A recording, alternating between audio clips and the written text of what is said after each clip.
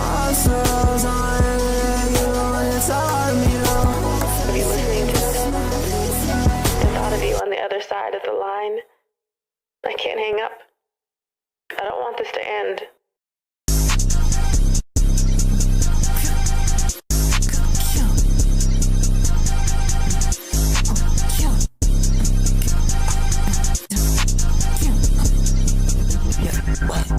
Yeah, she mad at him trying to get. She mad at him trying to get. She mad at him trying to get. She mad at him trying to get. They mad at him trying to get. They mad at him trying to get. They mad at him trying to get. They mad at him trying to get. She met some happy. I don't even know that I'm fucking a pay. Yeah, I tell on that line receipt. I wanna lie on the nation was hard. I think trying to pass up. Oh yeah, I could spit it. Oh yeah, I put some spickly sweat. Yeah, I put some spickly sweat. Oh yeah. I hate that bitch. Oh yeah, I hate her. You say you wanna fall with my leg. Be sure to get you at narcissistic haters. Be sure to be my sweet, I say you later. I hate that bitch. Oh yeah, I hate her. You say you wanna fall with my leg. Be sure to get you at narcissistic haters. Be sure to be my sweet, I say you later. Yeah, fresh in the back in the creek. I don't even know what they think they got digging. They just try to sue it and laughing on me. I do that shit though when he passing the shit. Yeah, and I had to me no way. Yeah, sweat, no sweat, no sweat. I get a new bed, new bed, new bed. Got a new bed with a bed. I hate that bitch. Oh yeah, I hate her. You say you wanna fall with my leg. Be sure to get you at narcissistic haters. Be sure to be my sweet, I say you later. I hate that bitch. Oh yeah, I hate her. You say you wanna fall with my leg. Be sure to get you at narcissistic haters. Be sure to be my sweet, I say you later. Oh yeah, oh yeah. See that in my head, put my sway, I can't complain. I heard that it was, it was. I heard that it was, it was. I heard that it was, it was. I heard that it was, it was. So sick of you trying to play me, lay low. Wait, we can say it, lay low.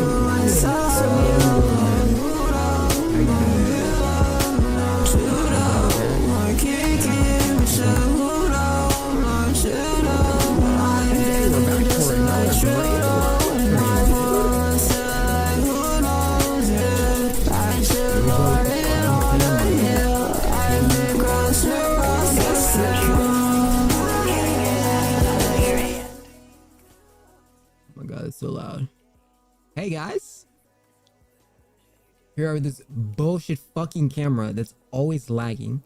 I think I fixed my mic, by the way. Maybe. It was always like bugging out for some reason. We're gonna be here for like a little minute, you know the casual schmasual. You know, we have a little yap.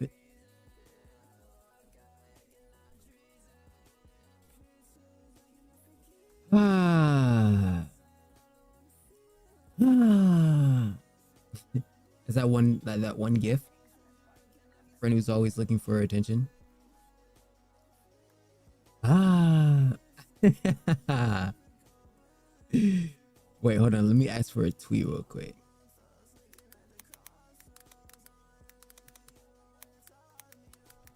Oh my god. Oh my god. Bruh, hold on.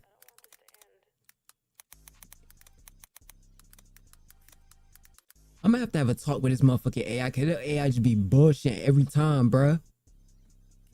Every fucking time. No! No! Oh my gosh, this shit's so aggravating.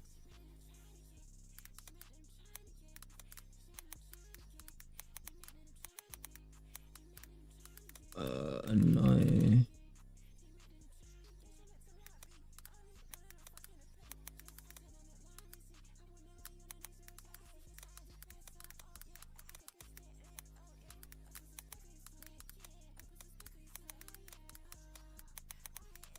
Yeah.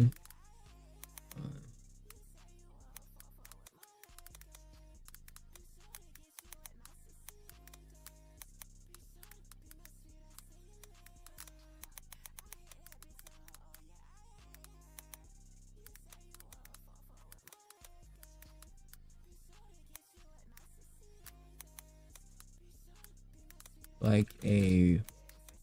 Sorry, I gotta do this.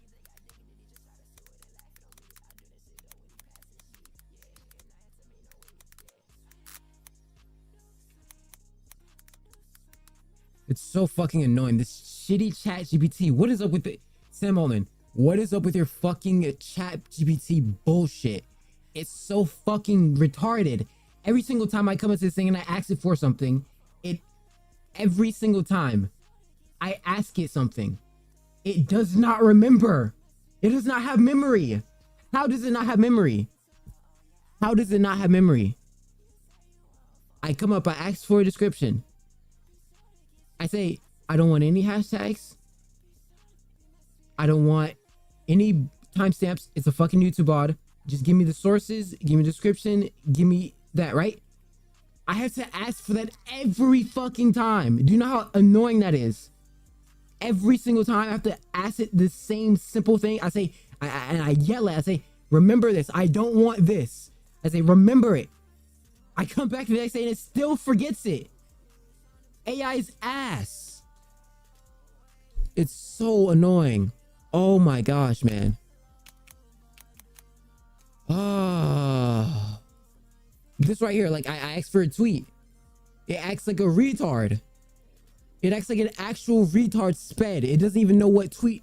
But the thing is, last time I asked it for a tweet, it does the exact way I like it. Right? I come here again. It does it in complete opposite way. What's my camera doing, bro?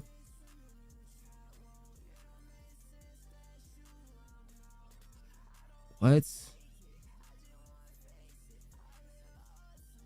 Oh my gosh. It's so fucking annoying. It's them, bro. It's them. Let me see, paste. Okay, let me add this. This probably looks so weird because I'm just a talking, wait, what'd it say? Something went wrong, don't fret, give it another shot.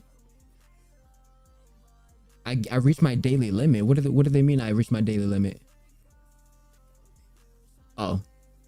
I just had to give it another shot. Alright, we're good now. All right. Sorry. Hello? I feel like it's this, bro. This thing is so like... No, I want to bring him down, bro.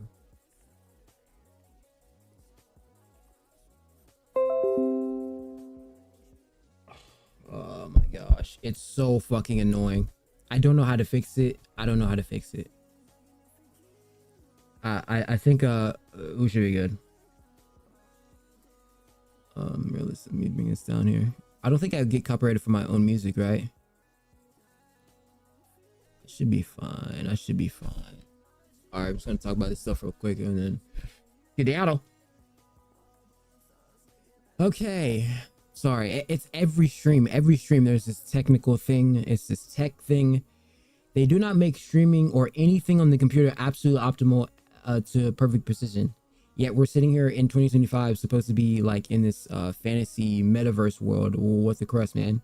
Why is everything dog shit? It's being facetious. Okay, so a lot of things happen. Give me time. Oh yeah, I gotta remember to do that.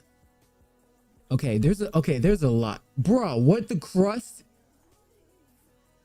Okay, let me a lot of stuff, a lot of fucking stuff. Oh my gosh, man, it feels like the world just happened. What does it say? Me trying to explain caveman. Ooh. Okay, let's just start out real quickly with... Hold on, there's so much fucking shit. Holy fuck, dude. Okay, wait. Damn, bro. There's like a billion things to get to. Alright, I'm gonna close out of all this shit, bro.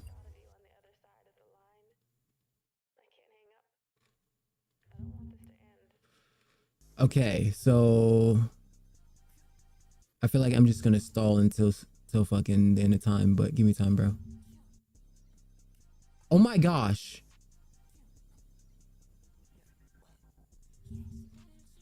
Okay, let me just get this real quick. Okay, so no. We're gonna start with this. Cardi B announces her album. Okay, it's called Am I the Drama? Apparently she's the drama, or she's the tea, as they say. And it says SZA says, let me send this verse out. So I guess SZA's on the album, and it said, I think Lizzo dropped a thing for hold on. Lizzo's dropping a song. AOC. You're gonna do a Sig Hail. You're gonna do a Hail Hitler. You're gonna do AOC.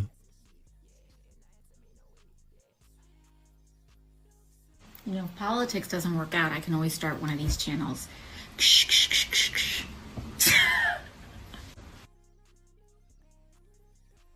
Be my guest.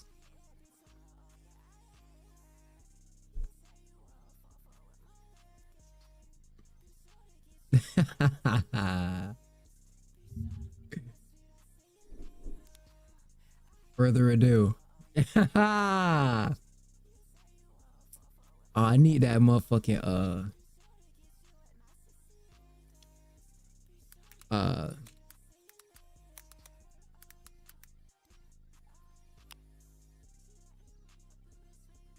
this right here. Be my motherfucking guest. Be my guest.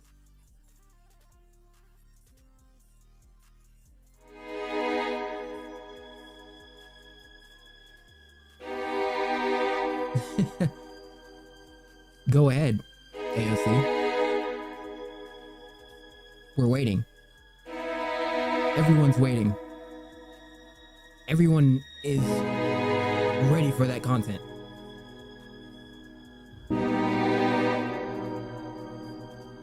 Politics clearly aren't working, right? It's not working. All I'm saying is AOC, ASMR.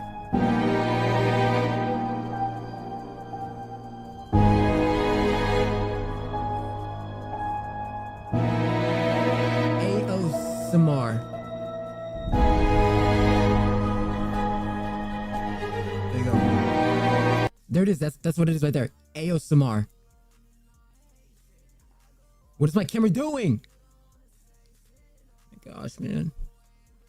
ASMR. Hey, look. I think we would all enjoy that, no? Like, remember when Cardi B did one? She did an ASMR video. Okay, look. Am I the Drama? New album, September 19th. Wait. January, February, wait. But that bit finna be late though. Wait, hold on. Wait, I gotta look at the calendar real quick. Calendar. So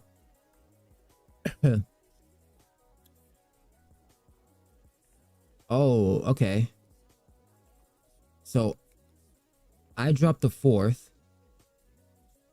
Sabrina drops the 29th. Cardi drops 19th.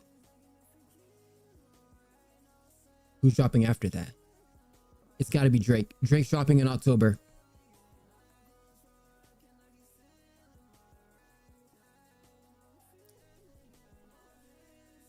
Come back to this moment when I'm right. Or December. But I'm gonna bet October. Maybe. You know what I'm saying? I realized I've slowly become like the academics for Sabrina Carpenter. I was thinking about that yesterday or like earlier, and I was like, I basically become the Sabrina Carpenter academics. All right. So, okay. So speaking of that, okay, I'm kind of skipping ahead here, but where are we on this list? Okay. So apparently Offset said that, I guess he was playing a game on Complex or something, and he said Sabrina Carpenter is his celebrity crush. Interesting. Now let me see something real quick, because it's yeah. Give me time. I gotta find it. Okay, here it is. Offset revisits celebrity crush is Sabrina Carpenter. Get a job, stay away from her. Haha. What? Okay. But what I'm thinking is the ship.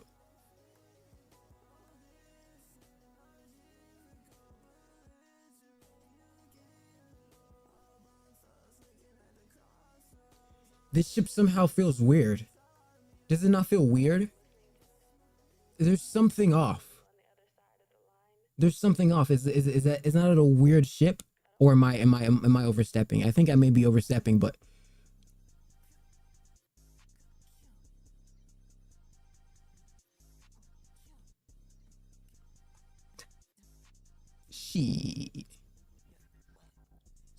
I don't know. I feel like, I mean, I know Offset's not that old, but you know, it says he's almost 40 with 6 children, having crushes on a girl a decade younger than him. Offset, shoot your shot. Wait, 33? Still too old to be doing all this. Isn't that pretty? Almost 40. I mean, I don't want to say 40, but wait, I don't get it though. I don't get it. Like, should we watch the video? Is there like a video of it? Let me see. Wait, maybe I can just go on Twitter and see it. Hopefully. Yuri looks, bro. Dude, like, this is insane.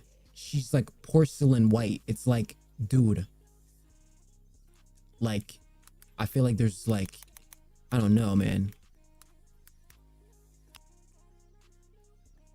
I don't know. For me, I can't do a blonde like that. Like, just like porcelain, like platinum. She's like entirely platinum. There's like no like life force. I feel like there's like obviously it's like doesn't really matter, but I don't know. Where is the video? Is this not a crazy mix over too? Like it's like a crazy like crossover. Oh, so it says, so I guess he was doing something like, he was doing something? I'm lost. I guess it's like a game, like a reveal game, right? Or no? I have no idea. Oh, never mind. Let's see. Okay, here it is. Please tell me it like skips to this part because I just don't feel like going through. Oh, okay, it's only 10 minutes. So the video is magician reveals Offset's secret celebrity crush, his best trick in the bed, and how to date a rapper. Should we watch this? Tell us your celebrity crush and we'll invite them over next time.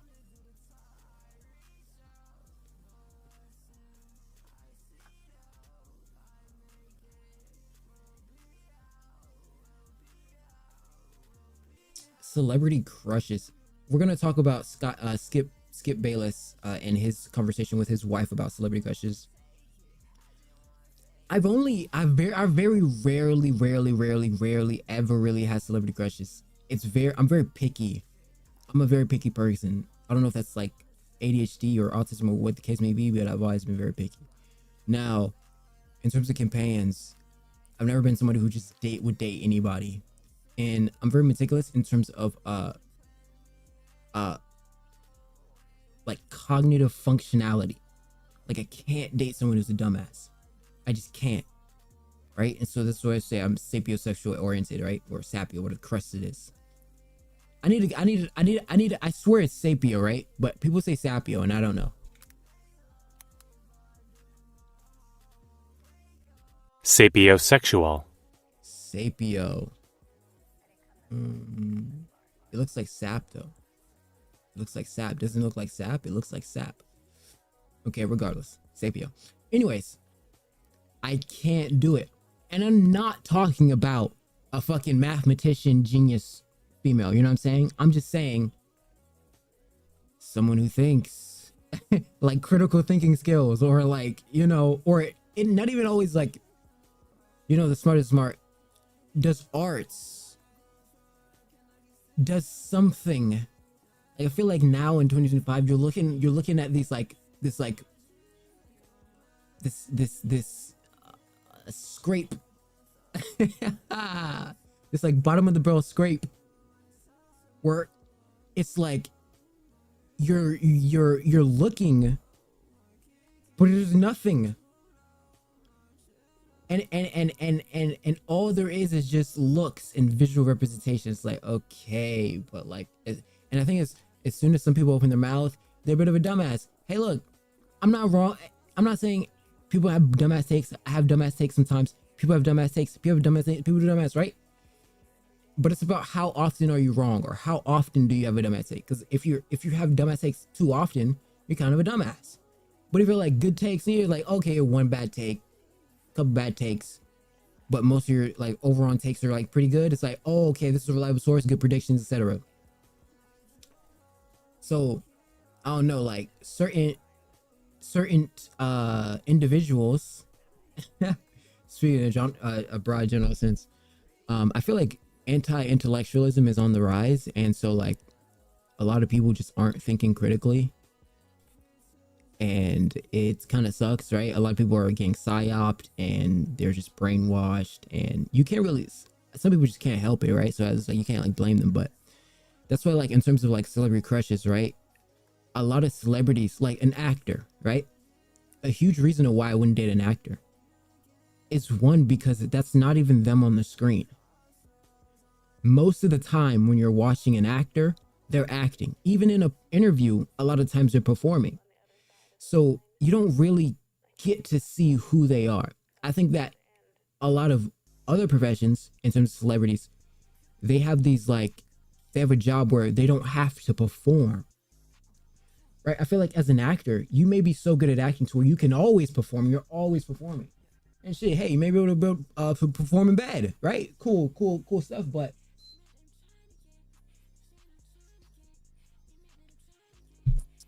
to a certain extent, right? An actor is an actor. An actor is always going to be an actor. An actor is always going to be acting in some extent, right? And so, like, in my head, dating an actor would be probably top 10 worst ideas of all time, depending on the actor.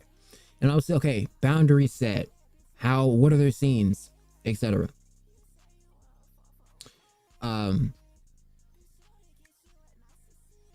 So when I look at like in terms of celebrities, I never really had celebrity crushes. My first celebrity crush was probably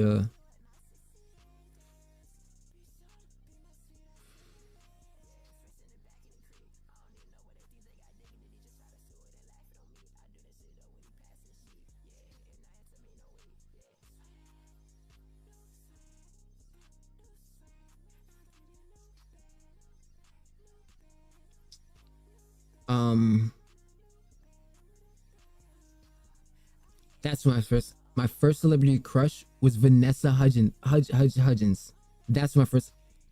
Vanessa Hudgens was my first celebrity crush. I remember that.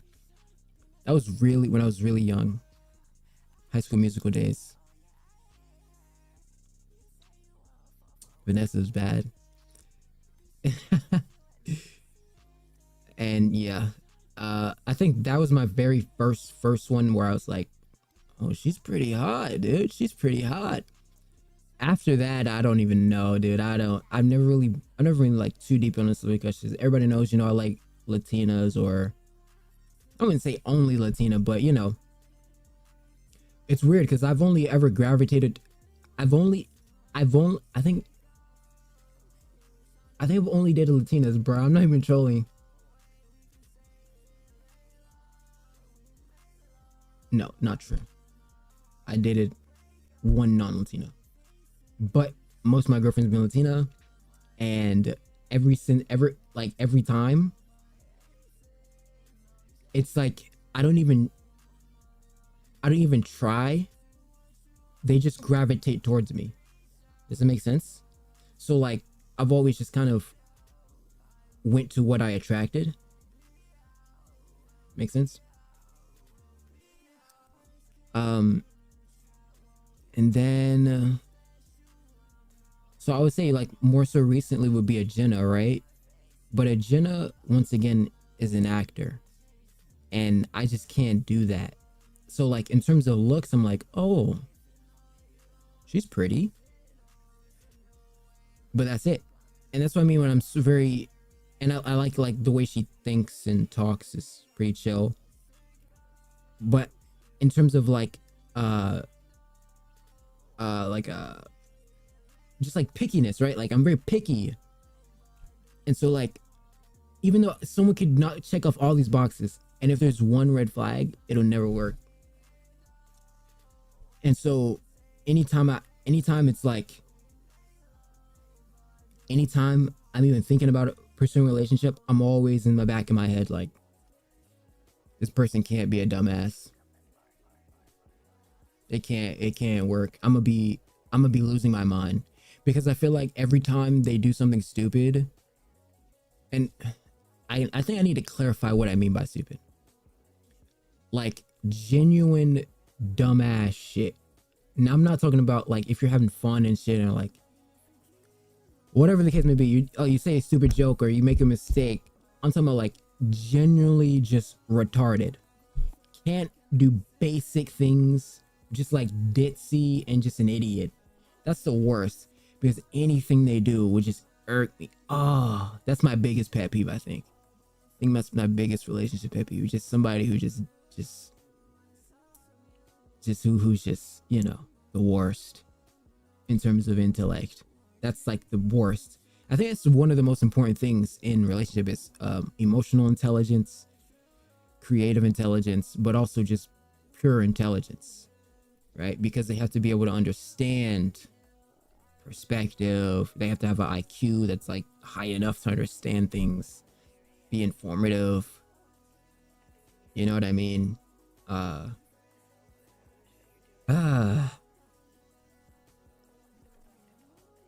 But I feel like, you know, with anti-intellectuals on the rise, dude. I don't know. Some people are psyoped a little bit, but it is what it is. Hey, look, we reached the 33 mark.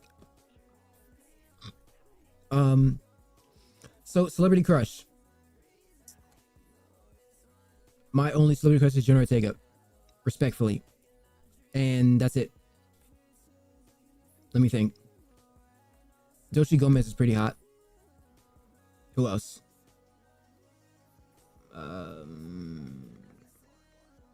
What's her name? What's that one girl's name? Christy Millatani, whatever her name is.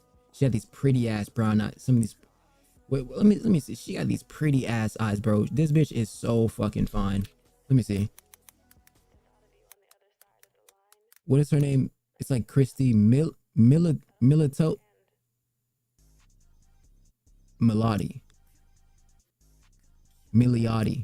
The fuck is her last name? Miliotti? Oh, that's like a. Hey. Search, bitch. Search.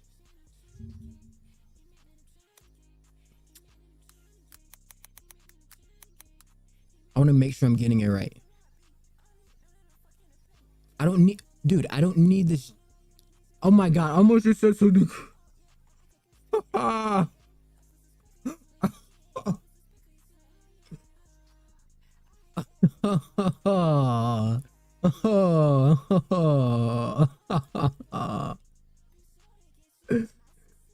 Kristen Milioti. Kristen Miliotti. Miliotti. Dude, she is fine as fuck. Look at her eyes, bro. Hold on. She got these eyes that are just to die for. I'm a big eye person. I'm a big eye person. Like, eyes do it for me. You know what I'm saying? Let me see. Where is it at, bro? Wait. What, the crust?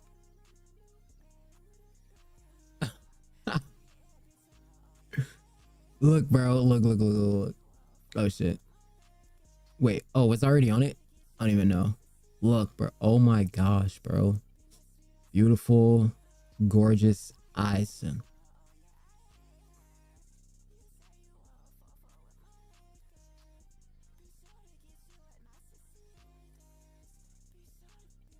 Perfect. Let me see. What's her name? That one girl. Ella Purnell. Ella Purnell. Also gorgeous eyes. Look at her eyes. Oh my, look at her fucking eye. Dude, eyes are just, they're like some of the biggest turns on of all time. Are they not? Are eyes not one of the craziest turns on turn ons of? Look. Dude. She got these big bug eyes. They're just like gorgeous. Stunning. Dude.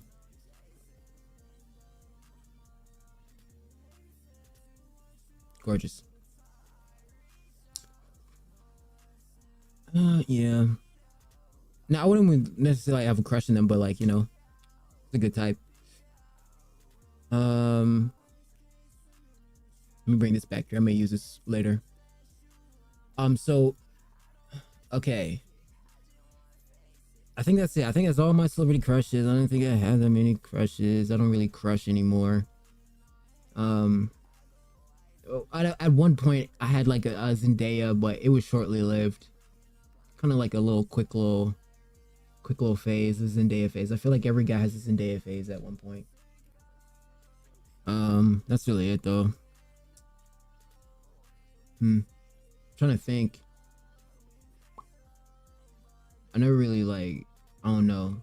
Like it's not like I'm kind of chill with like relationships. I feel like I don't really like, I don't feel like you gotta try too hard. I feel like some people try too hard. Like, you ain't gotta try that hard. If y'all click, you click, and just hope it works out. You know, just I think the biggest important factor and why I say intelligence is because people who lack IQ points often have hard times understanding perspective and genuinely understanding like emotional intent, emotional intelligence, and like things like that. So that's why I say intelligence is important, because a lot of those factors, a lot of those key factors play a huge role in whether a relationship can last or not. Dude, what the crust, man? So it's like perspective, right?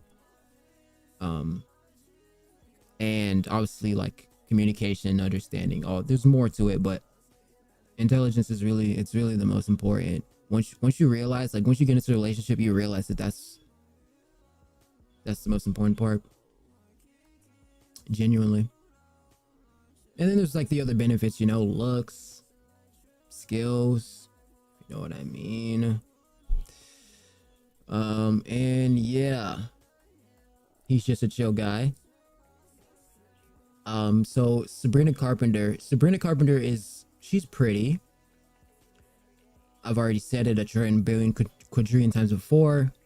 Never, I'm not gonna say never, but blondes, when I was like younger, I feel like when you're younger, blondes are a lot more like cookie cutter. Like I remember what was the thing, like the girls who like did the arrangement for the best looking to like worst looking, and they were like the beachy blonde with blue eyes.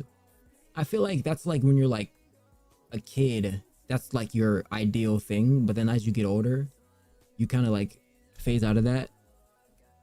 You know what I mean?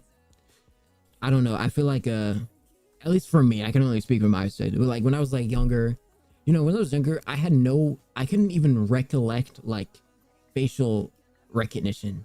So like if some girl just had blonde, like long hair, I was basically attracted. Like it was just like, it doesn't even matter. Like if they have long hair, it was weird. And I would say I was like a little kid, but then as I got older, I was able to like develop and see people's faces and like actually see. And I'm not talking about, you know, some obviously butt shit ugly person, but you know, yeah.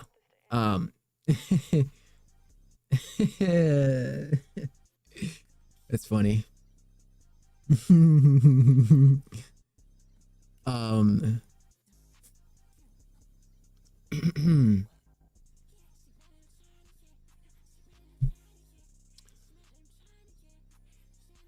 Yeah, dude, a blonde with blue eyes is like, it's not like I wouldn't date a blonde with blue eyes, but I don't know.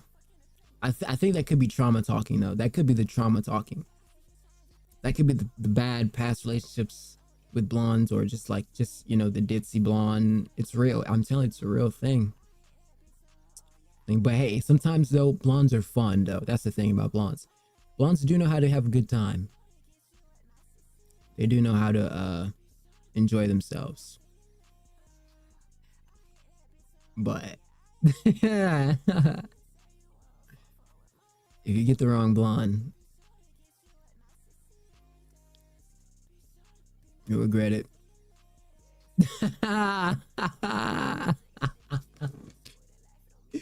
No, that is too true, bro. Look. So Offset and his celebrity crush. Do other celebrities have celebrity crushes? Oh wait, I'm such a retard. Of course they do. But wait, here, look, check me out. Surely they got like they got battle pass. They got celebrity battle pass. They can just get right in.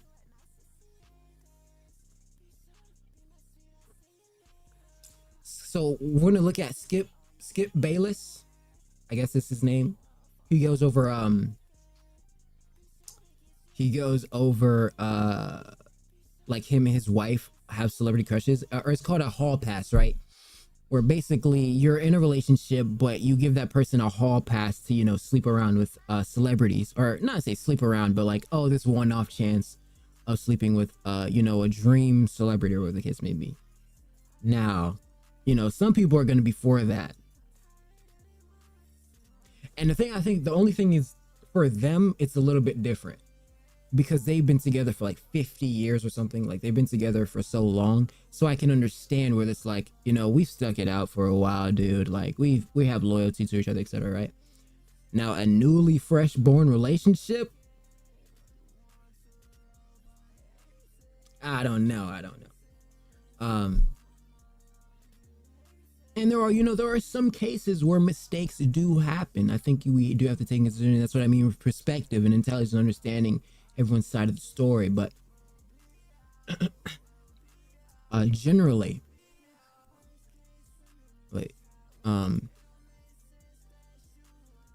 a hall pass is I think it's a very rare thing, man. Very rare. You know, 1 in a billion cosmic fluke, if you know what I mean. I feel like you're kind of setting yourself up to like be mad comfortable with that. Like, I can never be mad comfortable with that. I feel like some people are like too comfortable with that, no? Like, how could you be comfortable with that? How could you be comfortable with, like, I don't know. I'm kind of just yapping. Wait a minute. Wait.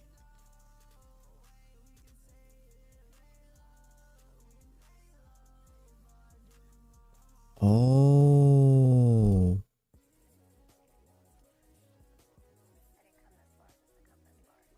That makes sense. Okay. Great. Okay. All right, enough yapping. I'm gonna look at this offset video. Hopefully they don't copyright me, but we'll see. Oh my God. You pickpocketing, man. I just want to see the bid. I don't even care about anything else. Where's the bid? Where's the bid? He like shows a sign. Oh, okay. When we look at it, when we read it? Yeah. You didn't tell anybody, right? No, I ain't telling nobody. How you, this is cap. There's no way. Man, this cap. I ain't never said this before. Sabrina Carpenter. Sabrina Carpenter is your type? You never said this before, right? You never said... I ain't never said this before. You never told anybody? Never told You never nobody. wrote it down? Never wrote it down. So you like them petite, small? Yeah. I like that. Hello? Is that true though? That can't be true. Is that true? Yeah, when there's, I mean, okay, wait. Okay, not too petite, not too small, but you know, a generally smaller person. At least at this age. I mean, for me, I'm not talking about. But the thing is, like, Cardi B's not petite. You know, she's got a lot of.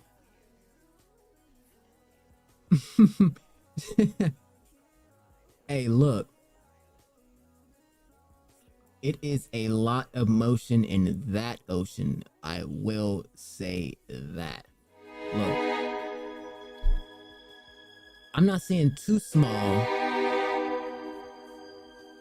but I'm not saying too big. Hear me out.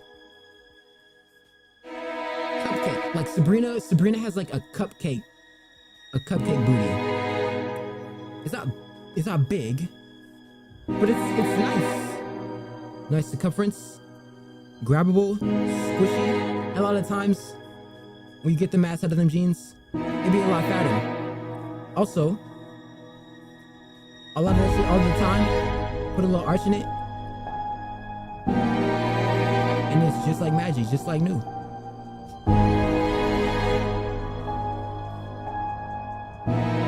What's up? Look, sometimes, hey.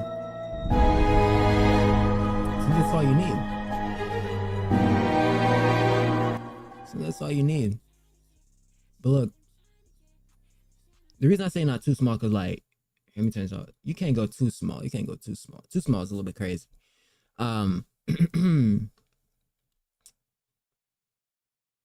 I'm not expecting that to be Offset's type though, because I mean I don't know. You never see Offset with petite women, do you?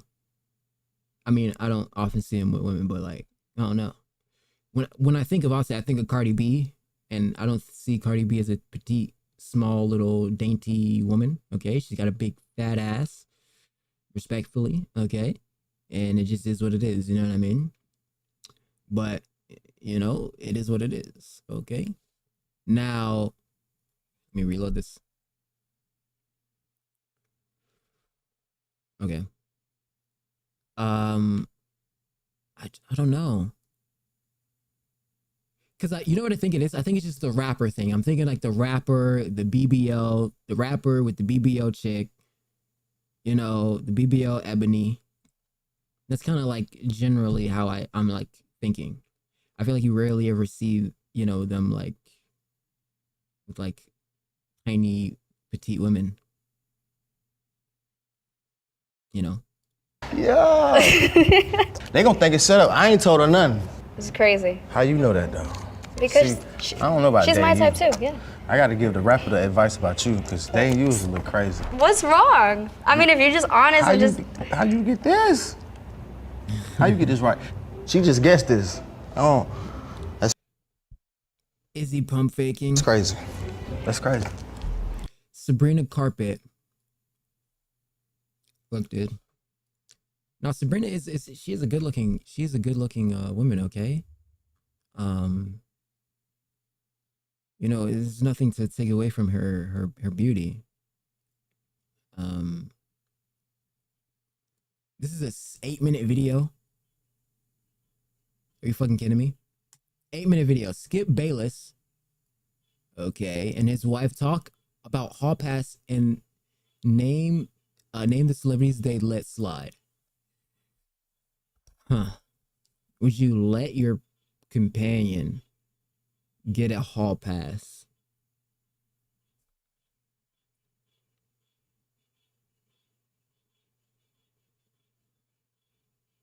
Yeah. But there's huge exceptions. Huge exceptions. This has to be a age-old relationship. Okay? They're in a 50-year plus relationship. They've stugged it out, okay, for a long-ass time.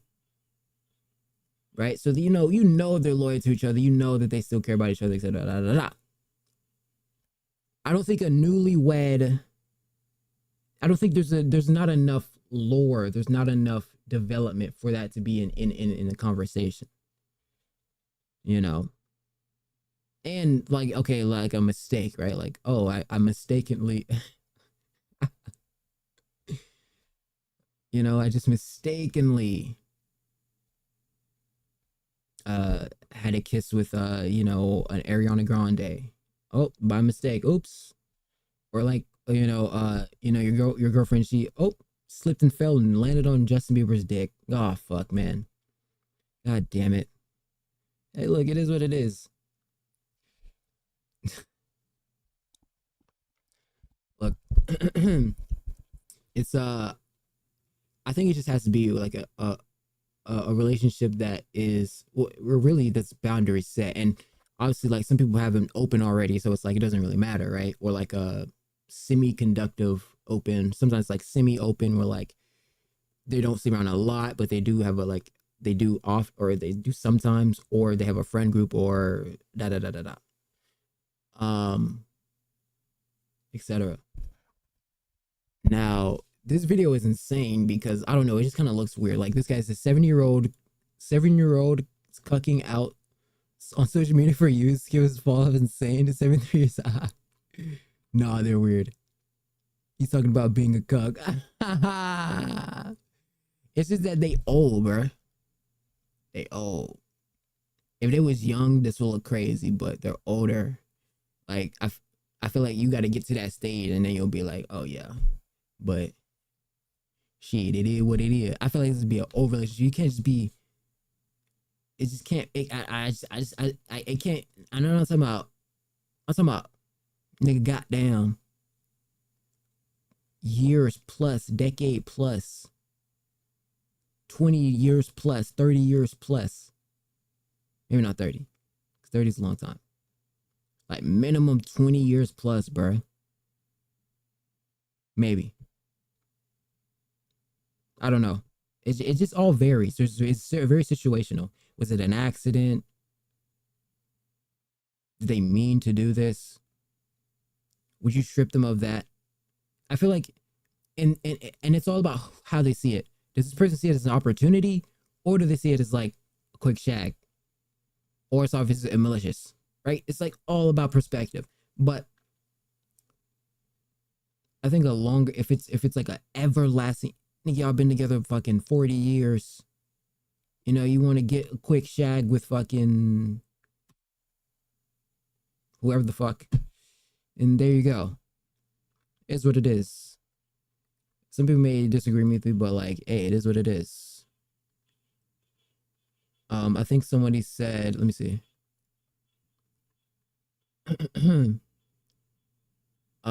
It says, bro, what you have to lose at 70, it ain't that serious.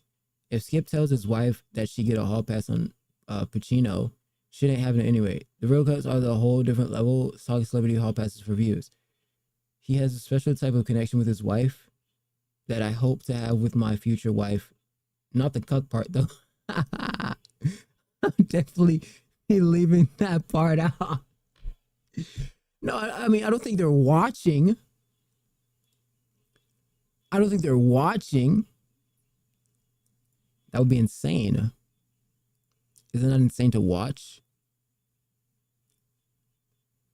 It says, my wife didn't think it was funny when I told her my hall pass would be used on her sister. What? I don't know. Some people are comfortable like that. It all depends on like the boundaries you set. Is it okay? Is it not? Da, da, da, da.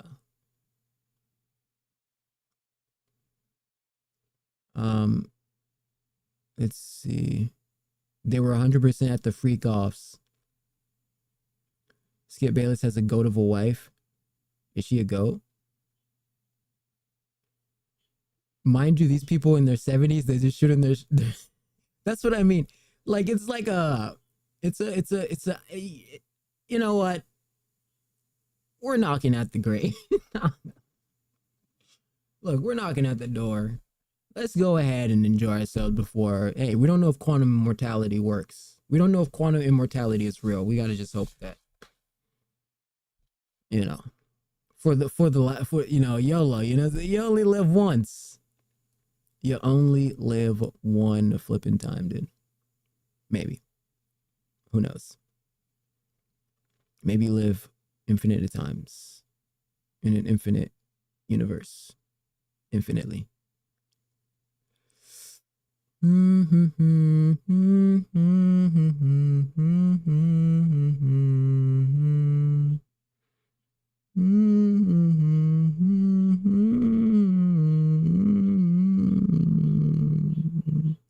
don't know though. I would still feel uncomfortable with it to some degree. I still would be like weirded out, but I think some people can stomach it. They can stomach it, mate. You can have her tonight for free. Okay, this would be like a fantasy of... Right. Well, this happened to me twice, but I'm not going to talk about that. What happened to you twice? I ended up dating somebody that I used to have their picture on my wall, but I'm not going to go into it. Okay. I mean, you weren't married. No, I wasn't married at the time. Okay, well then... They gonna want some new shit. You gonna want to hear some new shit. He gonna want to hear some new shit. Of course you're gonna want to hear some new shit. It's all cool. You're gonna want to hear some new shit. You know? He gonna want to hear some new shit. And she gonna want to suck some new dick. But they probably still love each other, you know what I'm saying? So they still relationship with each other. But they still gonna want to, you know, fuck around. Hey, it is what it is, bro. It is what it is.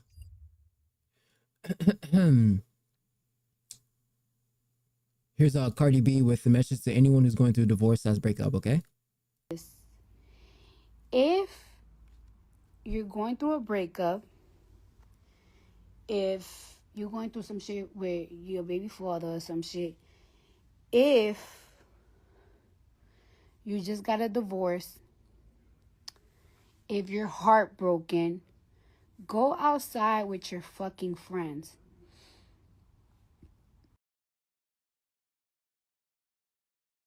What if you don't have friends?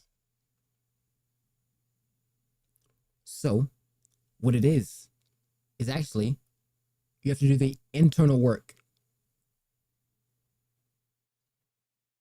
You do the internal work, and a lot of times you have to figure it out by yourself. And search within, you know, find some passion projects, do something da da da da. That's what it is. Before, because really friends are just a distraction. You're filling a void with friends. You have to do the internal work to make sure that you're healed, I feel like.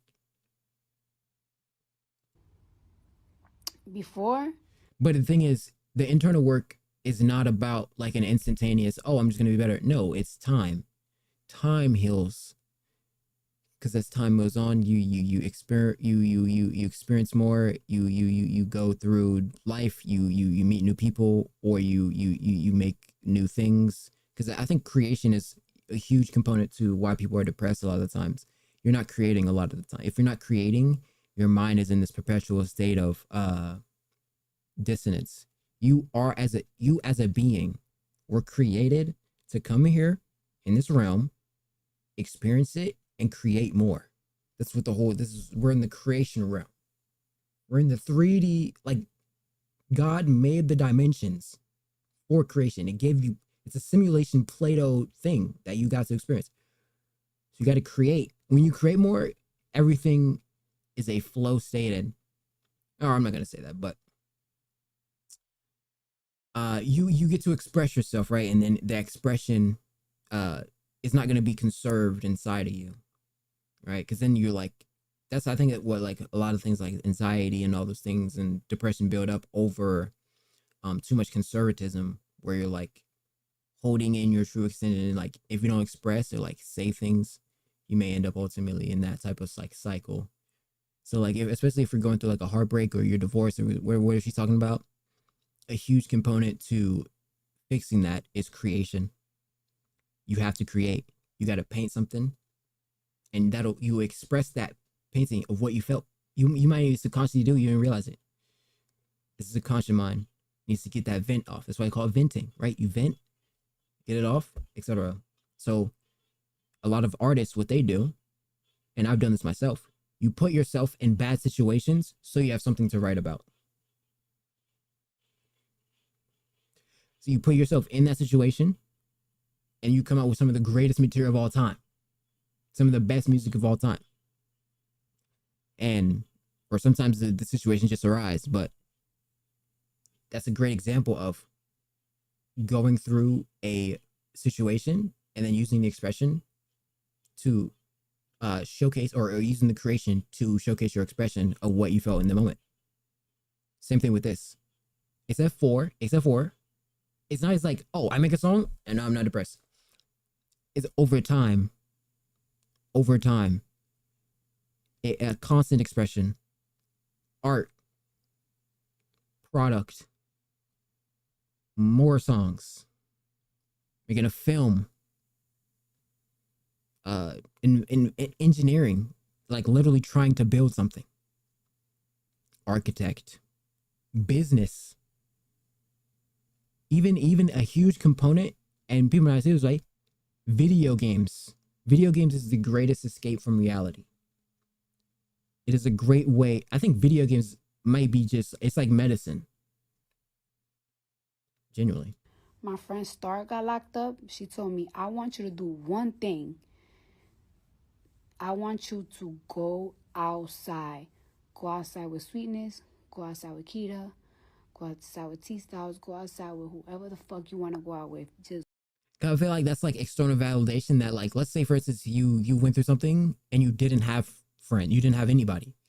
It's like, it is a solo journey at the end of the day, but the solo journey is not, it's not a solo journey. You know what it is? It is you and your relationship with God. And God will give you direction in order to where to create, what to do, how to do it. And as you follow the path of God, there you go.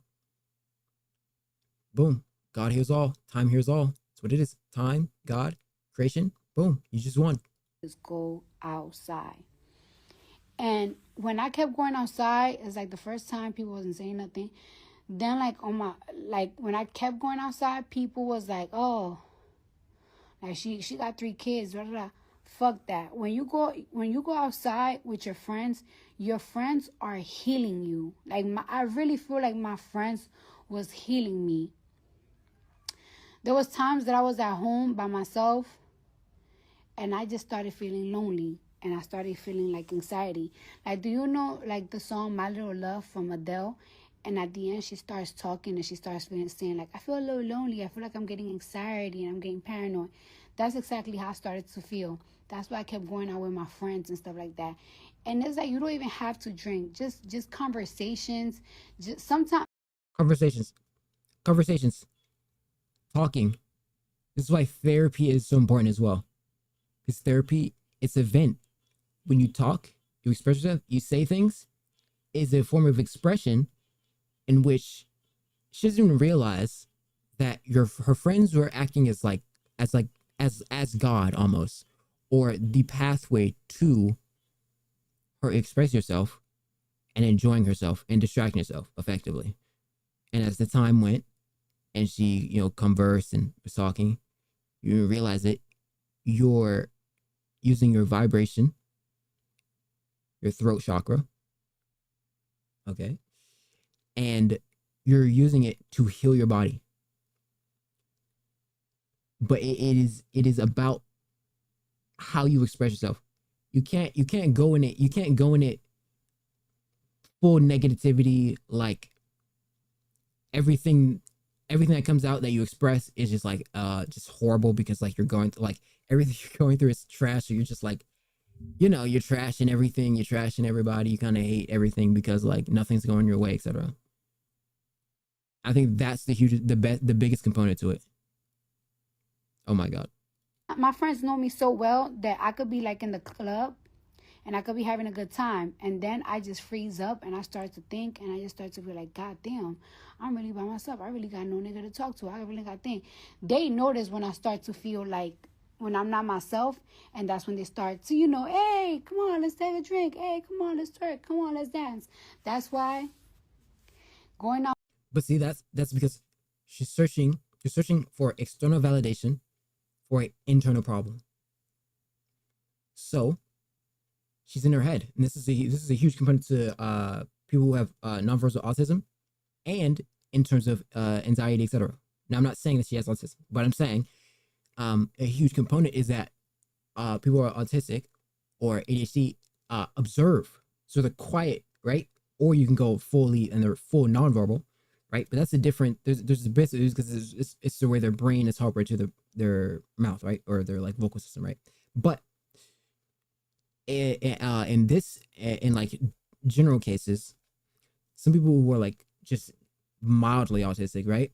They are nonverbal throughout the day, or they observe more, right? And so like they don't speak, and I think that can be also a antithetical relation between depression, anxiety, all those that big three, right? Like anxiety, depression, and I don't know, like fucking regression. I don't know. Regardless, okay? It's literally, I'm not even trolling you. It's talking. Talking can heal you. Comedy is also another medicine. But comedy sometimes distracts. Creation, like I said, making a song, etc., what the case may be. And some people even use the gym as a antidepressant, which your body releases chemicals that do actually help with depression. So it's the external forces that create your reality in order to fix a problem that you may not even know you had. But I don't think you can solely depend on friends. Depending on friends indicates that you need them, right? And she's like, you know, she's getting in her head, and that right there is the extent of like, I don't think you can use. I mean, I think like you can use them in terms of like using them as a alleyway, right? But at the end of the day, it's you and God who are gonna have to dog it out together. God's gonna be like, she's gonna be like, hey, I created you. Let's talk. They got to talk to God. Like, yeah. I'm out here doing my thing. Stuff's not going well. Help me out. And then you're going to talk to God. You're going to talk. You're going to talk. It's going to give you all these answers, and you're going to be being chilling. Outside is not just looking for niggas and stuff. It's about healing yourself, and that's okay. You know what I'm saying? Like that's okay. And some people use, you know, meditation. Some people use vibrations, frequencies. It's all interpersonal. But I also believe that it case by case. So with her case, I think her case may be the one that I'm describing where I mean, she's a rapper, so it makes sense, right? She actually probably expresses herself best during music, you know, vibrations, sonically. But I think in some cases, some people actually do better in social environments, like a lot better, where using their friends as like a gateway is a lot more important. But spend time with your friends. I'm telling you, whatever you're going. But if you don't have friends, through with that man, go outside. Outside? Oh, is that why she made that song? So, okay, is Offset using Sabrina Carpenter as like bait, like because he's trying to get back at Cardi, or no? I mean, I may be assuming that, right? I may be assuming that, but I mean, what? No. What? I mean, I'm just assuming, like, because I don't know. They always have like constant back and forth, I feel like, but who knows? Kai and Speed are doing a marathon. Oh, they're gonna play Mario Kart so today, because it just passed 12.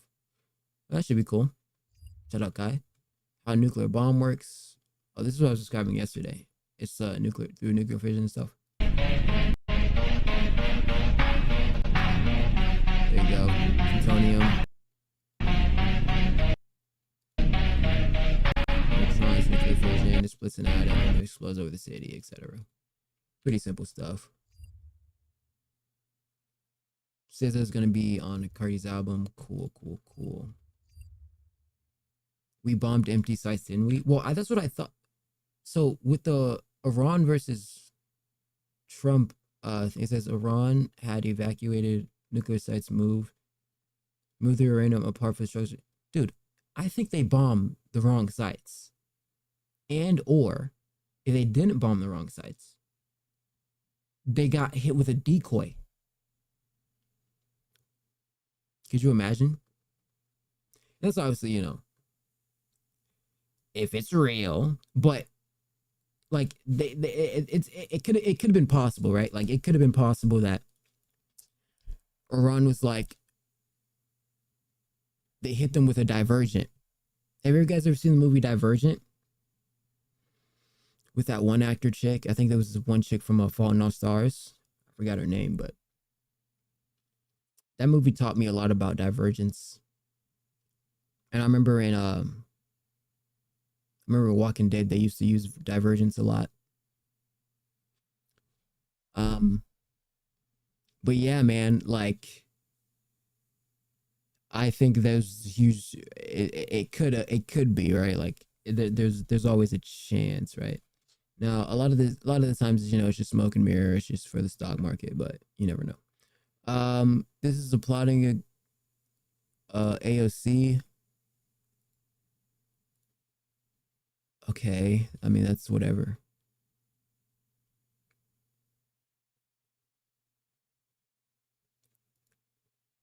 It says,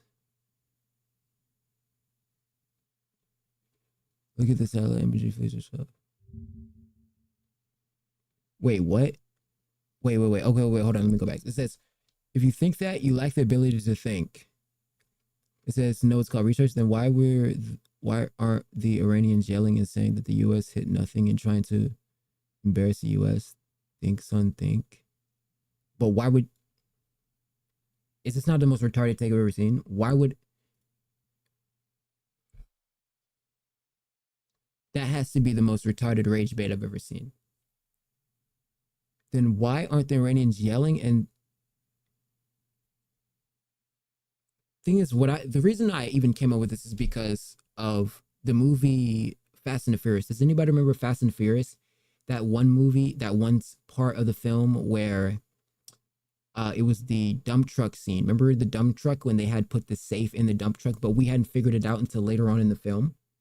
But it was like later revealed that when they were on the highway chase, they had the guys on the back of the dump truck, and it was like a secret like operation that nobody knew, but we didn't even figure this out until they revealed. It was like, oh my gosh, they did that. It was a 200 IQ play, but we didn't realize it because it was a decoy and they created a diversion initially.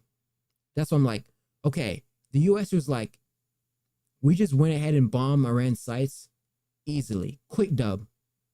They said that, and I seen a tweet from Iran. They were like, that nuclear facility was evacuated a while ago, right? Or like they said it had been empty. So I'm like,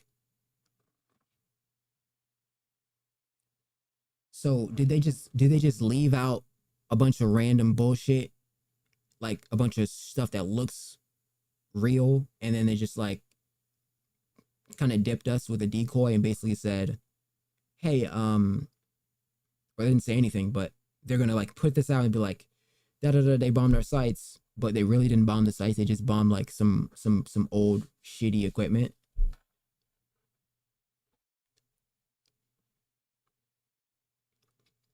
Because like if we're talking tactics here, that's a mafia, that's a cartel. I used to watch the cartel stuff all the time. I used to watch a lot of the mafia stuff. That's a boss play right there. They could have just 200 IQ'd us right there. We could have got checkmated. It says, take a look at the satellite imagery of fleets of trucks entering the base in several days during the Trump was spouting on deciding whether it hit it or not. It's almost if they weren't just idiots sitting around waiting for an inevitable and everything wrecked. Yeah, I don't know. It seems very like, why would I think we're underestimating their intelligence. You know what I'm saying? Like, why would I undermine my enemy's intelligence? Like, why would they just leave that shit out there? That don't even make no sense to me. It doesn't make sense to me. Like, it's just too good to be true. You know? It's just too good to be true. Like, oh yeah, we just left all this shit out here. Easily bombable. The bunker bombers go 60 feet deep. The base is 80 feet deep. They still somehow got it. That's not adding up. The math ain't mathing. So if I were why is Olivia Rodrigo trending? I don't know. If I would take a second look. You know? I would take a second look. The entire television they told Trump they weren't there. Let's see. They evacuated the near sites apart from the structure damage. The attack was a waste of bunkers. It was a waste of bunkers. Millions of the centrifuges and criminals just walked out of their imbeciles. Listen more and learn to read. I said uranium, not centrifuges. According to reports of Israel says centrifuges were not harmed. I just feel like because part of a I think the hugest component is that they were trying to get weapon level grade uranium. And if I can move the seed, I can make a whole new apple tree. All I need is the seed.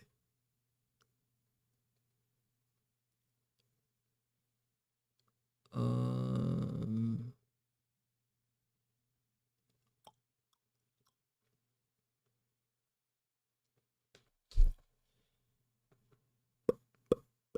Lol, they moved the material without the most powerful countries in the world not knowing. How stupid are you really? We know when Iran takes shit and where they take shits. This is the dumbest idiot boomer take. Nigga. You don't think niggas can transport underground? So they think that every single thing Iran ever did is tracked. You don't think that they know how to do shit without the USA knowing? They can't move shit underground. They don't got an underground tunnel. Oh, it's impossible for them to move underground. It's impossible for them to drive anything anywhere. Oh, okay. Great. Nice. Yeah. I mean, is that not like basic critical skills? Hey, maybe it wasn't. Maybe they just left it out. So we could look efficient, but really it wasn't that efficient. Not that they didn't do the job right, but in the case that if they were like, okay, negate all actual fundamental reality where this is all just smoke and mirrors so they can play the stock market, right? But just like in an actual real scenario, if we're talking about just real tactics and real mafia shit, I would do that. I would, if I'm Iran, I would do that. I would leave out basic shit that looks like all nuclear shit and then be like, oh no, you just bombed my nuclear site. And then still be building my bomb somewhere else. 100%. That's what I'm doing. 100%. I'm skeptical that we did any major damage, but also doubtful we will ever know the full details. Iranians are not stupid, and I'm sure the intelligence division keeps a very close eye on Israel and U.S. If Trump's mouth is open and words are coming out, he's lying. Netanyahu has his own agenda, is ruthless focus on an agenda. We did. Iran says nuclear sites evacuated before U.S. strikes. Smoke rise after a report Israeli strike on. So, I mean, what the fuck? The uranium was probably moved, but the lab equipment is a lot harder to relocate. Iran's thousands of yeah, but like I said, if I can move the seed, I can make a whole new apple tree. It'll take time to make that apple tree again or make a whole new apple, but I got the seed to keep it alive.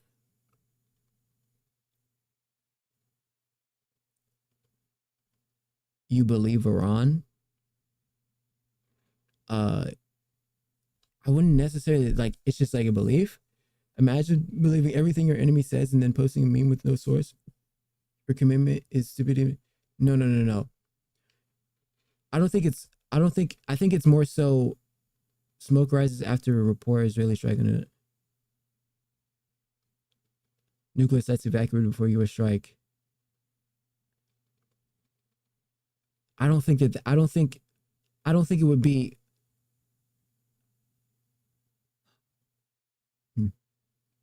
I don't think that would make sense for them to be like, because what do they lose by saying that they still have their shit? Or like, what do they lose? They don't lose anything. 16 cargo trucks were spotted on access road leading to Fardo tunnel entrance.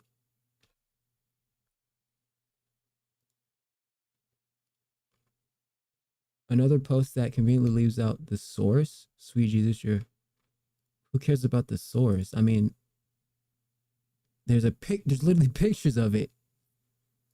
Dude, they 100% would have left without it. Like, if I'm the intelligence community and they're like, we're gonna bomb you, I'm gonna leave my decoy out there and slide. Like, everybody know that's how you do that bit. Schrodinger's uranium. You both bombed the mock-ups for bombing. Yep, to distract from his epic failures. They still surrendered. Where'd they put it?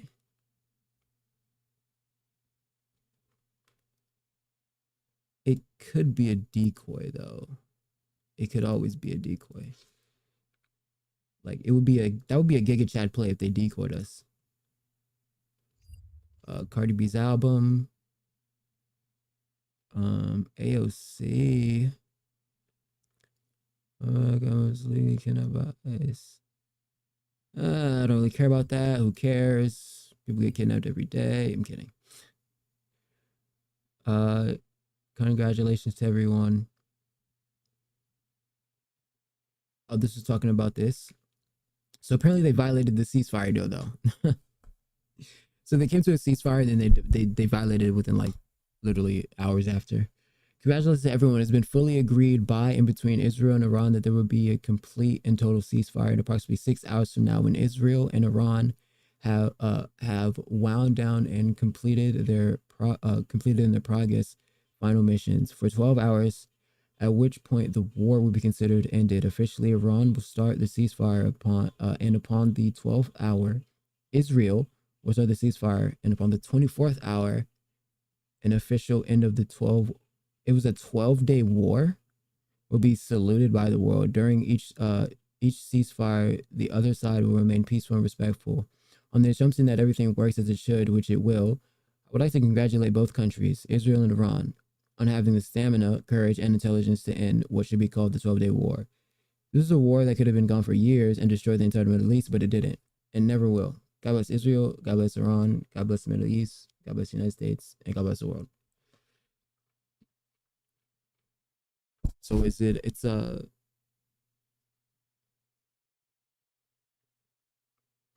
12 days, zero U.S. troops lost, no endless war.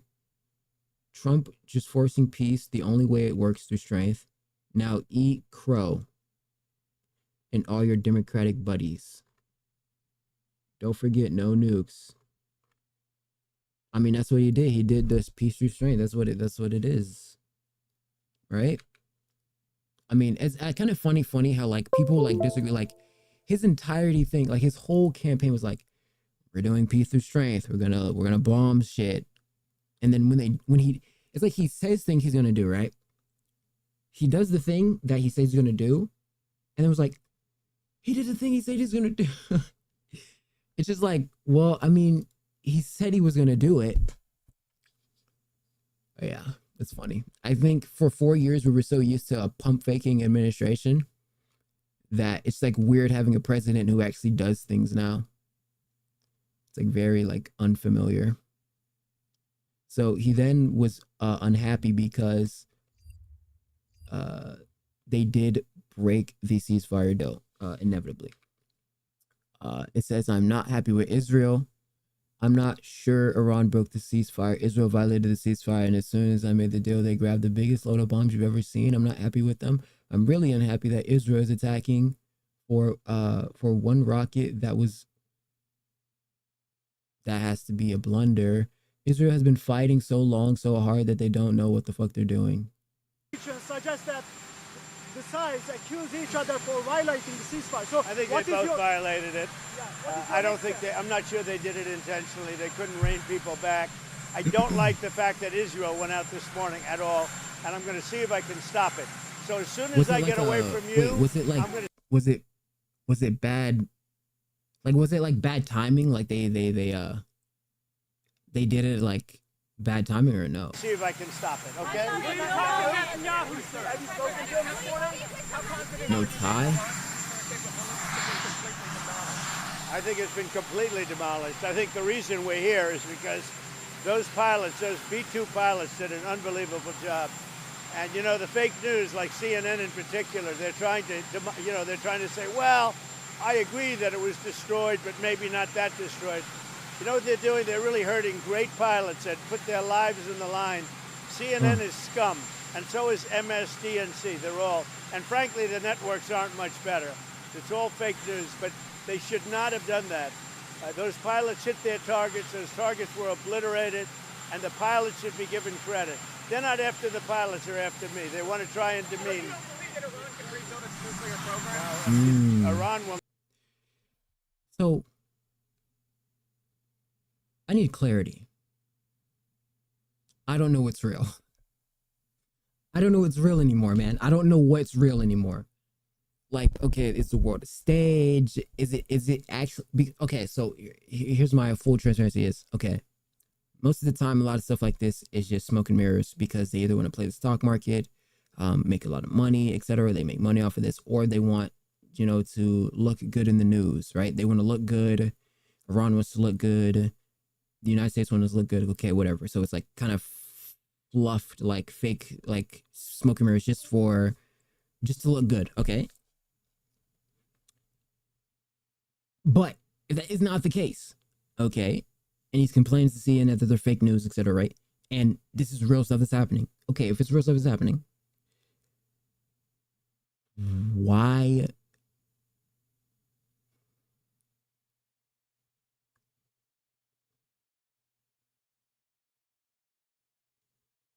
How are we so complacent with our attack? It seems too easy. They just flew over, bombed an intelligent facility. It's because I feel like people still are like outdated in these thought processes on like other countries, like especially like how like before people thought like China was nothing but sweatshops and shit. Same thing with like anything. Like we're in the year 2025. People are smarter than they've ever been. Right? Like they're gonna move their stuff. We got reports that they're gonna bomb our stuff.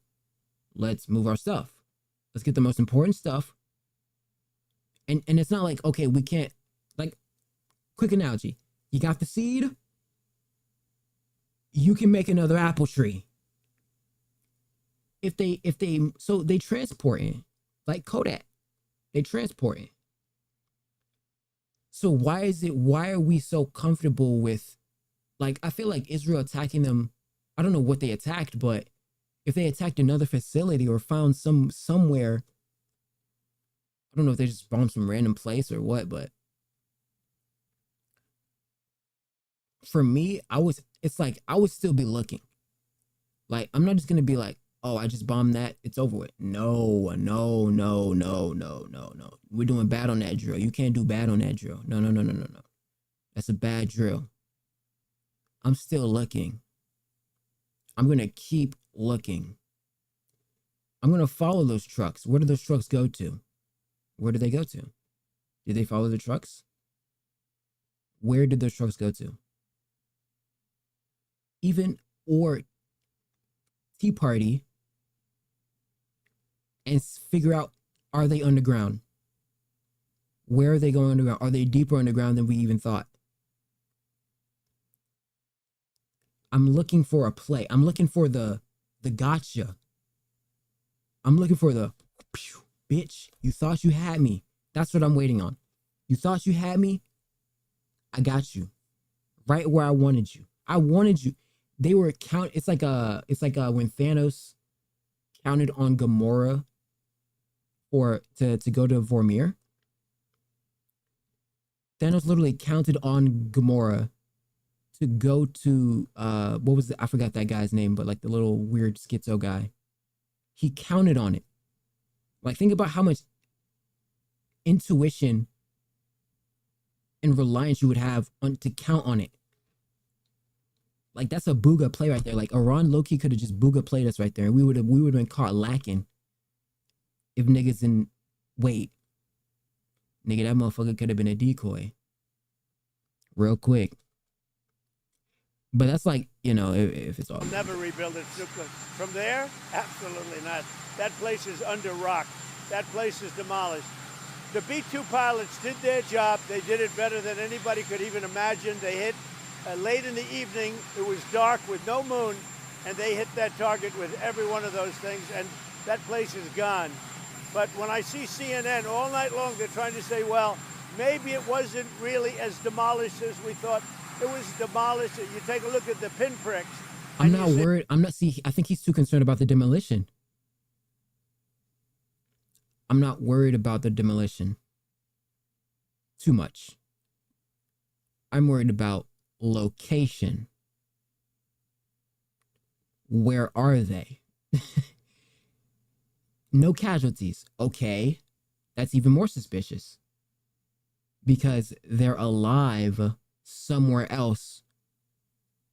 They just left this facility. Listen, that doesn't make sense. That doesn't make sense. They blow up the place. No casualties. They leave. Nothing. Nigga, they took the shit with them, bro. They took the gas. Like, if I'm a look, we're a drug dealer, right? Troll about to come up. We know Troll about to come in that motherfucking kid down the door. Nigga, if they from the back, if they from the back door, nigga, we finna take the kilo all the way across. We finna put the kilo in a goddamn baby clothes. Put that bitch in a car seat. Put a blanket over that bitch. And create a divergent to where it looked like, oh, was you just carrying a baby? But no, that bitch got crack in that bitch. You feel me? So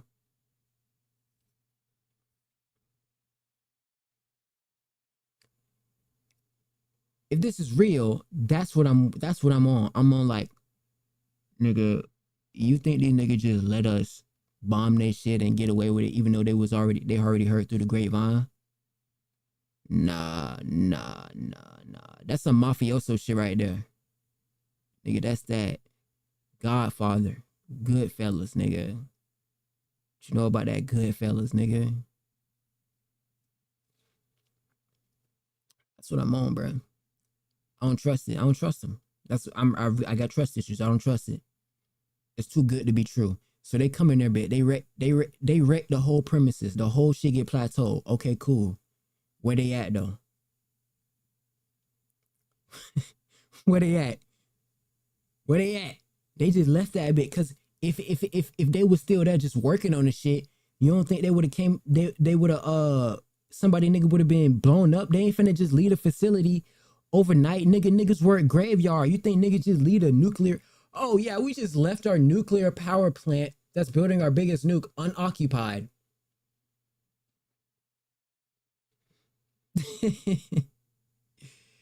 Ain't no fucking way. Nigga, I ain't even with all that bullshit, man. They man, these nigga politicking. I ain't, nah. It don't make no sense. How can the Arabs finesse us like that? They done finesse us off the block, nigga. I feel like they made us look. I feel like if I'm right, they low-key made us look. I'm not gonna say like it's not a good play, but we need to keep looking. That's what I want. We need to keep looking. If it's right, the right key is to keep looking. Cause these niggas definitely escaped a lot. I would have been escaped a lot. And they say they finna blow up the spot. Execute, we got evacuate. You think they just gonna leave that shit there? Oh, we just left the uranium there. Oh, we just left. I'm gonna take all the blueprints I can, whatever I can.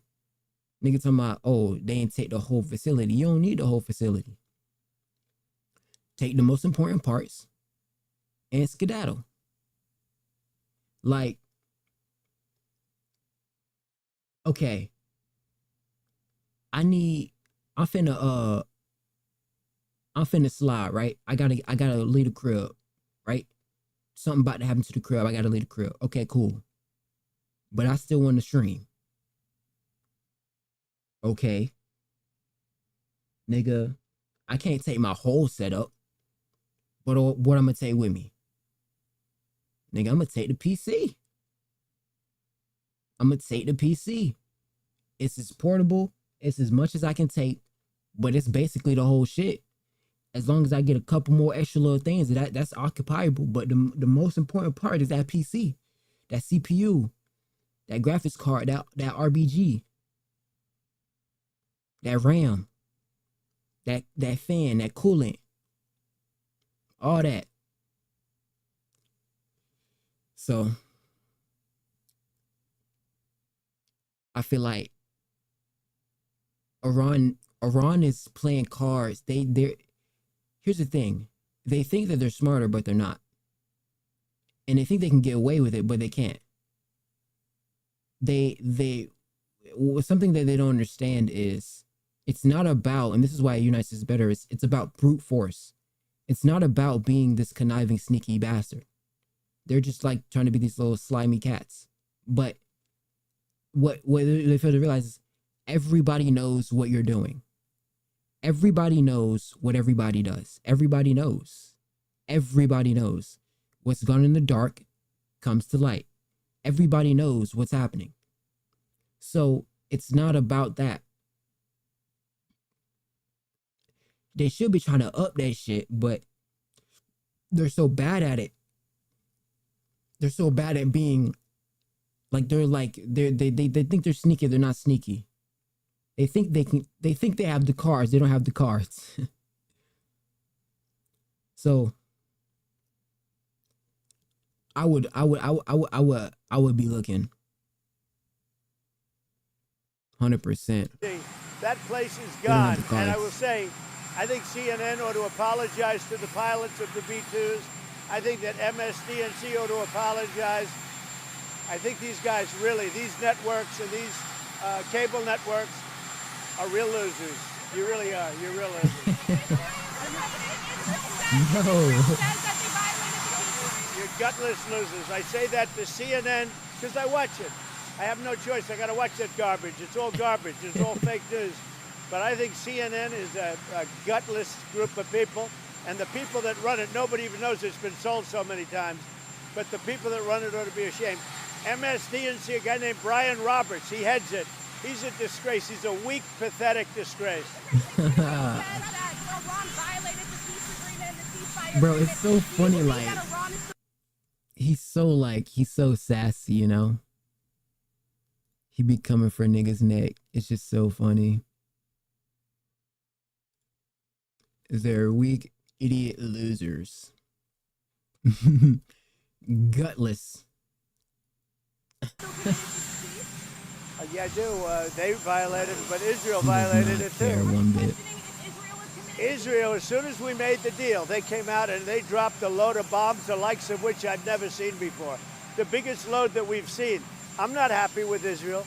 You know, when I say, okay, now you have 12 hours, you don't go out in the first hour and just drop everything you have on them. So I'm not happy with them. I'm not happy with Iran either.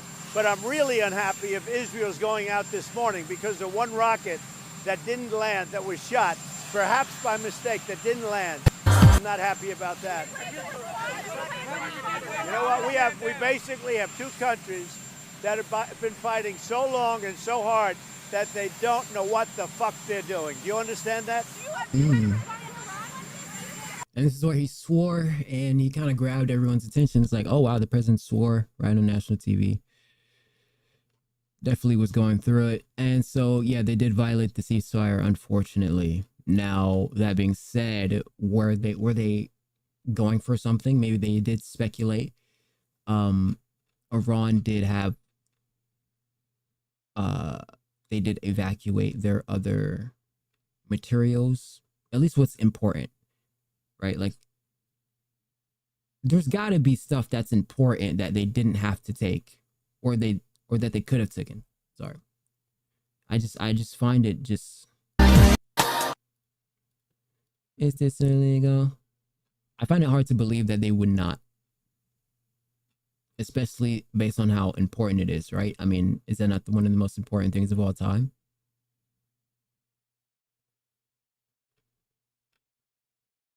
Wait.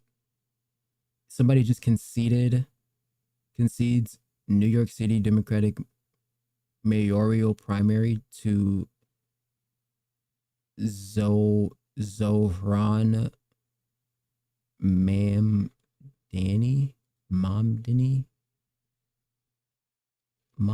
Who is this? Apparently somebody gave him congratulations to Zohran Mamdani. His thousands of grassroots supporters for their extraordinary campaign. He took a political now let's see. So he gave him the thing or something? He superseded himself or what? Your dedication to to an affordable, welcoming, safe New York City where your dedication to an affordable, welcoming, and safe New York City where working families can have a shot. Bro, AOC isn't AOC a millionaire? I feel like this is a very like out of touch take. This has got to be one of the most out of touch takes. So what is he? Is he? I don't know what it is. Let me see.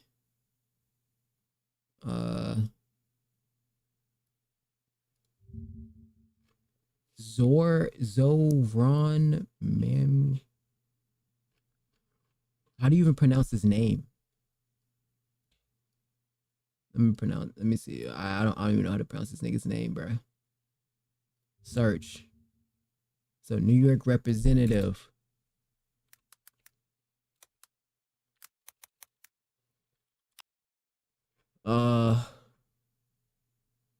Wait. It's Ziran Memdani.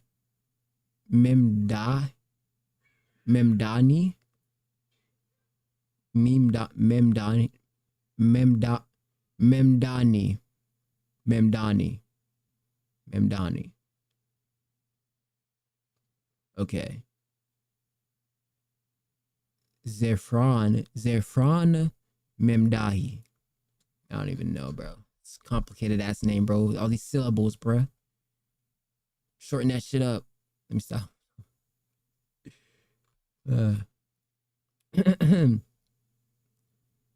Oh yeah, Red Lobster's doing good. That's good.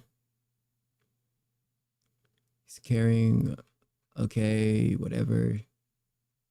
Okay, whatever.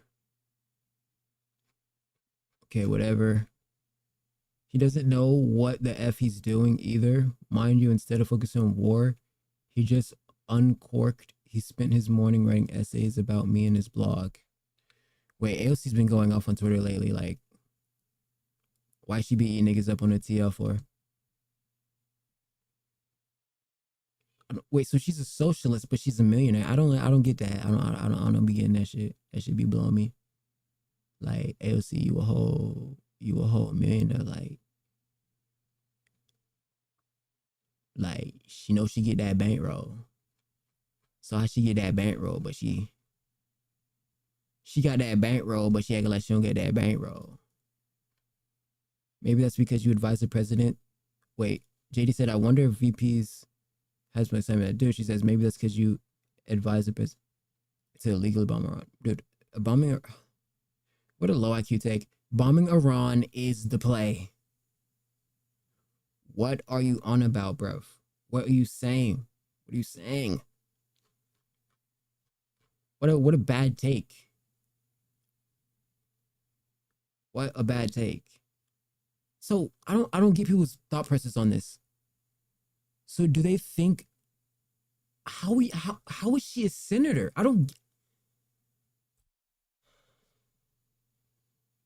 How is she a senator? And she just had this take. That should be illegal. I don't get it. My brain can't wrap my head around them not understanding the simplicity of spanking Iran. Iran's being a bad boy. And Iran needs a spanking. It truly, I don't get it. So, okay, he doesn't bomb Iran. Now what? What are they going to do? They're going to build their nuke. They're going to continue to build the nuke. So I don't get it. I don't get it. How does that, how does it not, how does, I don't get it. How does trying to stop them, how is that a bad thing in terms of the United States' interests? How is that not an interest of the United States?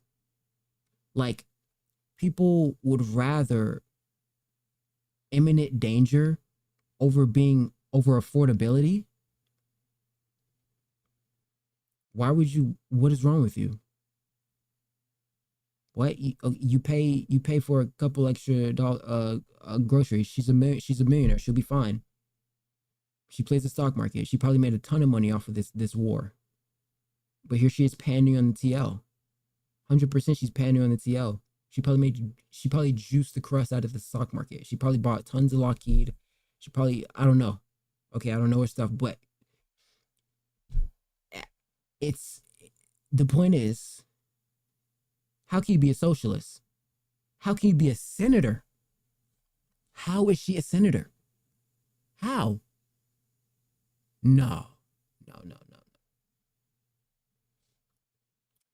What does her description say? Wait, oh, she's a congresswoman. Oh, what the crust? Oh my gosh. In a modern, moral, and wealthy society, no American should be too poor to live. People funded to... Hey, newsflash. Okay. Unfortunately, there just has to be some brokies. That's how it works. That's how it works, because everything is a pyramid. It's a triangulation. Look. Okay, here's my David, okay? Star David. It's rusting a bit, but be fine. As above, so below. Omnidirectional. As above, so below. Okay? Fortunately, communism is not a practical form of legislation. It's not. It sounds good. It sounds great until you realize people have this unique starve, especially in America, for being different and multiculturalized. So you have people fighting over the same resources, okay, but it's too much of an equilibrium, okay? The playing field, it's a plateau. You need a triangulated pyramid, but you need a triangular pyramid that rotates every so often. If the transfer is not constant, then that's when you have a problem, and that's the problem that they're trying to address, but they're addressing it with a horrible socialist, like, shitty take. As a fucking millionaire, okay? It's just, okay, the wealth transfers a lot of the fucking time, and like the bottom 90% lost all their money, and it all transfers to like the top 1%, which is insane, okay? But what I believe effectively is the triangulation pyramid exists because these people need to survive. And so their need for survival is why a 1%er becomes a 1%er, because they say, oh, I can exploit the system and get it chatted up, right? And an ethical billionaire would be, you know, they would be the recipient, but they would also redistribute, okay? But Brokey buys Jordans. Jordan goes to company, tax goes to government. Government should, most of the time, issue an income tax that Brokey gets back annually, depending on the year or how much they did. Or if they made too much, then they have to pay. They have to pay, right? But you were talking about Brokey, okay? So the initial payback is, you know, whatever the crest is. Like, sometimes it depends on like they have kids or whatnot. It's like a decent paycheck. But the money that is collectively spent by everybody, right, is so it's in some way communal or communal, right? Which is, I guess, you're communist. It's like that's the only time where you can be communal and it makes sense, okay? Right? Everybody pays the shitty tax, 7% tax, goes to the government, and it should be paying for the interests of legal citizens. Okay? That means rebuilding cities, trying to make healthcare affordable or free. That's how China beats it. China whoops us in China's whooping us in healthcare, bro. And I understand why they have a dictatorship. It's the only way you keep these motherfuckers in order. Niggas get too free They start doing whatever, and that's when shit goes horrible. But China is kind of under slightly bad regimes, depending on how you look at it. But right, because we got it's land of the free, even though they do try to restrict some of your shit. Okay, we need to redistribute this money. Let's not spend it on mouse rat gender studies. Okay, right? And this one, you know, Elon comes in, attempts to save. Cool. What are other ways? Taxing corporations. Taxing the people who juice the crust up. That's the simple formula, and that's it. So I don't get anything else. Everything else doesn't make sense to me because it's diverged. It's tax. Government hopefully doesn't spend it on bullshit. All that money that Brokey spent on Jordans, in which their collusion with the government is why they're even juiced up in the first place, because they don't even want. The thing is, the government is so sycophantic. They use these corporations as their liens. They rely on these corporations. These corporations are basically governments themselves. They have that much capital and that much influence, right? So their oligarchic power can't fleet. America is so exploitative that they can't fleet from America, because if they go against their oligarchian masters, then that's when there's a problem. So that is the extreme issue, okay, if we're seriously true, okay? But what's the most important is literally taxing them. That's it. It doesn't mean that you don't have capitalism. You still need capitalism. Capitalism is how you have shit. Okay? You just gotta tax them. That's it. I'm gonna keep saying it. That's it. Like, I feel like everybody goes with this bullshit communism, socialism, bullshitism. Fuck it. You can have your regular capitalistic world that just gets taxed a good amount. But this is what I understand. Do they not think that they're going to make their money back? Their money is in the government.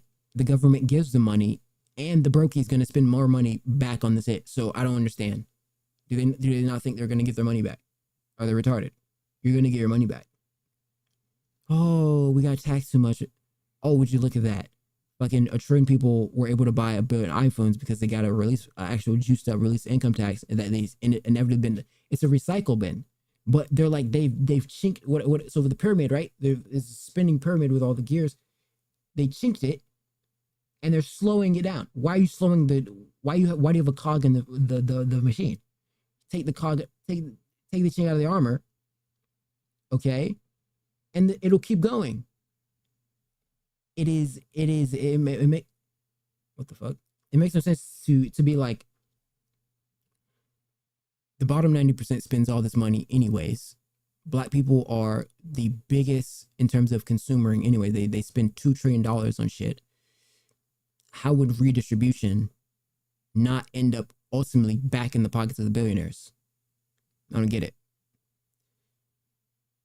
They end up with it. They end up back with it again. It just takes a little bit of time, but they end up back with it again. So the non-tax is a sell, but you could still have a Republican.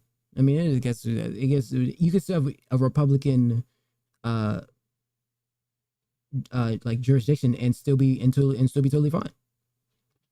I don't think you have to sit here and pander to brokies to be like, you guys are gonna be fine.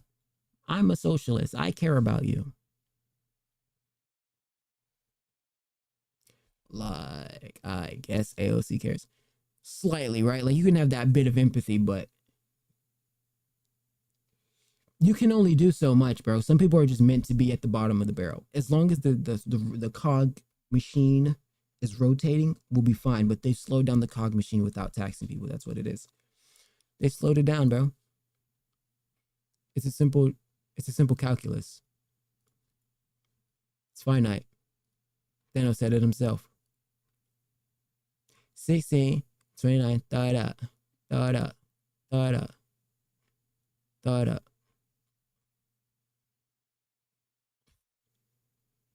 Ew. The government are the ones trafficking the children and the drugs?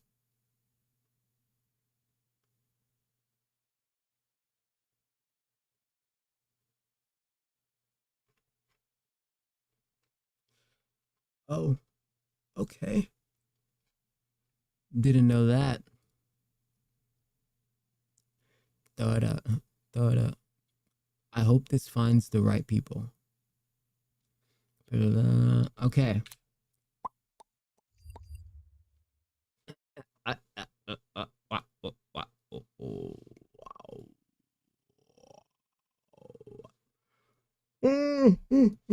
being over here because it's a lot more. It's very alright. And so, like, it's very. It smells like the bottom of my foot because I just been touching the bottom of my foot. But my feet smell good, so that's why I kind of like wanted to smell it again. Okay. Kind of weird, but is what it is. Jeff Bezos and Lauren Sanchez wedding invite. Please no gifts. Huh, the billionaire doesn't want gifts.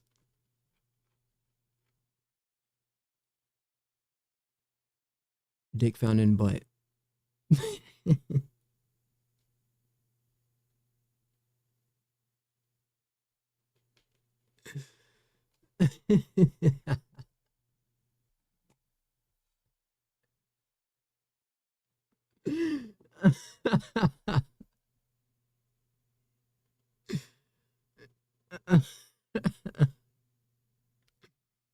Carmelo Anthony has been indicted by a grand jury for first degree.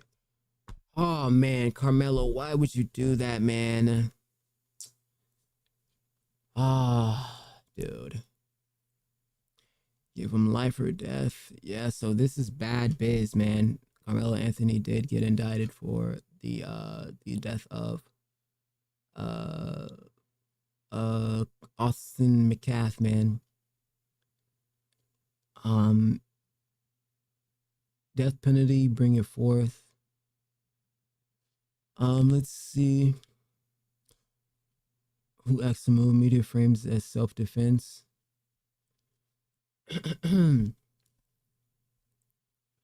Was it even licensed?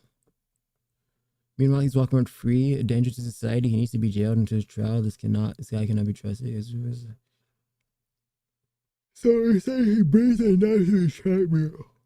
He says he brings a knife, but I was thinking like he probably brought a knife everywhere, right? Like it's probably not his first time bringing a knife. And if I mean that's just like, because I mean if you have a knife, like when did he purchase the knife, and how many times on accounts do you think on average he would take the knife somewhere? If that is the case though, which is unfortunate. First mayor to meet his wife on Hinge. If you take the knife everywhere, it could be like, okay, this is the day I'm gonna use it. I guess it's like this is the day. But yeah, I don't know. Why would you stab somebody? Unless they were like really trying to unless they were trying to jump him. But I don't even know if that's the case. I mean, you need all the details, bro. Were they trying to jump him?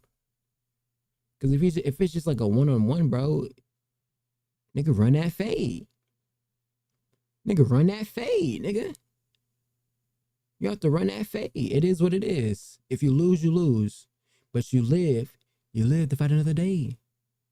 Rest in peace, John Witherspoon, forever in our hearts.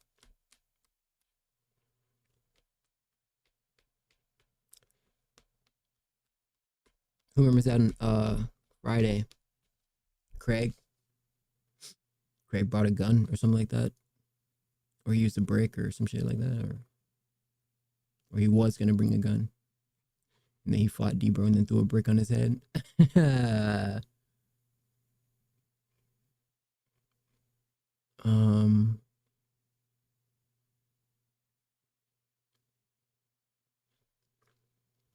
That's pretty funny. Yeah, so it was never running out.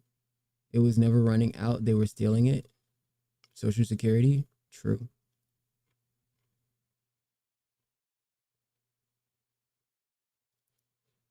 Fake US citizen, fake woman, fake president, fake doctor. Haters would say it's fake.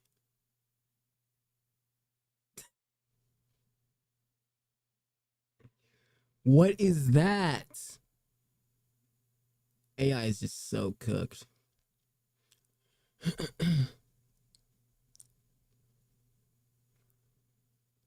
Wow. Is that real? Or what?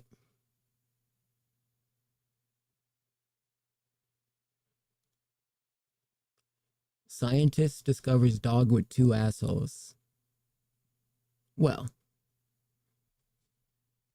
Okay. So I thought Biden was like chill. But I don't know how good he was as a president. Wouldn't say he was the greatest. I thought Biden was pretty chill though. Maybe too chill. Maybe he's too chill.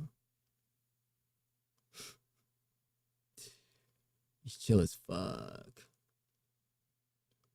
Wait, what? AOC has a podcast? Oh. Oh, wait, what? Alejandro. Long live socialist hand lettering. Rest in peace, progressive slant. What is this? Oh. Is he replacing her or something? I don't know. Zorhan. Demi Sucks knows exactly what she's doing. Performing I Ain't Got No Panties On. Pull the panties off on the dance floor. I ain't got no panties on. Ain't got no panties on. Merrily we fall out of line, out of line. I stay anywhere with you, I'm by your side.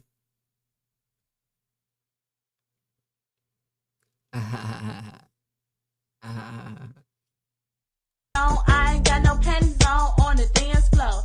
I ain't got no panties on. Ain't got no panties on. I ain't got no panties on. Pull the panties on.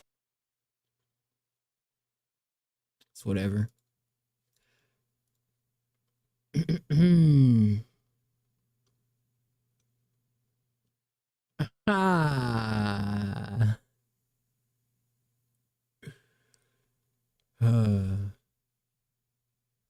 It says he's bald, he's torturing people who have hair.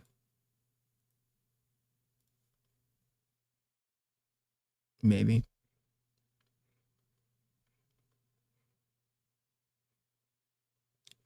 Merrily we fall out of line, out of line. I stay anywhere with you, I'm by your side. Tonight's the night I'll die for you. Do you believe in the First Amendment? Do you believe in the First Amendment, Tom Homan? How many New Yorkers not charged? Do you believe in the First Amendment? Do you believe in the First Amendment, Tom Homan? How many more New Yorkers will be charged for targets? New York's next, oh, he's the next mayor. Is a radical Muslim socialist from Africa who only got his citizenship 7 years ago. Only 7 years ago. Why is they acting like that's like short? That's not short time. I don't think 7 years is short. Now is he a crazy socialist? Maybe. You people literally just hate brown people. Yeah, that's basically it. Going to investigate. I don't know, maybe. The first foreign visit by a just gave away New York's mayoral race to Mamdani in a chicken and rice platter. The first foreign visit by a mayor of New York. Where would you go first? First visit, I would visit the Holy Land. Given the hostility and the anti-Semitism, go to Israel. Yeah, I'd make. Wait, hold on. Mamdani in a chicken and rice platter. The first foreign visit by a mayor of New York. Where would you go first? Where would you go for a foreign visit? Saudi Arabia. I'm going straight to Saudi. First visit, I would visit the Holy Land. Given the hostility and the anti-Semitism, go to Israel. Yeah, I'd make my 4th trip to Israel. My goal would be to take my first trip to Israel. Mr. Mamdani.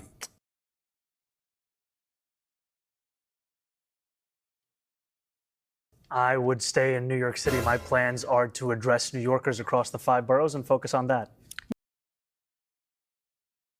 This nigga didn't even answer the question.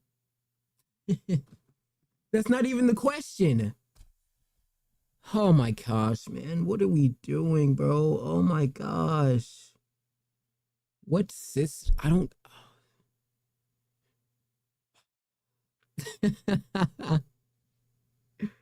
What is this world? What is this world? What is this world? This world is a joke. It is such a fucking joke. It's such a joke. This nigga didn't even answer the question.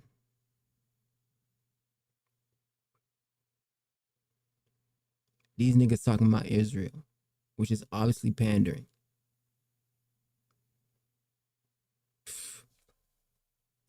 Mr. Mamdani, can I just jump in? Would you visit Israel as mayor? I will be doing, as the mayor, I'll be standing up for Jewish New Yorkers, and I'll be meeting them wherever they are across the 5 boroughs. Yes or no, do you believe in a Jewish state of Israel? I believe Israel has the right to exist.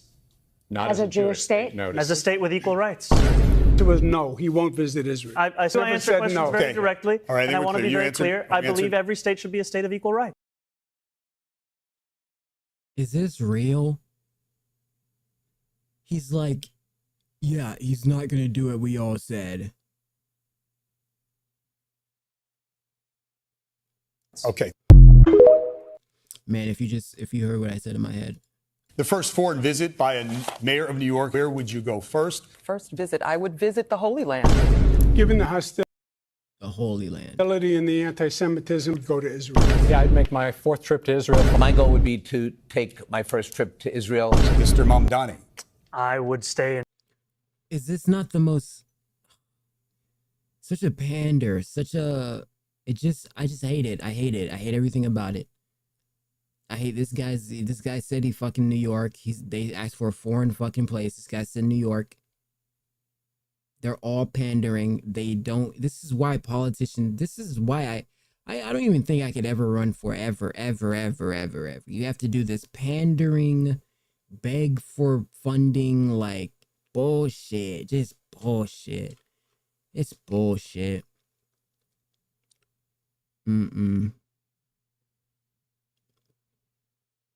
It don't make no type of sense that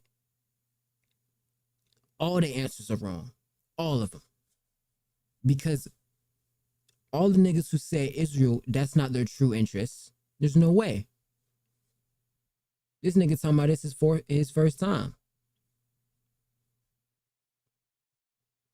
And this nigga's pandering to be the mayor.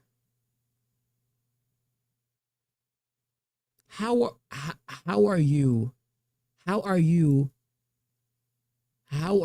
as the mayor, bruh? How are you being asked this question? How are they even asking this question?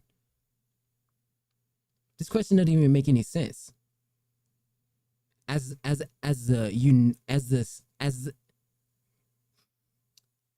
the mayor of New York City, you're gonna go to as the mayor in New York City, where would you go to a foreign place?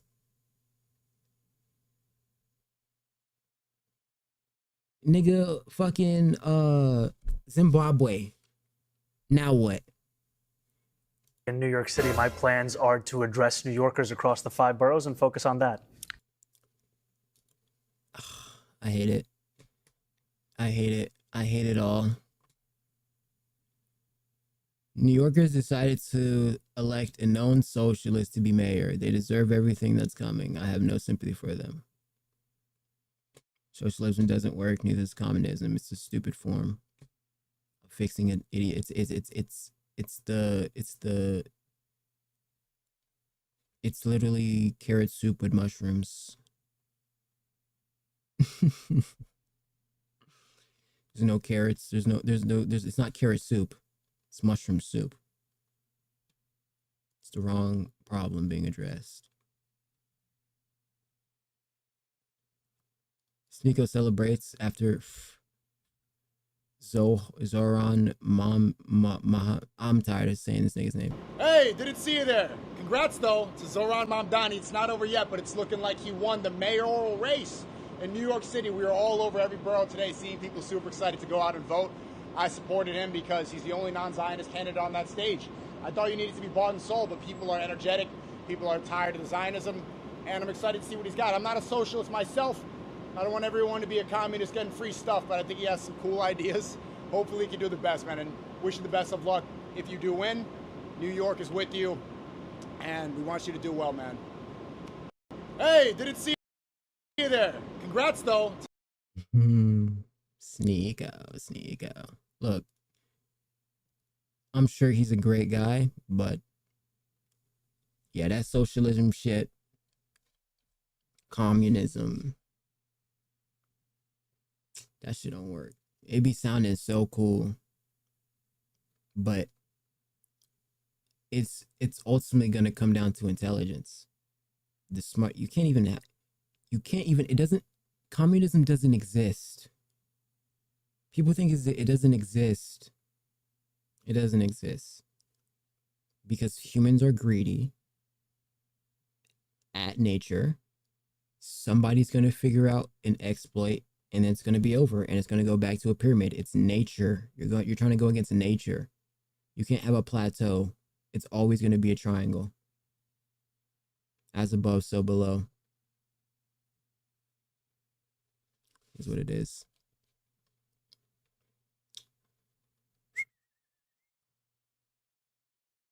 Bro, Congresswoman Anna Paulina Luna is so bad. She is so bad. Like, oh, she bad as, oh, she bad. If our allies violate a ceasefire negotiated by President of the United States, they do not deserve aid or assistance. What gives her the right to warn Israel? As U.S. Congresswoman Anna Paulina has the right to comment on the foreign policy that includes U.S.'s aid due to her role legislating budgets and her position on Foreign Affairs Committee. Her warning about withholding aid if Israel violates the ceasefire reflects the debated topic with historical precedents like aid conditions set in 1991. However, implementing such policy needs broader congressional and executive support, which is uncertain given the strong U.S. Israel alliance. Critics argue this could weaken strategic ties, while supporters see it as ensuring accountability. I think that it weakens strategic ties. You know what I mean?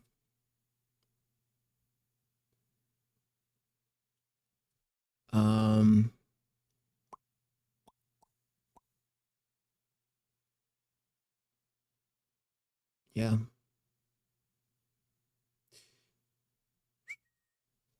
But it is what it is, bro. I'm not a congressman. I'm not a senator, so GG's. Just put the fries in the... If a man okay, whatever. So he won. I don't know who he is, but I'm sure he's going to be a cool mayor.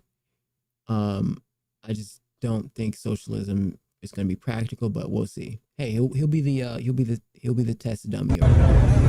He'll be the lab rat. We'll see how New York is a year from now, or 4 years from now. or 3.5 years from now. And let's see what it looks like at the end of Trump's presidency. Let's see what New York. Hey, maybe it goes hard. Maybe he's the one. He could be the exception here. Possibly. It says, Putin called me, can you help with Iran? I said, no, I don't need help with Iran. I need help with you. You know, I'd like to see a deal with Russia. As you know, Vladimir called me up. He said, can I help you with Iran? I said, no, I don't need help with Iran. I need help with you. And I hope we're going to be getting a deal done with Russia. What does he mean by that? What do you mean by that, Mr. President? It says Megan stunts. What the fuck is this? I guess it's a movie premiere. This is kind of cool.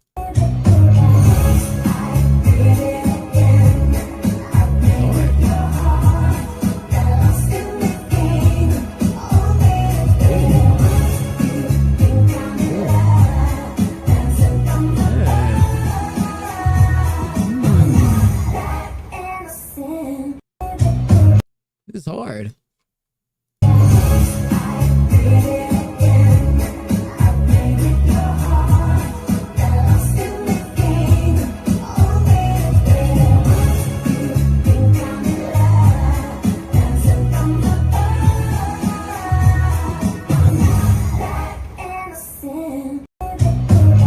That's pretty cool. It's pretty dope. I like that. President, Vice JD English. Vice President JD Vance just casually slings up his middle finger. Trust me. In Washington, D.C., they have this thing where I think it means we're number one in Washington, D.C., but all the pink-haired people throw up this sign, and I think, you know, that means we're number one, right? I choose to take that as that symbol in Washington. But all kidding aside, it's kind of like a bit. It's kind of like a bit. You know? Trust me. Let's see. Is this what the vice president should do? Who cares? Are we children? Is this what the vice president should do? Oh, the vice president throws up the middle finger. Yeah, let's throw a fit. Who cares, bro? This is the problem, bro. It's this pussyfooting, baby talking, pointing finger bullshit that they do. It's just so fucking annoying. Grow up. Oh, it's the real world. Ah. No more sugarcoating. He's speaking straight facts for the base. Well, it's just a funny bit, right? Because he's saying number one, right? But middle finger's number one. He's showing what leftists do, right? He had to suggest laughter with a cue in order for them to laugh. It was a bit awkward timing, but he's not a comedian. But it takes time, I guess. I don't know. You work on it. He'll get his little funny bits in there. See, Trump's good at that. Trump's good at working a crowd. Trump's a good crowd worker. He's a good MC. Yo, Trump's an MC. My president's an MC, bro. That's pretty dope. I got an MC president. Speaking of that, he just tweeted something. Fake news, CNN, together with failing New York Times. This kind of reminds me, this is a Family Guy bit where Brian's like, that one thing that you did was so crazy that it couldn't be explained on lame dying network TV. Yeah. It was when he was in bed with that one girl and they just had sex.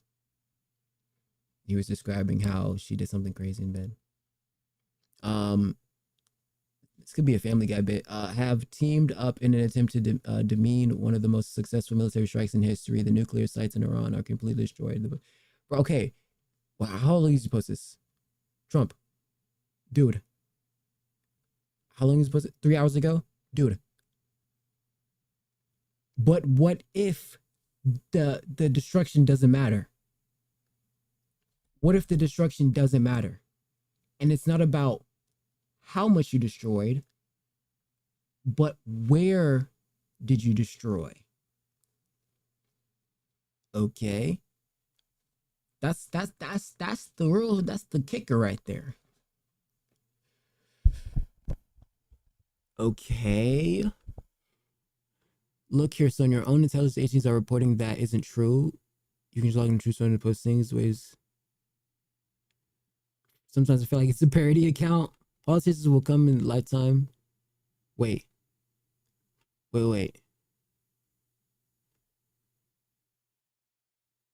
Why are you so defensive of it being destroyed? It makes it looks sus.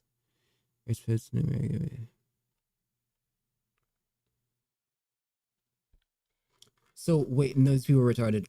So wait, these people are retarded. They're saying that he didn't destroy it. No, I think they destroyed that shit. But how are they also? So they're retarded. So they say, oh, demolition was mediocre, but Israel still bombs the entire premises. Still, and the U.S. still bombs the entire premises, and they strike again or whatever. So they're like, the bombers didn't. They're saying that it was a fluke. But how are they both? They're both on the side of Israel's a fluke, the United States is a fluke. Yet, well, I guess I don't know if they're on CNN's side, but it doesn't make sense. It doesn't add up. It doesn't add up.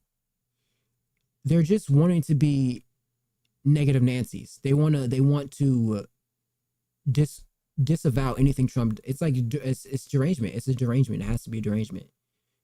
That's effectively what it is. It's a derangement. Because their own logic is completely illogical. They're on both sides of the coin. They don't even realize it. Okay, we could post it if you think you can. Yeah, it's all whatever. Who do you believe? The president or Johnny Loveless?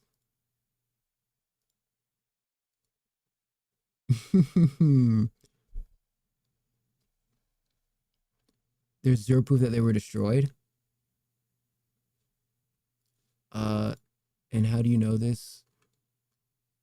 Were you in the situation?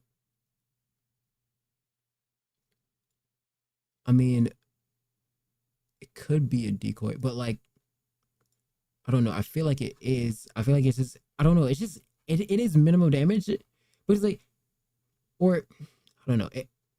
If we're talking about precision, it changes the entire dynamic, right? Because a lot of the times you're thinking, you know, is it just they're flatlining the whole thing? They're going for civilians as well, but it seems like a lot of stuff is just like they're hitting these empty bases and stuff. And it's just to like portray like we still got that shit. Like we still got that bit locked in. You know what I'm saying? We still got that bit tucked. And we with whatever. We with whatever. You know what I'm saying? We with whatever. Let's see. Nah, Iran should have been bombed though. 100%. You bombed the fuck out of Iran right there. It's a spanking. You got to spank him. Let's see. And they won't find a way to make it normal.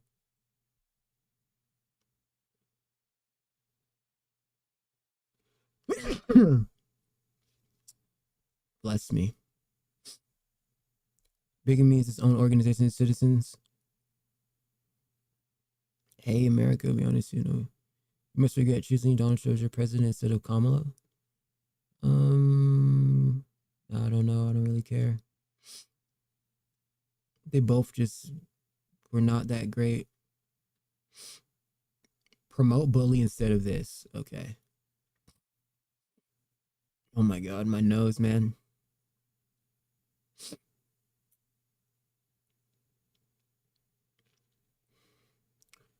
Whoever drops the next. Okay. Can't even, whatever. I thought though that have teamed up and attempted to mean the most successful military strikes in history. Nuclear sites in Iran are completed. Yeah, I don't know, man. There's something in me that just tells me like that's not the site that they shot. There's just no fucking way. Or like, okay, they got the site, but that's not the biggest thing.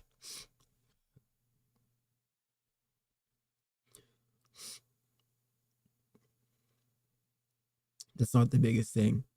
It can't be.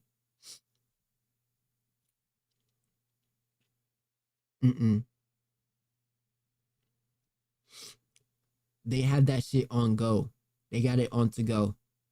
And maybe even now, like if they did escape a lot, right? And that bit was a decoy. Or it probably wasn't a decoy, but they may have already had like shit ready to go just in case. Like they had already planned, like, okay, well, just in case we're gonna escape that bit, right? Because they may it's like two different ways. Like we already out in the open, so we know there's a chance, so we just gonna have like a portable, or it was already purposefully intended to be a decoy.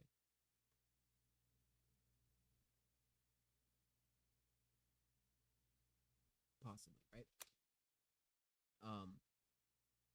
Yeah, I don't know. I feel like they probably went somewhere.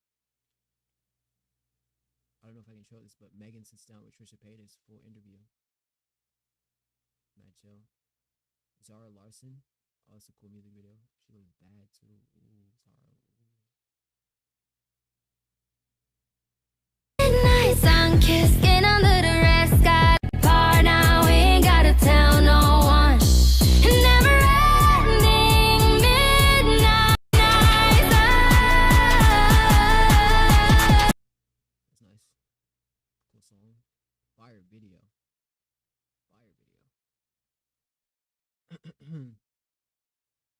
It says Trump's been chronic disappointment, and I feel embarrassed. I tell people to vote for him. Are you done with Donald Trump, or could you see a way that you would end up perhaps voting for him? Oh, yeah, he can't run again, obviously, but would you support him publicly again? So I want to be clear. I don't regret voting for Donald Trump above Kamala. I think he was the better candidate, certainly a better candidate above Joe Biden. But what I will say is that he's. You know what's crazy though? Maybe I'm wrong. Maybe. I'm probably wrong. I'm likely probably wrong. But if if Joe Biden didn't drop out of the race, there's like a good chance he would have won, right? Like there's like a good chance he would have won, I'm pretty sure. Almost certain, right? He's been a chronic disappointment, and I feel embarrassed that I told people to go vote for him because this wasn't going to happen, and it is happening. But I just think that the picture of yeah, it is what it is. It's okay. It's okay. I'm embarrassed that I supported her so long. What a shame. She was someone for minority girls to look up to, and now she sold her out south for the highest bidder. Candace Owens is a great reminder that if you go too far right, you eventually find yourself making a U-turn back towards the left. A lot of what Candice says is virtually indistinguishable from radical liberals. Insane. Candace is becoming an irrelevant joke. Influencers at a big page huge amounts of money for a narrative. Anyone talking about them serious, taking them serious is retarded. She's not doing this for free. She sounds like very, very disappointed. We get la.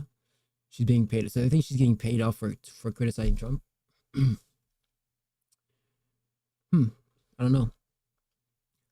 I do not know, but I can infer that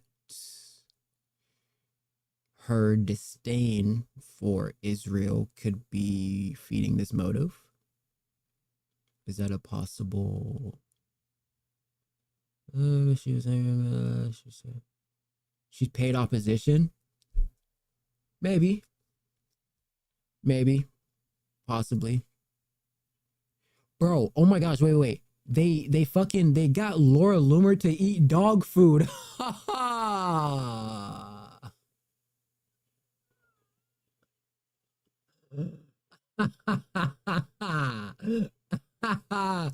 They got Laura Loomer to eat fucking dog food. Bro, I saw that shit morning. I couldn't believe my eyes. They got this bitch eat dog food, bro. Are you fucking kidding me? Now that right there is bought and paid for. That big got sold. Boy, they...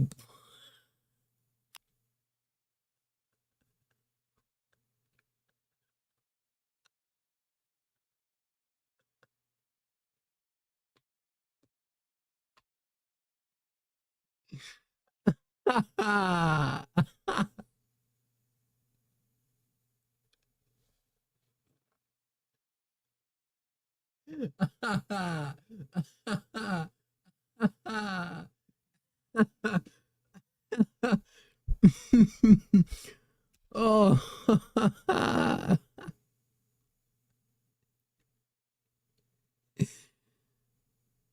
I set up a fake dog food company last month. Bought Purina at the pet store and paid Laura Loomer $100. 100? What? Jew eats dog food. That's a home cooked meal. Look at this shit. Thought you're supposed to be smart. She didn't even check if it was kosher. Bruh. Positive really is an amazing company. Not only do they have these emergency pet kits, but they also have these supplements here. And this is human grade, okay? This is human grade, and I just want to show you now. I'm going to actually do this live on air so you can see for yourself, okay? 100% human grade ingredients is what it says here on the package. And the ingredients are Alberta grass-finished bison liver, Alberta grass-finished bison heart, Alberta grass-finished kidney. These are the same type of nutrients that you can find in the beef organs that you purchase for yourself, right? But this is all protected bison that comes from Canada. So that means that there's no hormones, there's no vaccines given to the bison. So you could actually share these nutrients with your animals. So you could eat this yourself. And I'm going to show you, this isn't a gimmick. This is not just, some trash dog food from China. Okay. These are supplements and these are products that are so healthy and natural that you could actually eat it yourself. So you can see here, Positive Bison. It clearly says dog food topper. And I'm going to put this in my mouth right now. So it tastes like meat, and maybe that is disgusting to you, but I'll show you right here. Look, this is the bison product right here. It clearly says dog food topper. You can see on camera. Actually tastes good. I'm not gonna lie. So 100% human grade ingredients, nutrition for your dog in every bite. It's right here. It tastes like, so it tastes like meat, and maybe that is disgusting to you, but I'll show you right here. Look, this is the bison product right here. It clearly says dog food topper. You can see on camera. Actually tastes good. I'm not gonna lie. So 100% human grade ingredients, nutrition for your dog in every bite. It's so healthy that you could even eat it yourself.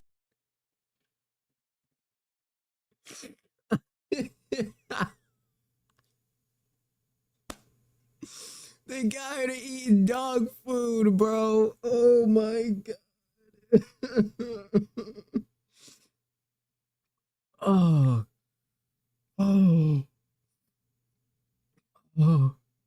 She's like, oh.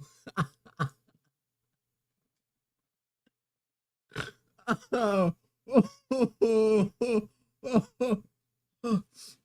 She was, oh.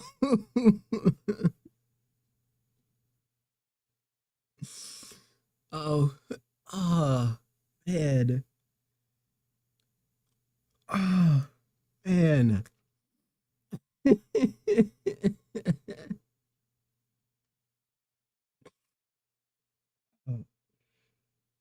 Oh.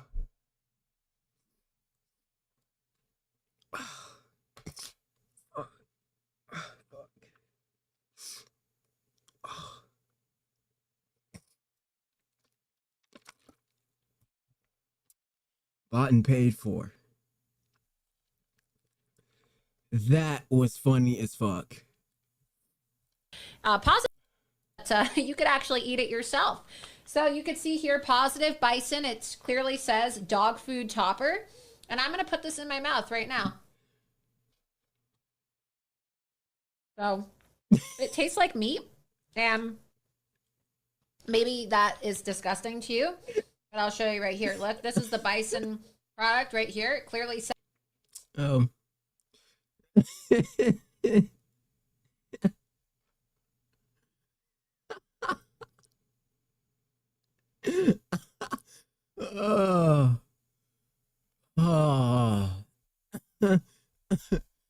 Biggest whore. Let's just be honest. Laura Loomer is the biggest whore in American politics. Let's just. Oh my God.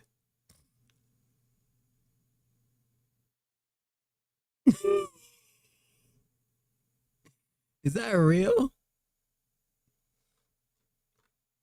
What happened?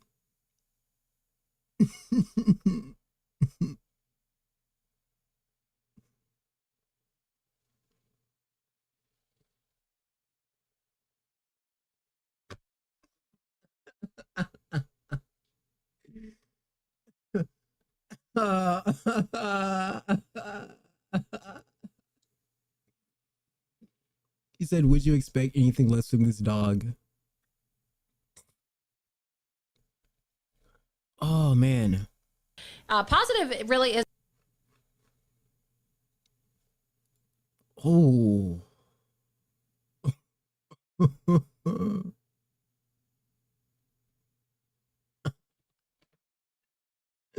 Oh my gosh.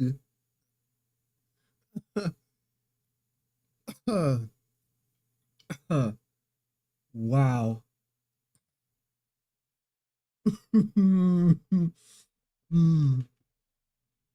I remember when I was a little kid, I used to be really scared of that shit. That little saw nigga on that little tricycle. Bruh, oh my God.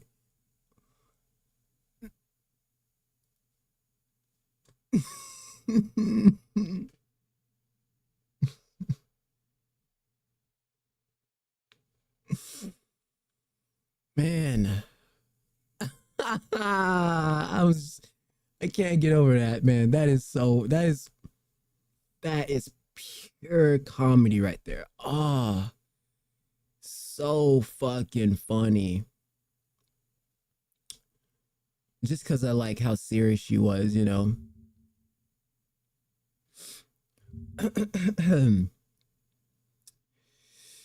Oh, man.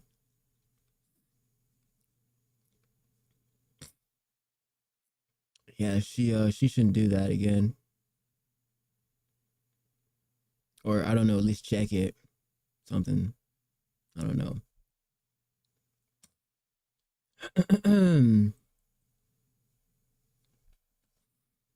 All right, let's see this. This is a tweet by the President of the United States. He talks about AOC being an idiot, apparently. Long one. Stupid AOC.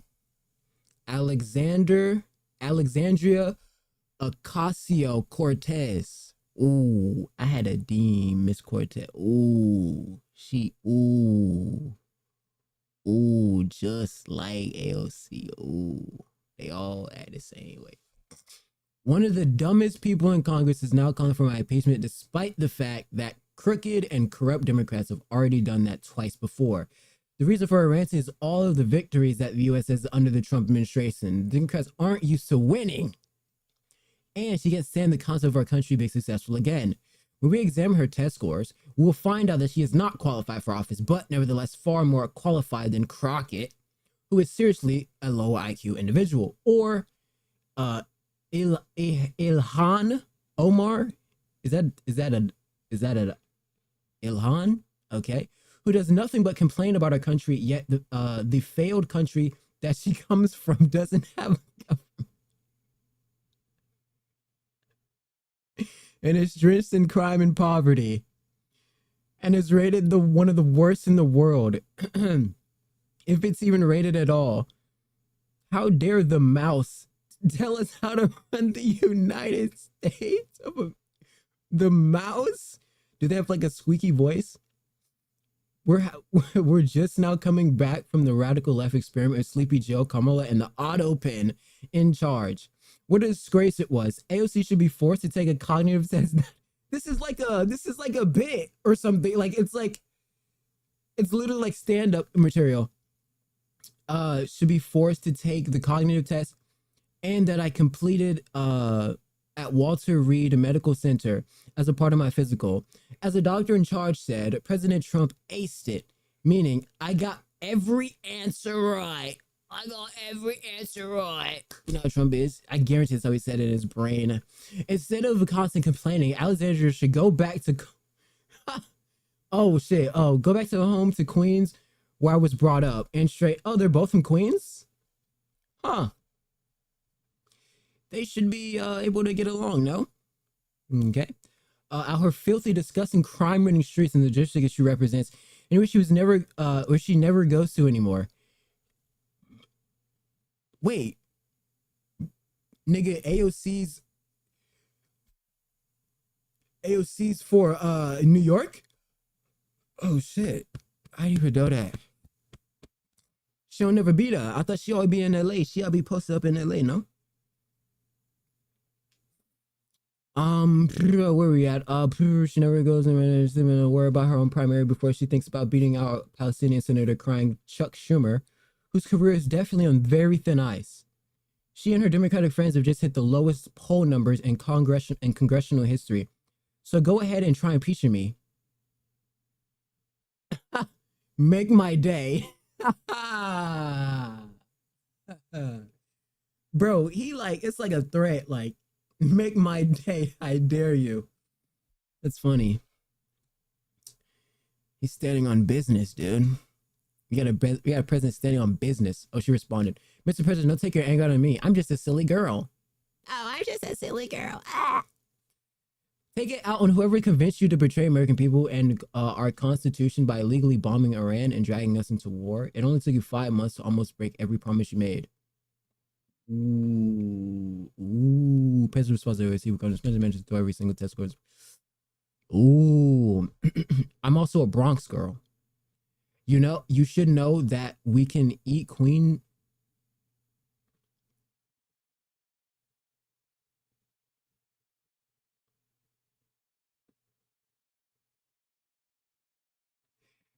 We can eat Queen's boys for breakfast.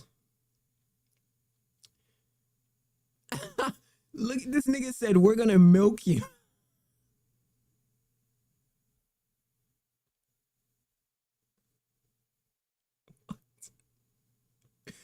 What? What? Oh, hell no. Food for thought. Obama dropped 26,000 bombs in 7 countries without congressional approval, so sit down. That nigga Obama with goddamn just blowing up the block, boy. That nigga was blowing up the block. Cat turd. Oh, she's gonna eat him up. You go, Cortez. You eat him up. You eat him up. Yum, yum, yum. It says, girl from the Bronx, Alexandria, who beat high-ranking... Wait, not really? She grew up in a wealthy suburb? Damn. You've been eating Queens boys by the dozen.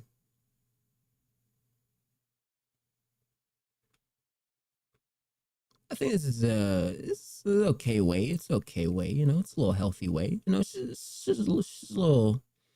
Well, it's okay though. She's not like too big, you know.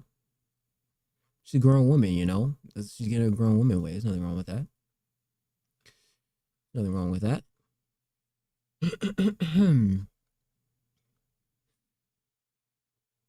Oh wow.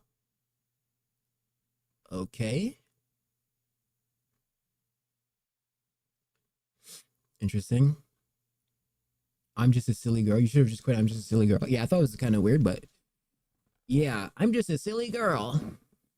I don't know. That's like that same thing that chicks always pull. Like, I'm just a girl. Like, okay, yeah. Like, you're also a vicious, evil, vindictive son. I'm kidding. I'm kidding.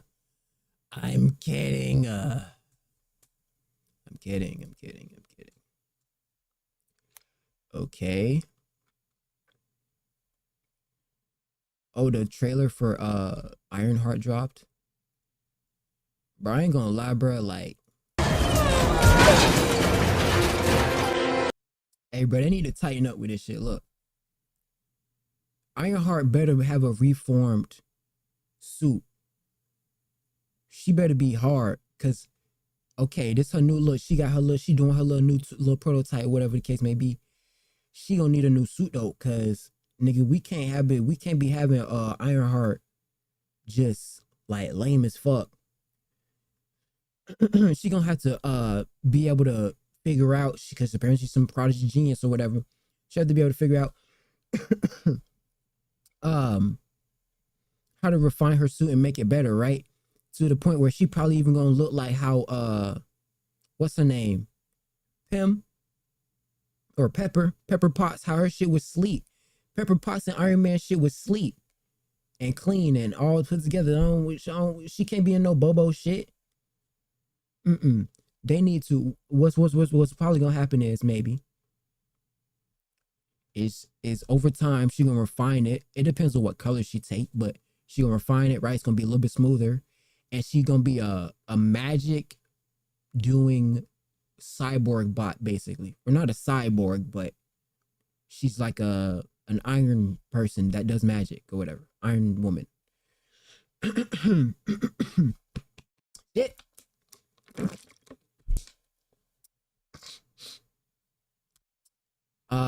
But she better not be lame. I don't want her to be lame, bro. Ironheart. This is a cool little thing. But I just hope that, you know. Hey yo, get off the street. That's funny. I just hope, you know, that shit don't be ass. It's just like, you know, ass. It's like lame, like she's super lame, not relatable at all. Super unlikable character. Shitty stuff. Yo, you know the dealio. Thomas Macy, a top secret Israeli award war briefing we're supposed to receive today was canceled. They said it was postponed. There's no new date given. What the hell? They're supposed to have a meeting. I'm convinced no one really knows what's going on. And they're just winging it as they go. I believe our leadership is getting information about the same time as we are on X, and the information line between Israel and the US is wild. Is that true? So at the end of the day, shit, we're all senators at the end of the day. No, they know Macy's corrupt. They're speaking the loudest. No, there's got to be there. No. This is a bullshit take. No, there's stuff going on behind closed doors, but I think some updates for like regular people, some people like, or maybe like regular. Well, no. These niggas be in the group chat, bro. They be in the group chat gossiping. You already know they in the group chat gossiping. Like, on God, they in the group chat just gossiping and shit. What group chat do you think Trump's in? That'd be pretty funny if they're in a group chat. JD Vance has a talk. And the president looks over at me, puts the foreign leader on mute and says, "This is not going very well," and he presses the red button. And my eyes get really big, and I'm like, "Mr. President, you know, what just happened?" And he looks at me and he goes, nuclear. Nuclear. And 2 minutes later, a guy walks in with a Diet Coke and he looks back at me and he says, it wasn't nuclear, it's just the Diet Coke button. And that's... Oh yeah, they did have that in the office. They have that little button that like brings them a Coke. That's kind of funny. Is that sponsored by Coca-Cola? Is that sponsored by Coca-Cola though? Like, is that not insane that like Coca-Cola, the company, is like a button in the president's house? Like, what is that, bro? And didn't they used to put Coke in Coca-Cola? So the president often does Coke.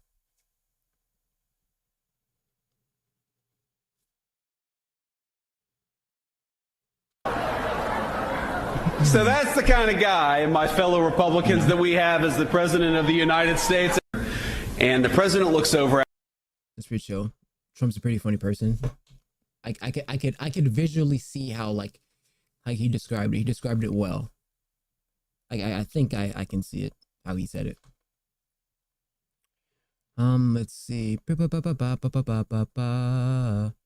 have never seen a thin person drinking Diet Coke.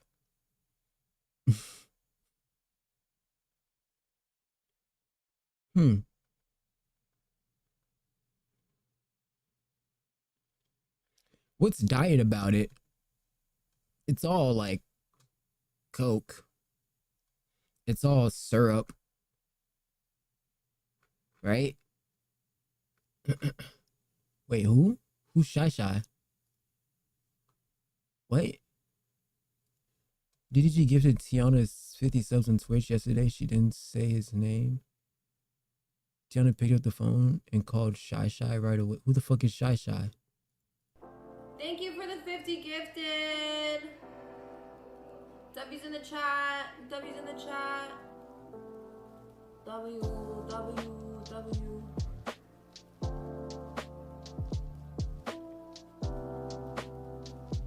Where the hell is he? Where's Shy?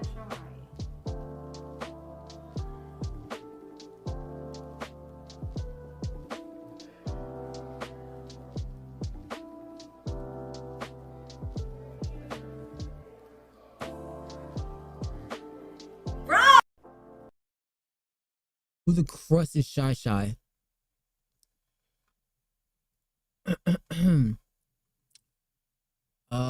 I wouldn't either. Nigga fumbled a bad bitch or a whore. Tiana's so pretty. That's tough, man. She probably just hurt. Who's Shy? Can anyone please tell me? Who the fuck is Shy? Because that just sounds like my name. It's like triggering my brain. Oh, Shiloh said. Oh, Shiloh Sanders. I know him. That's what's it called. So, it's pretty dope. How many Shilohs do I know? I know that Shiloh. I know Angelina's daughter. And obviously the Bible, and then like the dog Shiloh. And I think that's the only Shilohs that I know. Oh, Shiloh Dynasty and Shiloh Hendrix as well. So we're out there. We're putting up numbers. Not too many though. There's not too many Shilohs out there. I don't know. I feel like it's an underrated name. Like, is Shiloh not an underrated name? Like, it's kind of a dope name, dude. It's kind of a dope name. You're kind of missing out.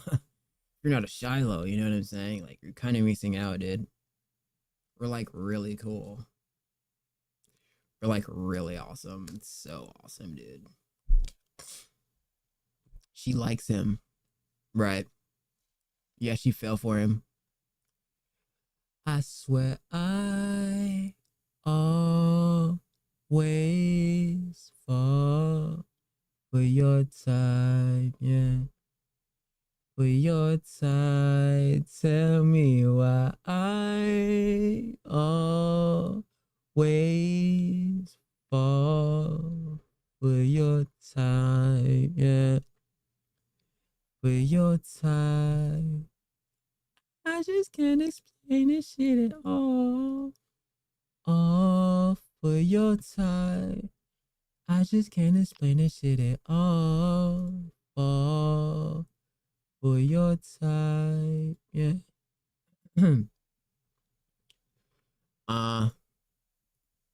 That's how Drake be like, smoking weed on the star projectors. I guess we'll never know how. I guess we'll never know what harbor gets us. Seeing the pictures on the wall just to get it to be tagged, but the pictures on the wall. And really, I think I like who I'm becoming. It's times where I might do it just to do it like it's nothing. It's time where I'm like, boy, like 50K on a vacation. And the stages, all the places, all it took with patience. Tell them I'ma need preservation for money. I never been one for the preservation of money now. No! Okay. We're good now. Who calls him Shy? That was my nickname as a kid as well. Shy. So it's like very weird that they call it, she said Shy. It's like a trigger. You know how you get that trigger in your brain when like people say your name and you know it's your name, so you get that. I wonder what is that in the brain? What's that like trigger you get?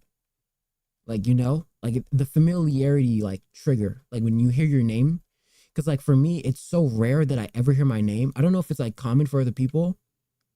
Like a fucking Josh, right? John. Like that's a very common name. There's a lot of Johns. I wonder, does that happen often to them?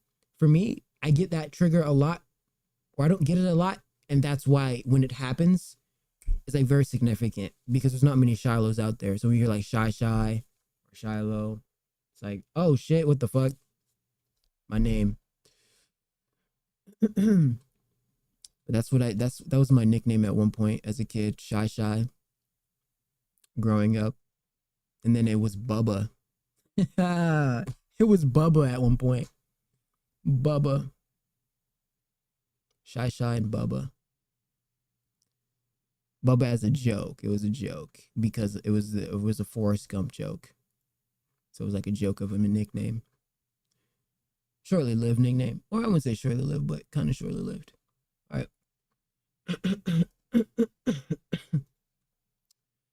Fall for your type, yeah. For your type. Wait.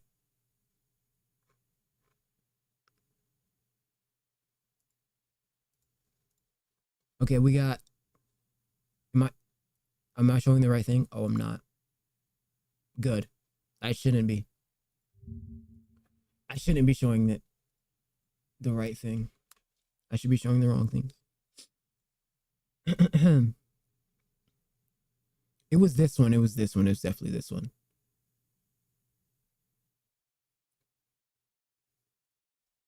For your type, yeah. Oh.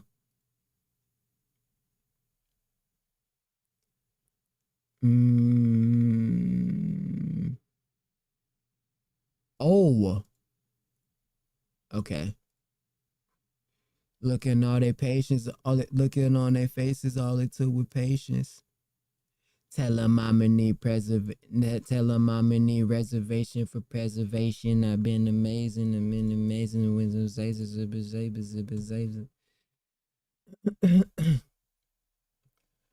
I just can't explain this shit at all.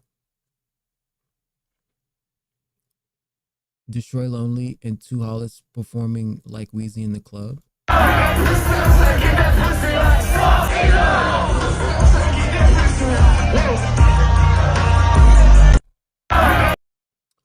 True.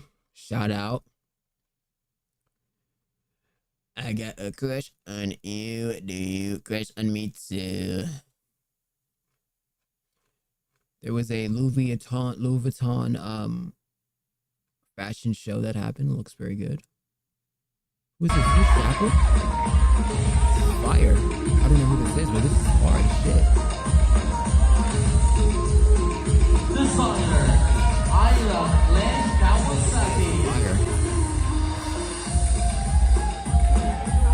That's pretty dope, bro. That is pretty dope. Like, it just looks good. It's real, you know? guarantee that's a dope photo shoot right there. But you know what I'm saying? I just want to be in my room. I ain't even going out tonight. I'm just gonna be in my room. I just want to be in my room. I just want to be in my room. Hold on. Oh, that's not dialect. That's not dialect at all. That is not dialect. I just want to be in my room. Oh, okay. The plot of Black Iron Man is that she gets musical powers and uses them to steal. No, that's not a joke. Say you swear. Look, man. The Man of Steel.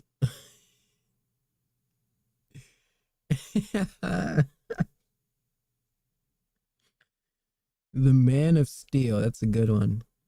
Hey, I'll give it to him. Look, man. Do not make Iron. I think that I honestly think that maybe I'm just too early, but I think the thought of a Black Iron Man woman is lame. I think that they don't.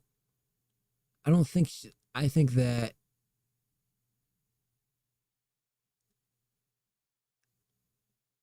So I think that what they're going to argue is that, hey, look, we tried it with Mrs. Marvel, Captain Marvel, and it didn't work. But they're taking it from a disingenuous stance because they're not. Who is in Marvel's MCU's nigga department? Because them niggas ain't niggas. They not niggas. Look. Check me out, bro. Okay.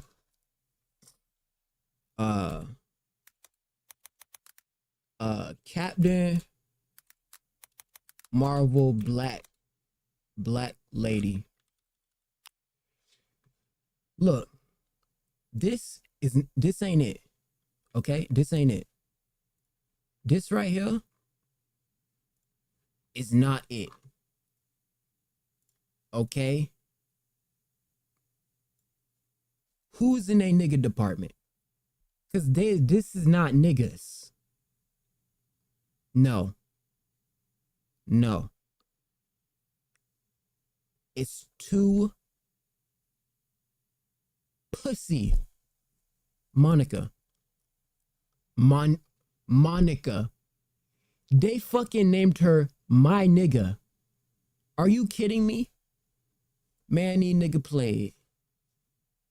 They trying me. They trying us. They trying us. Every time they put us in a fucking movie, they try us with this bullshit. They got fucking Black Iron Man woman and looking stupid as fuck in this suit. They named this bitch my nigga. Man. And then they made Maria another Captain America, a part of the Illuminati. What the fuck they got going on? That's the only closest to hard one, but that's not even it. Bruh. These niggas need to make this shit lit. Like, okay, Miles Morales, it's a remade Spider-Man. Cool. But it's animated. And the only reason that bit even hard, the only reason Miles Morales is raw is not because Miles Morales really, like, shout out Miles Morales, but it's really because the CGI machine that they broke to make the movie, the animations is dope as fuck. That movie would have been with stupid. Cause it just, they used the capitulation of the black character. It's like, oh, black nigga is Miles, right? Cool name, whatever, catchy name, whatever. But the film was dope because the animations was just fucking crazy. Like, if you look at it, it's like, whoa, it's like 2D comical 3D animations. But what fucking power they gave this nigga? They gave this nigga electricity. Every time they give us a motherfucking superpower, they give these niggas electricity. I'm tired of it. Can niggas get some fucking real powers? Like, nigga, this bitch got electricity too. I think photon blasters. Nigga, electricity. Like, niggas don't ever got no type of real powers. Niggas just be, look, this her powers. Photon blasters. She's Captain America, the black one. Why can't we have our own identity in the MCU? I don't get that. Why the fuck we can't have our own identity? That shit is annoying. Stop with this remake shit. I'm tired of the remake shit, man. Fuck. This remake should be aggravating. Make some new shit. Make a bitch a witch. Make a bitch float. Molecular control. Like, Domino is one of the most creative forms of a character that they've had in a while. Deadpool 2 was a refresh. It was a breath of fresh fucking air for a black character that wasn't doing bullshit the whole film.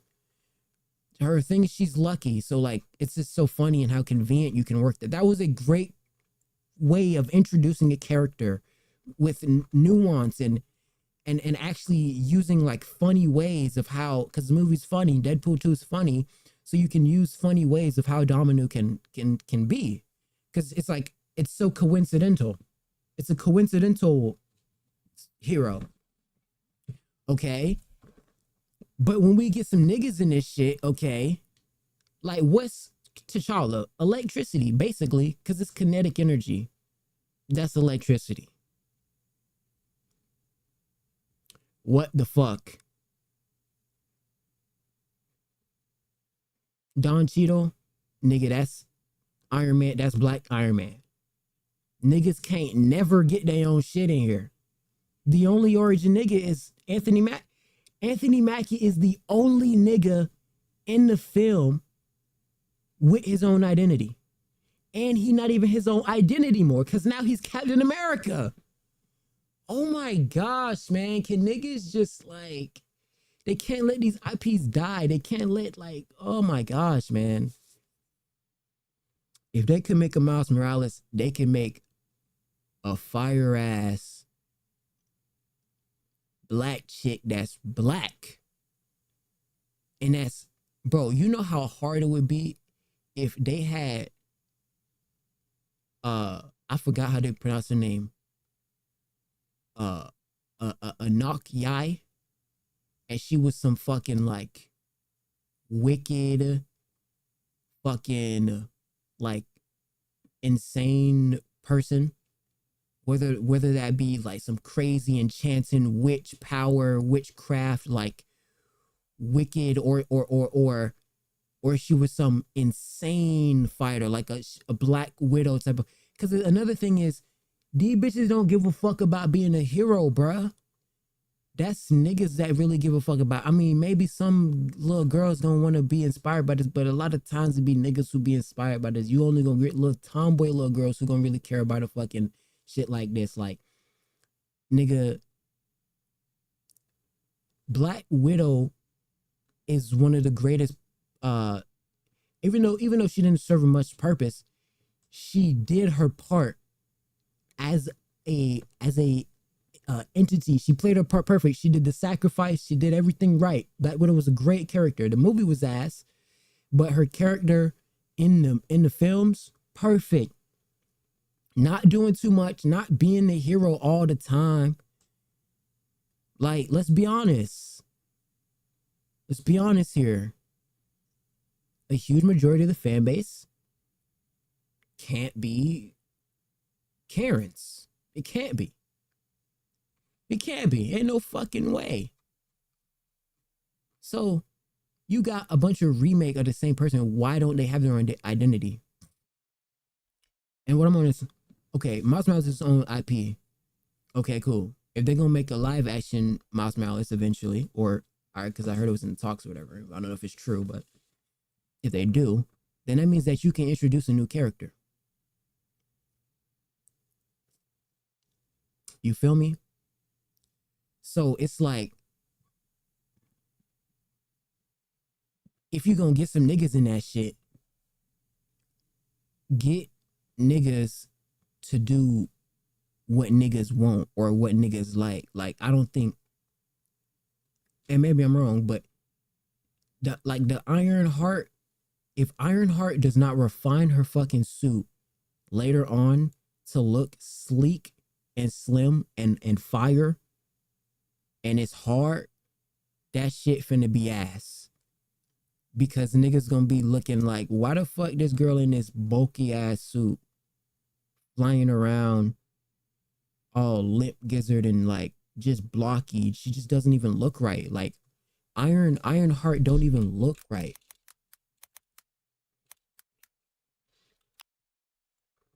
Like this, it need to eventually look like this, sleek, slim.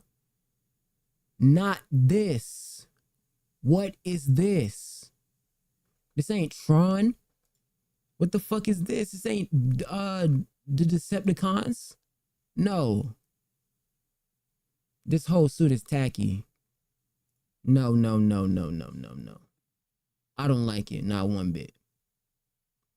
It doesn't look right.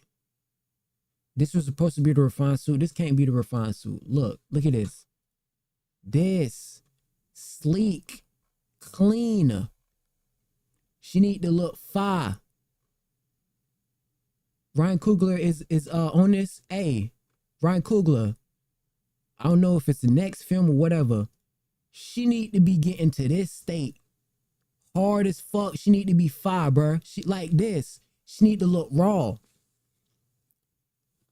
We can't be doing this. This don't look right. No. Look, you see, this is what I'm talking about. Pepper Potts. This is exactly how it was in Endgame. Remember that one sequence moment when Pepper Potts pulled up with Tony Stark and they did that little sequence moment. It was they did the little chest laser right together. It was super fire. Yup, look at that. Look how hard this is. If Ironheart does not look like this within the next few films, we can go ahead and wrap this up. Female Iron Man. Yes, DZ. Female flipping Iron Man. DZ, tell me, does this look right? Look at how hard this looks. Does this look right to you?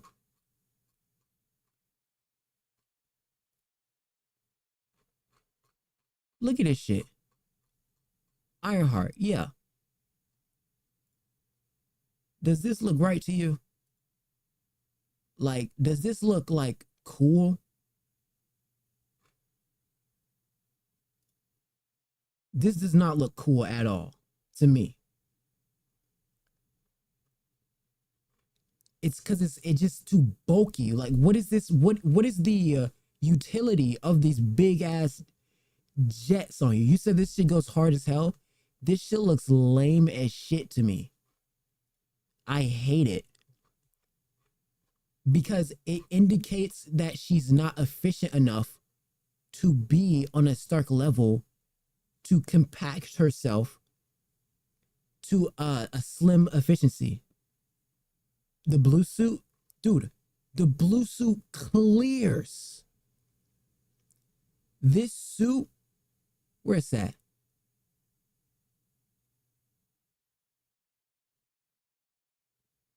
I done lost the blue suit. Did I pass it? I may have passed it. Regardless, that this shit is weak. And so what I'm on is like, every time they give us a character, it's always electricity. Okay, so at least, okay, we got this, right? Now she need to be hard. I want to see her later on using nanotech. She better have nanotech or something. Or she advances the nanotech or something, or whatever the case may be. She cannot be out here bulky as fuck. No, I don't. I think it's just. I think it's just. I don't know why they're doing it. I don't know what they do with the red one. The red one. It's just. It just. Look at it. It's just. Ugh. I hate it. I hate every part of it. Because it doesn't look like she's efficient. It looks like she's incompetent. This looks incompetent. Here it is. Look how hard this shit is. It's just like a fucking bee. Look at how hard this shit is. Remember this moment in the movie? So what I'm on is, if they're gonna get some new niggas in this shit, okay? Let me see. Black MCU characters.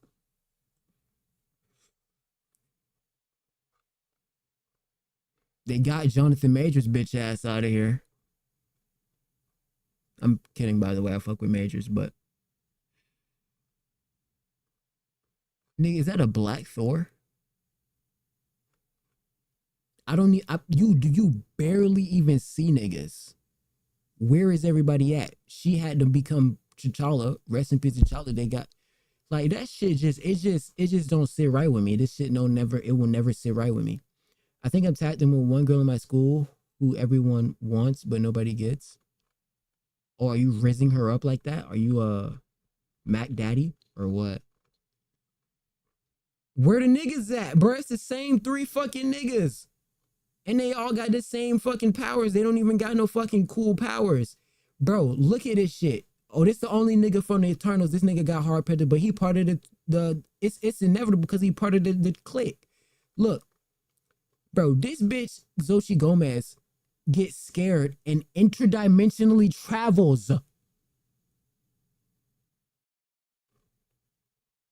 Like, what?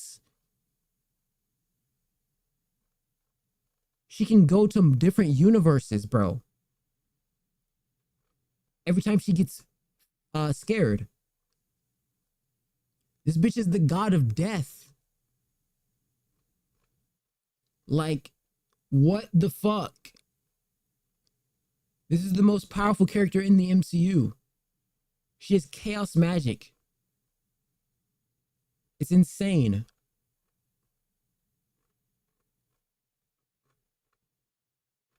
And then when we get in there, we're either getting IRL bad PR,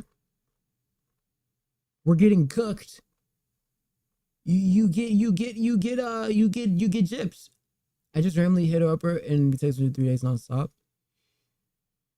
3 to 4 days nonstop. So this is a girl you like, I'm assuming. Well, hey, look, man. Word of advice, I don't know how old y'all are, but because that changes the dynamic here.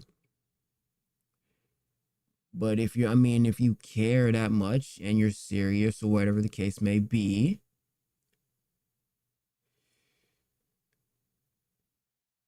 then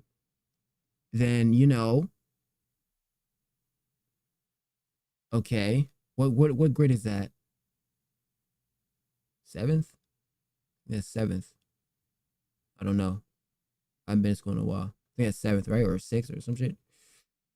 Well, y'all are very young, so it's kind of like y'all are gonna have to y'all will be just kind of conversing, etc. Dude, I don't even remember when I was that age. I literally don't even remember. Literally not even a real age. 8th? Oh, okay, so you're going, okay. Okay, well, if you think so, then never be afraid, to make the first step. All right, be respectful. Show charisma. That's a huge point. That's a huge component. But what I say is don't lie to yourself and don't lie to them. What I mean is make sure you're always being yourself 100%. Because once you conform to somebody else's universe, you're going to be living in hell. Because you're not going to be able to be yourself, you know what I mean? Or like who you truly want to be.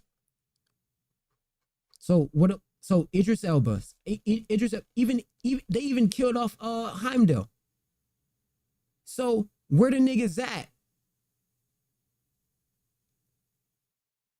Oh, that's in the den to look at dinner, but she's going to Ohio on vacation.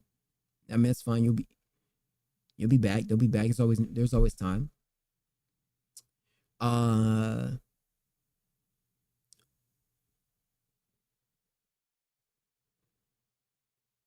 Are y'all gonna go as friends or So I'm thinking like, are y'all gonna go as friends or what? Or what? Let me see. Samuel L. Jackson. Nick Fury, he's kind of a Nick Fury's raw, like he got some raw moments, but no powers, only intelligence and connections. Hey, the new Captain America is black and he's carrying the MCU.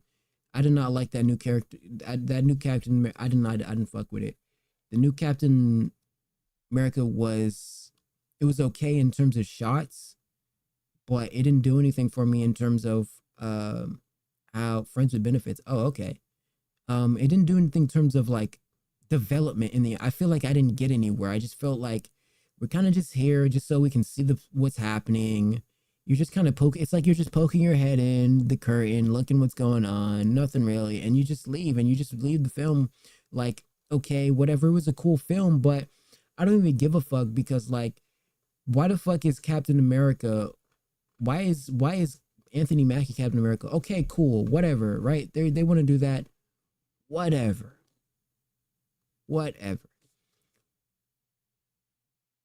I don't know why they do that. I feel like you could make the Falcon even cooler, but whatever, right? I think maybe this is that they still want to carry that IP, and so they're conforming to their audience and the directors, the board directors fully. It was a filler movie. It felt so filler. It felt so the villain, dude, do you even remember the villain? The villain is the most forgettable villain of all time. The most forgettable, and the reason is he's so shit. And they didn't even do him properly. So the villain actually had good like anticipation in terms of intelligence. Intelligence is one of the most important factors of all time ever in anything, right? Because if you know something, you can outsmart someone. It's a full 200 IQ. But the villain was like a dumbass smart person. Like he didn't there was no plans ahead. He didn't have any 200 IQ takes where he was like 10 billion steps ahead of them and doing some cool sick sequences.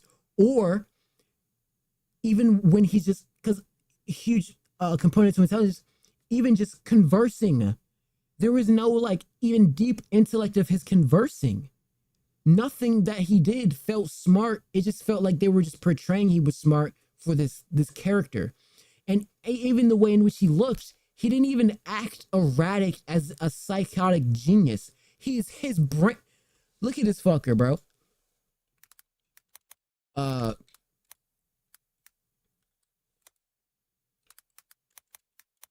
This fucker. Look at this nigga, bruh. This is what he looks like in the shit. Look at him. What the fuck is this? What the fuck is this? This makeup looks bad. It's practical, so it's chill, but I don't know, it kind of looks bad. But dude, it is, oh man. Like, and see, I wasn't even mad at any of the, like, the CGI was good, but just the story, like, everything just sucked in the story. Like, oh man. I thought Harrison Ford did a good performance. I wish they would have stressed it out for another movie. It felt so short as well. It felt like we were in and out of it. Like, some of the parts were okay. Like, in terms of, like, shots, like, some of the parts were, like, good in terms of, like, film. Like, when the old guy runs, like, the old super soldier guy, he's running from the police and stuff. Like, some of those just, like, okay, this looks good, okay? But once we start to lose ourselves, first off, when we have this new guy who's, like, his sidekick, who the fuck is this guy? We didn't even get any development of who this guy was. And I think you had to get the prerequisite if you didn't watch Falcon Winter Soldier, the TV show, because it was a TV show that they did, and that's how we figure out Anthony Mackie's Captain America. But how many people do you even think know that? So when we're going to Avengers Doomsday, do you think people are gonna know that fucking? I know 0 people who know that nigga's gonna be that nigga. Besides like average Joes, a lot of people ain't gonna know that shit. They be like, what the fuck? This nigga's Captain America now? I think Stans was high when he designed this guy. Who's Stan? Who's Stan? Stan. I don't know. But like, dude, this guy was supposed to be. I thought this was gonna be this could be a booga giga chat villain if you play him right, if you play his cards right, because he's smart as shit and he's weird. I thought he was gonna be tweaking out and doing all types of weird shit. Is that what is that? This looks like Sean Carroll a little bit. Like, I thought he was gonna be dope and he just was not dope. I think there was an original design I think this was gonna be the other design for him. This design looks better, I feel like this design looks way better. But like, he just wasn't that sinister. He didn't have real aura. Oh, Stanley. Oh yeah. True. Oh yeah, true. Apparently I did Stanley wrong. New look at the original design. This would have been way better. This kind of reminds me of that guy from Green Lantern, like this looking guy, right? Who remembers this guy from Green Lantern, the mega scientist? That's what I'm thinking of, right? The Green Lantern villain had that weird, like, fucked up look. He looked all weird and shit. People didn't like the Green Lantern movie, and I actually enjoyed the Green Lantern movie quite a bit. I think maybe I did watch it when I was younger, so maybe if I go back, because I haven't watched it in like a while, but I still thought the movie was okay. Wasn't the best, but it was okay. Average at best. But, and I know Ryan Reynolds totally regrets doing that movie, or at least despises it on his catalog, but I thought the movie wasn't that bad. In terms of a premise and stuff, it gets a little bitchy towards like the middle in the end, but it's okay. What I'm gonna ask though, this movie is a complete filler movie because it never served an actual point. There was nothing that important in which it feels like, right? What I mean is there's no significance in the storyline into the ending of the film, because the only thing that we get is Harrison Ford turns into this red fucking monster and tries to kill the world or whatever, destroy the world, okay? But that's all we get as like, oh, okay, well, the president's a fucking thing now, okay, whatever. But what is, and in a sense, that is kind of a cool premise, right? And I thought the shot was pretty cool. Like the cherry blossom shot, that was dope. The cherry blossom shot when they were fighting in that like this little area right here, this was a sick shot. CGI visually, everything looks good. Shots were great, but pacing, storyline, vigor, depth, it all lacked it. It felt emotionless, just like a plain rice meal. It felt plain. That's what it did. There was no seasoning. There was no taste. And so it just didn't do anything for me in terms of advancement into the series of like, okay, I'm ready for the next film. I'm ready. I'm going to be so amped when the next Marvel movie drops. Because what do we have next? What's the next MCU? The next phase or the next is Fantastic Four. Okay. Fantastic Four actually has good PR. It has a good anticipation. And the reason is one, they've already established that they said, okay, fuck it. We're already just gonna full send their whole storyline is already developed. Now, I think it's a bad idea.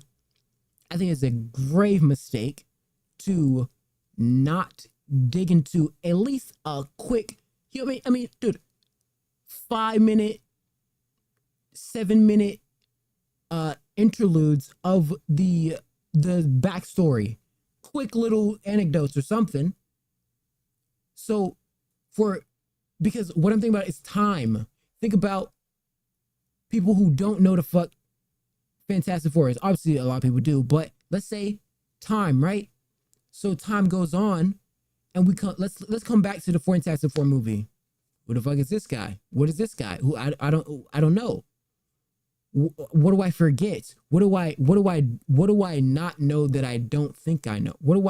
So the movie is it has good anticipation because the villain has been given this sort of aura fill, like they've kind of been like sneak peeking a little bit. Everybody knows Galactus, but if you don't, you're like, what the fuck? Who the fuck is this big ass guy? What does he look like? What the fuck? Same thing with Thunderbolts, how they did Thunderbolts, where it was how they sort of anticipated Sentry, and I didn't even know that Sentry was a part of I was like, oh shit.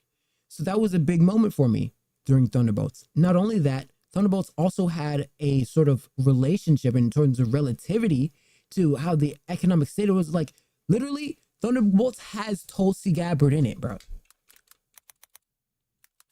Thunderbolts has Tulsi Gabbard. Where's this bitch at? This is Tulsi flipping Gabbard, dude. It's Tulsi Gabbard in the film. 100%. 100% this is her. And I thought this was pretty funny. I thought it was pretty cool because it felt like real, you know? Like it's like a real life portrayal. The actor, she did a pretty good job. Her main character, like her importance in the film was obviously significant, but in terms of she didn't play, because what I'm thinking about is she is basically, if you ever seen the movie Transformers Dark of the Moon, there's another lady which she acts in that exact same portrayal where she's that bitchy, bossy Secretary of Defense asshole lady. Hold on.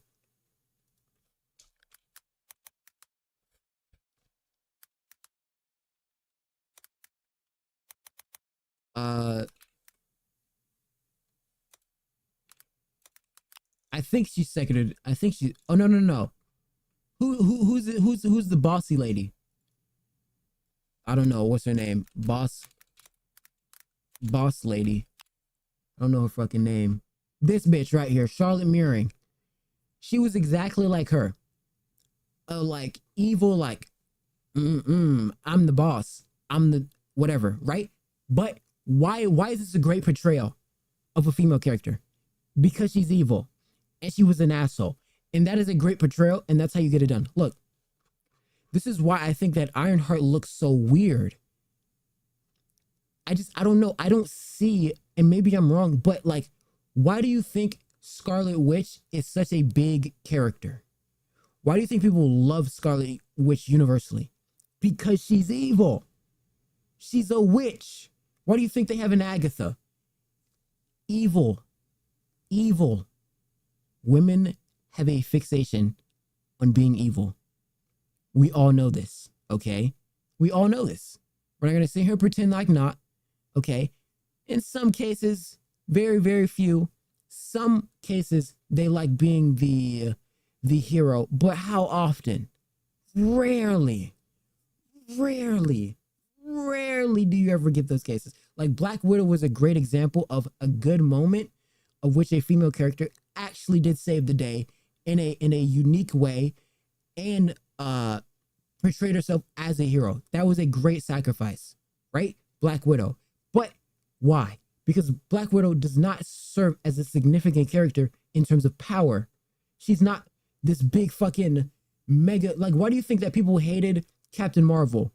Because Captain Marvel was being this bitchy, pretentious asshole. And any time that happens, people are going to negate it because it's like this feminism movement where Natasha Romanoff played her role significantly. She never stepped out of line. There's a Family Guy bit where they're like looking and like hiring Avengers, and they're like, so Razor or is like, so what can you do? And she's like, I can kick. And they're like, oh, because none of us can do that. Hey, everybody, raise your hands. Who can kick? And then everyone raised their hand. And then Hulk doesn't raise his hand. And then Captain America's like, Hulk, don't be nice. And then Hulk goes, sorry, raise his hand. Because, right, you put too much power in the hands of the female, and it's like, if she's not evil with it, it doesn't serve as a portrayal of real human female nature. And this and so when you get power into you, so people dislike Captain Marvel because of that, right? But why is it equally, almost equally, even more powerful? Wanda gets the same, if not, or is even more powerful, but she does not get the same treatment. Why? Exactly what I just described. So when we're talking about Tulsi Gabbard in this film, this is why her portrayal is actually good, because she was a bitch. She was a bitch. People know that this is a real portrayal of female identification in a film. 100%. And we're talking about in terms of high power, because as a normal human, her power is she has the power dynamic over a century. Once we later find out this power dynamic, right? But this is a whole power structure. This is an entire power structure paradigm shift. You cannot put too much, because I remember Brie Larson was like on Twitter, like doing all this little feminism stuff. All right, I'll see you later. He was doing all this feminism, like just weird, like, and everyone was attacking her and going in on her and just like absolutely. And it was because of the same girl power feminism rhetoric. This was exactly what was happening. Everyone was going on her because of this exact same. And the complacency and the power is allowing them to feel like they have this over hierarchy theme over everything. So in terms of Thunderbolts, not only was it that literally Tulsi Gabbard's in the fucking movie, and we all can tell it's Tulsi Gabbard, but the relation between how the Thunderbolts suck, right? They were ass. And because they were ass, it felt harmonious. It felt real.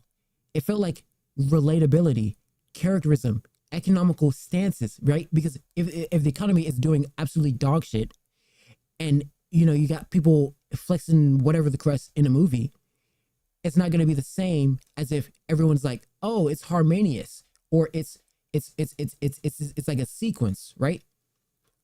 And hopefully the next Thunderbolts, they do something similar. And I was not expecting this how to do the film, but it's actually really good. Cool explosion scene with Bucky and how they did it. Simple stuff, yet it worked and it was efficient. And it's literally and here's the thing. They did good, and they honestly could have even did better, but I'm not even that mad at it. There's a lot of, like, I don't want to say too many problems, but a few things is in terms of like a continuum of shots and stuff. Because once I like every film I watch, I feel like there's a lack of shots. I don't understand it. I don't understand it. Maybe I just, like, what I mean is, when I say I remember a movie in shots, I'm looking at, so right now, I'm looking at Avengers Infinity War. What do I remember? I'm thinking about Peter Parker on the bus when his hair goes up and he sees that big fucking spaceship in the middle of the in the middle of the city, right? So absurdity has just struck my memory because it's such a significant start of the role. Now I'm thinking about them on the ship, Iron Man, Spider-Man, and them having a conversation. Another shot, Thanos enters Titan next to Doctor Strange when he meets them, and he's like, oh, you're much more of a Thanos, right? Next shot, Thor enters Wakanda, right? So it's like there's so many shots, and this is like, it's like we're in a real reality. And the same, and so with the same thing with Captain America: Brave New World, there were a lack of more shots. So it feels like we're just here and we're here and we're here and that's it. Like Transformers Dark of the Moon has shots, everything everywhere. There's things happening constantly. You're talking about Sam Witwicky's looking for a job. He's at his what's it called? He's at his apartment. Then he's at this job corp. Then he's at this campus. Or no, that's Revenge of the Fallen. And then he's at his girlfriend's workplace. Then he's at or then they go to like the military secretary place. And then the Transformers are there. And then the Transformers are at this Chernobyl. And then Soundwave is at Chernobyl. And then it's like there's so many areas where we are. When there's not a lot of areas, it feels like there's a cloud of like shortness in the movie. It's too convoluted. It's too boxed in. We need to expand. We need to expand the movie. It needs to be an expansion film. In any shots, in film, like the movie that Theo Vaughn and Drewski just dropped is exactly what I'm talking about. Where there's just not that many shots, right? It's like the house, and then that's basically it. Like the whole movie, the movie's the house. Like, okay, that's the decision make, but a lot of people run those off as like, well, I basically seen the whole movie because that's all the information you were given, right? So they're not in a convenience store. Like if they get to a shot where like, oh, they're at the convenience store, they're like other shots allow for you to see the multifaceted nature of a film. In terms of significance of each character, I think each character in the film actually did get to portray a form of heroism, and or we did get an understanding of them to a certain extent. Now, we already know about Bucky, okay? And if you know the quantum chick, then you know about her, right? You're like, so and if you watch Black Widow, then you would know about them, right? And if you watch Winter Soldier and the Falcon, you would know about the piece of shit Captain America. But the thing is, a lot of people didn't watch those films, so they don't know about that, right? This guy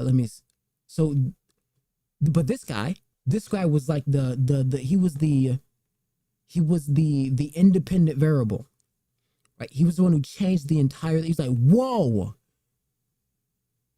what the fuck? This guy was the Sentry the whole time, and it was so dope. That one shot where he went all the way up and then he went back down. That was so dope. That's what I'm talking about. Those dope shots, creative dope shots. That shit was so fire. When he went all the way up and he fucking flew back down and blew their shit to smithereens. That shit was so hard. That reminds me of what? What does that remind me of? That reminds me of that one movie with Michael B. Jordan. Who knows that one movie with Michael B. Jordan where they went to that cave and they all had superpowers, and then that one kid went ravage and rogue, and he was like this psychopathic, like, let me see, what was that movie? Let me see. Michael B. Jordan superhero movie. I mean, it's gonna come up with that. No, it wasn't Fantastic Four. Was it Testing Powers? Was that? No, I thought it was it called like Cave or some shit? I thought, Michael B. Jordan. Damn, he been in mad fantastic. Wait, here it is. What is this movie called? Chronicle. That's exactly what I'm thinking about. Let me see. This film was insane.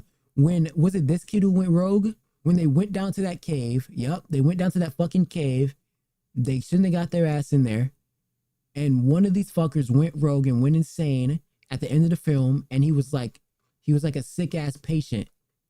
And it was like similar to that. Chronicle ending fight, I want to say. This nigga. Yep. This was exactly what it was. It reminded me of. Remember this? Who remembers this? Who remembers this? Who remembers this?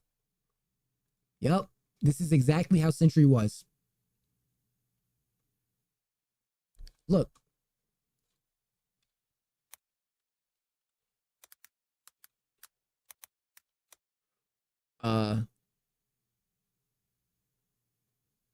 uh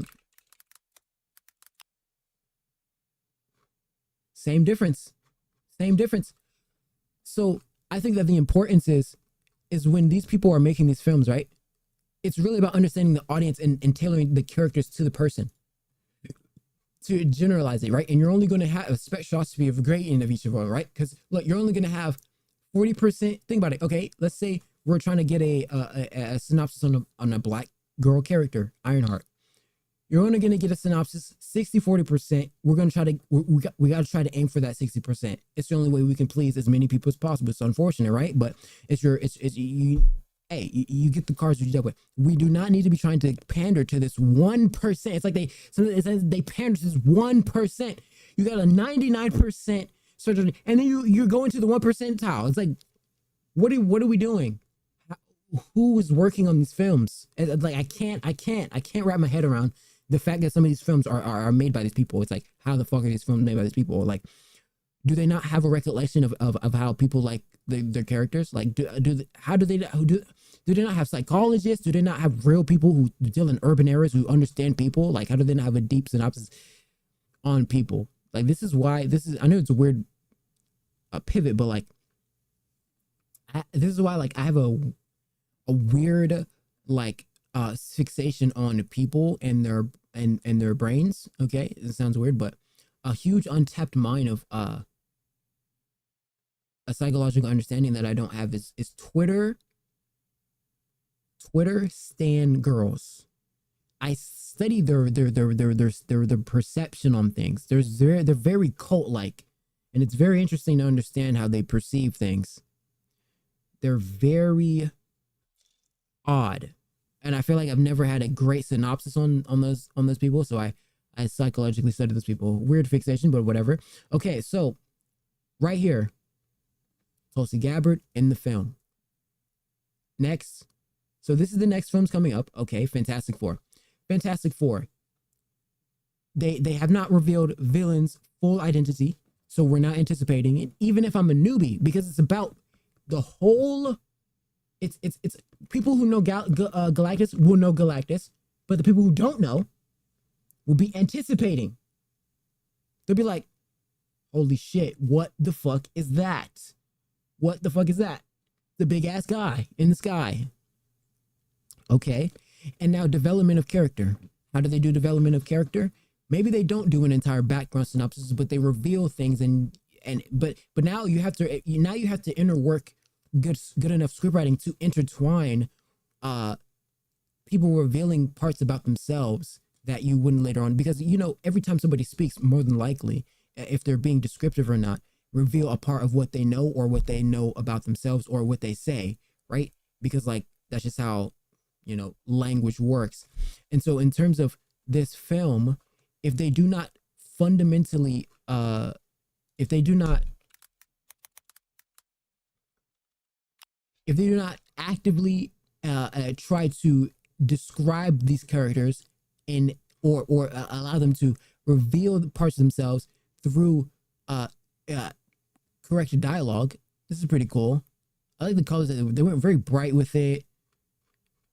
It's very like there's an aura here. There's a vibe. There's like I like how they went with the colors. You know what I mean? Retro-y type of vibes. It's pretty cool. I like it. I'm hoping that they do good with this film. I have big hopes. I think that they actually are gonna go pretty. This is a fake trailer. What the fuck? Pedro Pascal. So these are them. Cool. Totally fine with this. Totally great. Looks good. Anticipation, right? And Invisible Woman. Pretty cool, right? So I wonder, actually, yeah, how is that going to work with the Illuminati? How's that going to work? Huh. So I guess they're in a totally different universe. Interesting. Are they going to be their own universe, or are they going to actually meet up at some point? That'd be weird. So I'm wondering, at the end of Secret Wars or Doomsday, are they gonna pull another like Phineas and Ferb, all the inventions or all the characters from the end of like the Phineas and Ferb movie? Like Avengers Endgame is literally the Phineas and Ferb movie, basically. The Phineas and Ferb movie was like the prequel to getting like everything from every other episode, from every other thing, and then that's the ending battle, right? I'm assuming they're gonna go at it again, but they may do it in a different take or in a different way. Even in then though, like that shot, like when I'm thinking of that battle shot, I'm thinking of giant Ant-Man punching the ship. I'm thinking about Howard or Tony Stark looking all distraught and shit. I'm thinking about that one moment where Thanos almost stabbed Thor in the chest with Stormbreaker. I'm thinking about when Captain America picks up the Mjolnir. There's particular shots in which ways they make the film what it is. And look, I think this is what I think a huge component is. Okay, maybe we can use more blue screen there and replace the practicality. But we have to realize what we're sacrificing, because a huge reason why, and I don't know if either one's more expensive. Blue screen actually may be a little bit more expensive, but more shots is it's like a meal. It's full course. You want a full course. You want to get full. I don't want these little patches. These little patches they give you. They give these little shots. They don't do much with them. There's not a lot of intricacies with them. You know, there's not a lot of significance that makes these shots even worth it. Captain America, Brave New World. They're in this cherry blossom area. In an old Marvel film, that whole thing is getting plateaued by some crazy moment. Or something like that. Right? But you only got, you know, a couple things going on. Little things going on.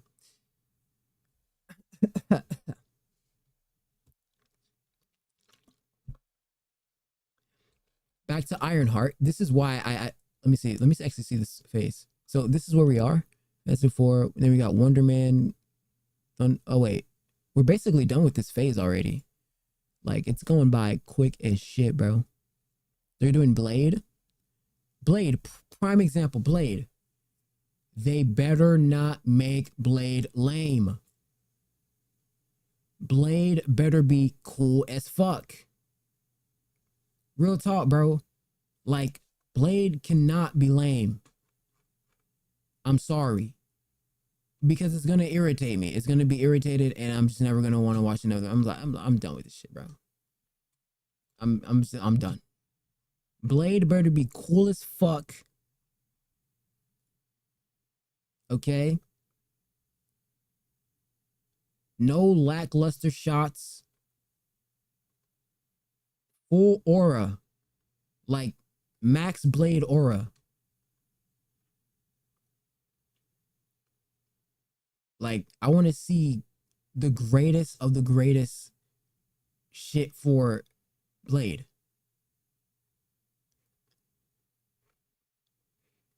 Because I swear, bro, if Blade comes out and he's fucking ass, he's boring, no depth, like completely outdated, no cool shots, no like crazy high IQ plays, it'll just irritate me. It just is what it is.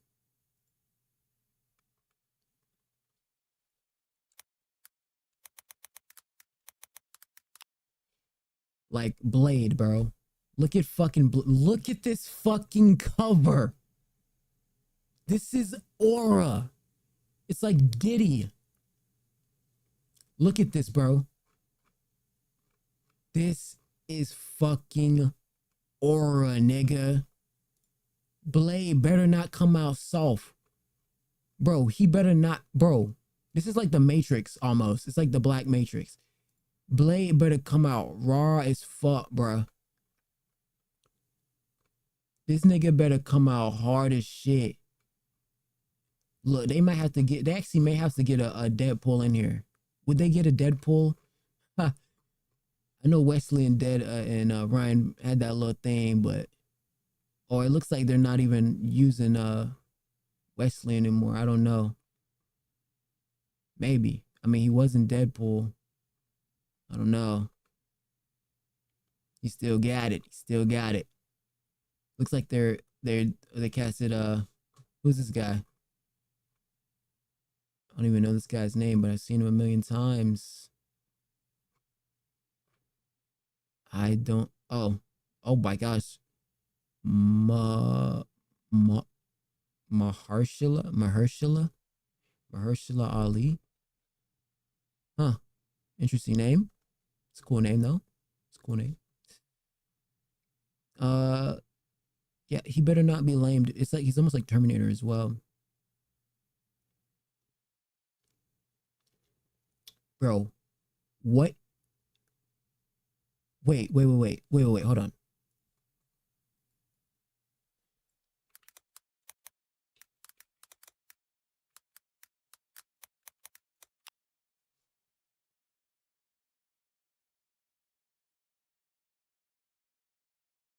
Oh, that's fire. So he King Vamp. This nigga's King Vamp.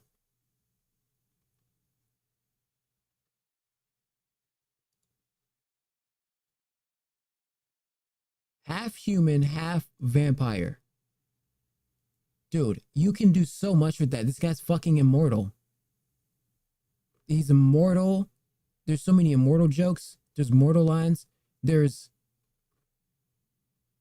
Wait, but he's a vampire that can take the sun. Interesting. I assume so, right? I mean, what the fuck? And why is his hairline... They purposefully recede his hairline like that? What the fuck? Why did they push this shit back? Like, why they push this nigga? Bro, they push the dude shit way back.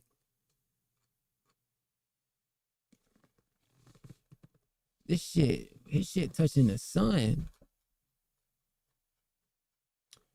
Oh my God. Oh, they're getting Blade and Marvel Rivals. Ooh, that's gonna be hard. That's gonna be hard. He better not be lame. But the thing is, white with like a Blade, right? He's almost like a Black Widow. Almost, right? Like, he can only do so much, right? Black Widow's not a vampire, but, you know, you can only, like, fight and look cool that way.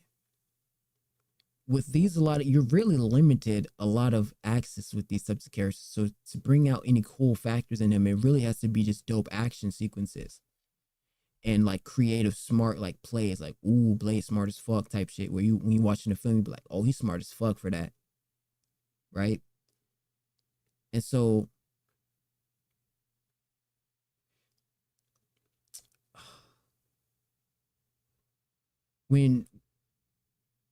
like, and I think what it is like, this is why it's like, why are there no characters? Why don't no niggas characters that have powers? There's not a single nigga in the MCU that has powers. Who? That's alive right now.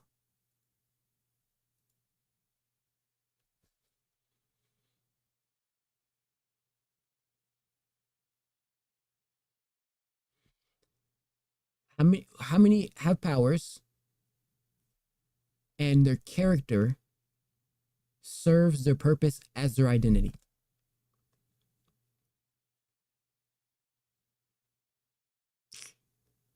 Nigga, it's like zero. It's like zero niggas in there that niggas give a fuck with. You got Illuminati, but she's Captain Marvel, and people barely even like Captain Marvel. Not only just because Brie Larson was doing like this liberal feminism bullshit, but also because that was also portrayed as her character.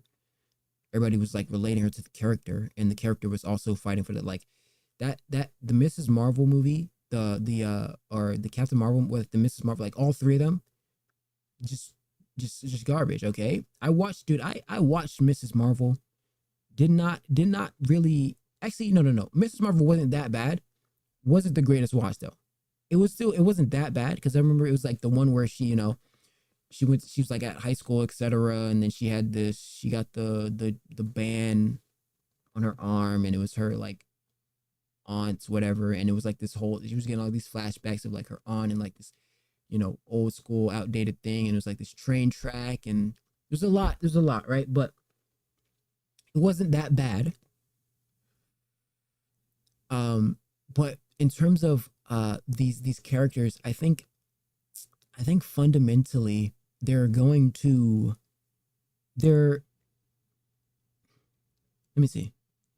How can I think what it is like, how can you be dealing with stakes of things so obscene and like male figures do and say some of the craziest shit, but all the female characters are always, when they have high powers of an ability, not always, but the ones that they choose, they make them so soft, but they're like super powerful dynamic characters. Like they need to be evil, or they need to be like aggressive. It's the only way to match it just doesn't look right. It looks lame. Like fundamentally. And there's a lot that they need to work on. There's a lot that they need to work on. Because you're talking about relatability characters, script writing, development, and a huge component is funny bits, but not too many funny bits. But the reason why Ragnarok was a huge relief is because once they realized that, oh, comedy works, right? Like it works. Comedic relief in high tension films works immensely, but it has to be actually thought through properly. You can't just be making a joke every fucking 8 hours. That was something that was extremely annoying during Thor: Love, and that's why he became a bitch. And you see that's a great. He starts bitching around, and the movie becomes a bitch, and it's just a bitch movie, dude. The Dark World is it's probably one of my favorite, because he had this Shakespearean god, Greek mythology like vibe, and that was so cool. And now he's just like lame. Why is Thor lame? He's a god of thunder. Like Thor was hard body as fuck. He was doing this. He was like, it was just, oh man. That doesn't mean he has to like revert all the way back to fucking retard state, but it was cool as fuck when he was hard body, no games. That nigga was on time, and like, it felt like I was watching a real play, like of the Greeks. Like it felt real, but also as a super, it just felt so cool. And then now it's like, now it's just ass. Because he was just laughing the whole Thor: Love and Thunder had. And this is what I'm talking about. Why is Natalie Portman a Thor chick? Why? And then she dies of cancer? What the fuck? What the fuck? Why did she die of cancer? Why did what was the point? It just doesn't make sense. She comes in, she dies of cancer, she's Thor, she's ass, she's like, and you see how like she was like trying to like it just doesn't work, man. You're talking about mighty Thor, it just doesn't work, bro. They keep doing it.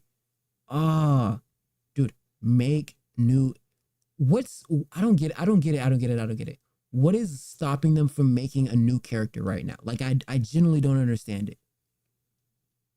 I genuinely don't understand it. I understand that they have to stick to like the storyline to some degree, right? But they don't ever make new characters. They just keep, they like have to keep the same IP every time. Every time the same IP has to be the same. Okay. Why can't we get characters into the roles in which they portray the best? Like Mighty Thor was such a fluke. They sold on Christian Bale. Christian Bale was acting his ass off that entire film. Thor was, he was acting his ass off. One of the great, that was a great villain. The CGI was ass on the moon.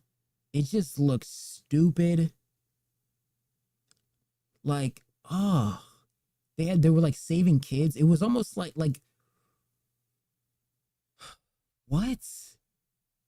Like, what was Thor Love? And that film was I don't understand it, man. What was this film? What the fuck? And then what happened to this girl? Apparently she's not even going to be... It's like, what were they doing? What? This girl's not even going to be in the film, apparently. Like, ever anymore. She was just at the end doing nothing. Thor had a daughter? Like... Man... This film was fucking ass. Oh.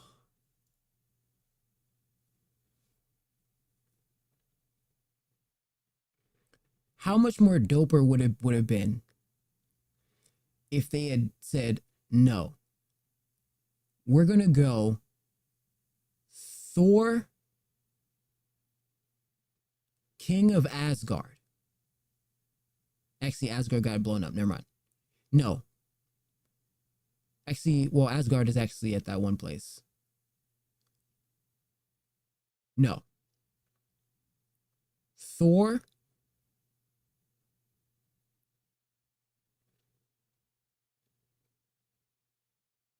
Thor reincarnated. And his whole objective is to be hard body again. But wait, not the whole movie, not the whole film. We get Christian Bale as a villain. Fire. Dope. But whatever her name, Natalie Portman is not his sidekick. Natalie Portman is also becomes a villain against Thor as well. So his love interest became his detriments.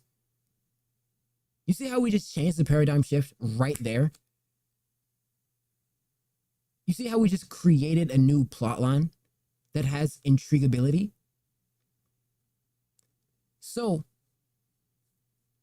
and she's and here it is. Maybe we can create new IP.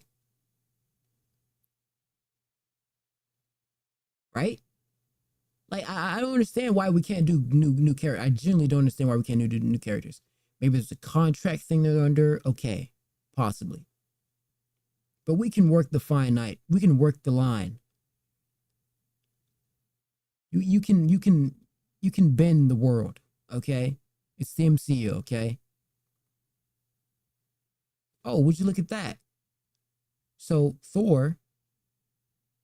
Christian Bale's in desert with daughter. Daughter dies, he seeks out revenge, etc. Revenge arc, cool. Thor tries to get his aura back, right? Which is what he attempted, but he does it in an actual cool way, and not this like bitchy happy pussy way where he's fighting these little like stupid aliens on this shitty purple planet, this lean planet. Okay. Thor's he's fighting. He's doing the work as good, right? He is back into hard body stance where he's meeting other gods, in which he does, but he gets into his work phase with these people. They show different forms of almost like that one sidekick character in Transformers Dark of the Moon, the two little tiny robot Autobots, like the little tiny rogue Autobots, or they were previous Decepticons, but then they switched over to the Autobot side.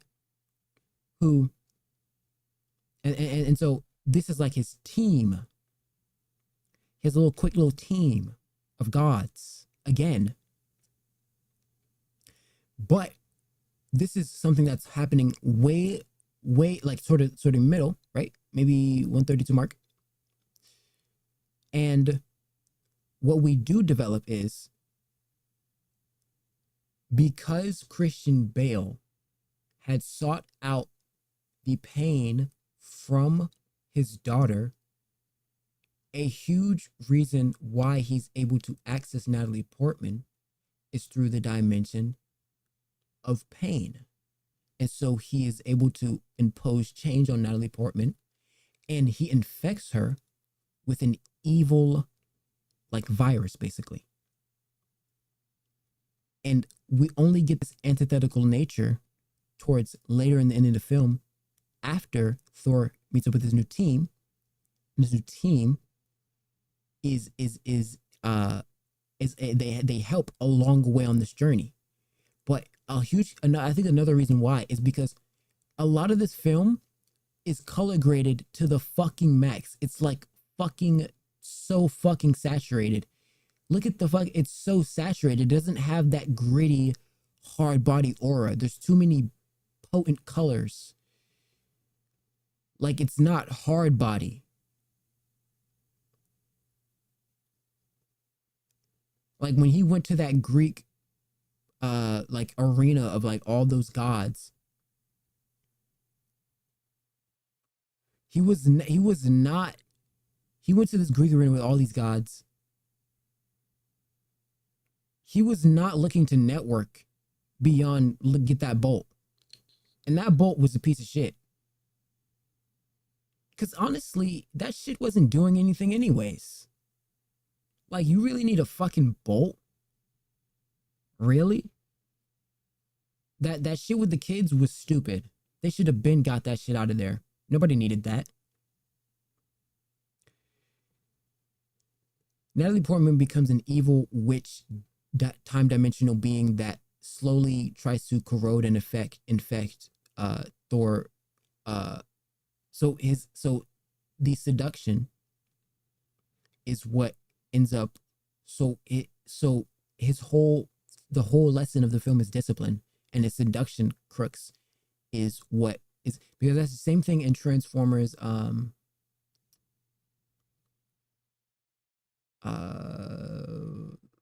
Revenge of the Fallen, when that one chick at the college campus, the bitch who was a secret Decepticon, and Michaela had came into the college dorm when they found out he was cheating, but it turns out she was Decepticon, right? The seduction is what is the fixation, in which then changes his thought process on the situation, right? And so the main fight is for Christian Bale, but she is also another antagonistic character in the plot. In that way, she can then be served the justice. So it's a romantic fight, right? If we're gonna go to the romantic stance, it could be roses and resurrection. Thor, resurrection, and roses. What are we doing? And then, there's like a easy little like dynamic, and then once we start to get into these shots, then we can start to interchange and intertwine these different changeable details, right? You can dig into the nuance and figure out the crux of how everything actually genuinely plays out. But this Thor: Love and Thunder, this was oh my god, it was just the worst. I couldn't believe when I first watched it, I was like, oh, I like the film. And then after I sat there and I look at this shit. Look at this. This is a real shot in the real movie of Thor: Love and Thunder. And they made his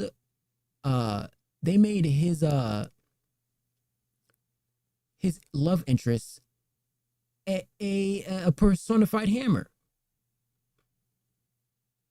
What the fuck is that? What the fuck is that? I get it. It was supposed to be kind of quirky and funny. But, I mean, how much personality does a hammer have?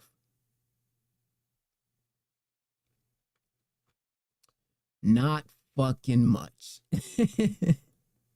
You can only do so much with a hammer. Dude.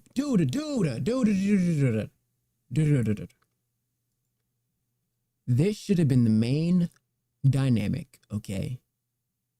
She should have became evil and poisoned by Christian Bale.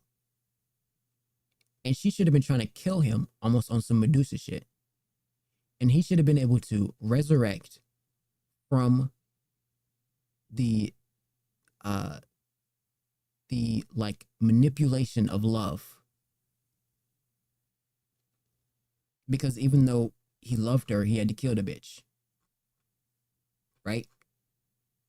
So it's like deeper meaning. Not a hammer. What are we talking to a hammer for, okay?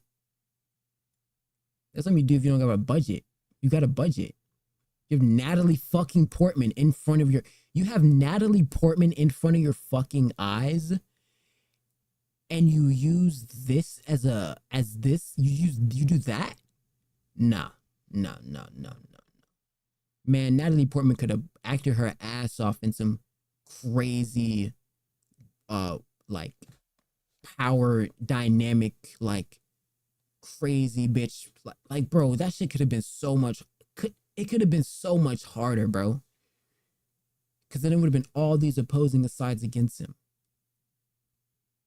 Right? That would have been a real triumph for a film.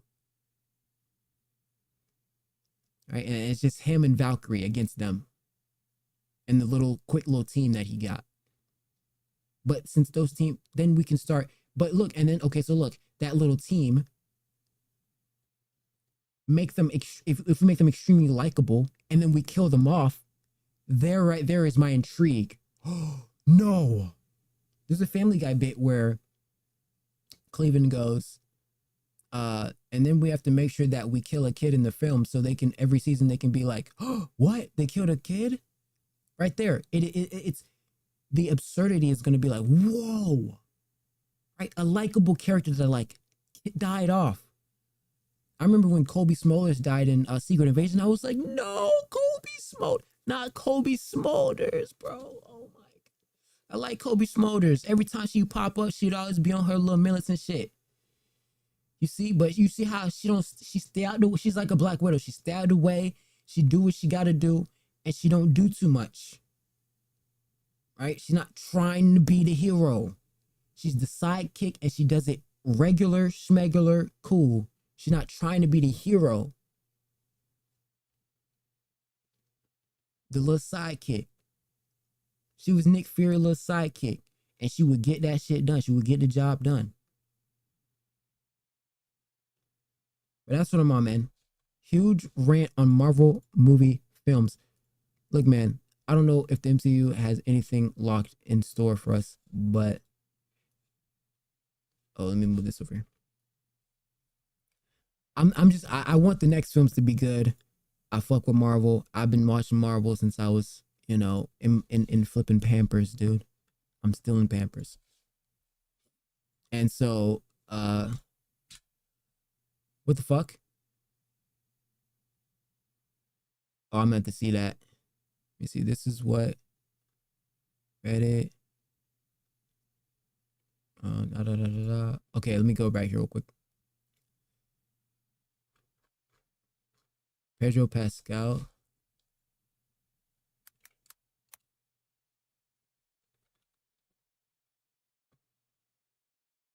I think it's just say.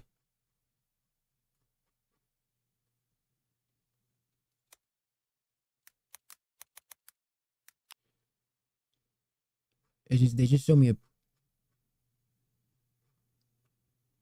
Robert Downey Jr.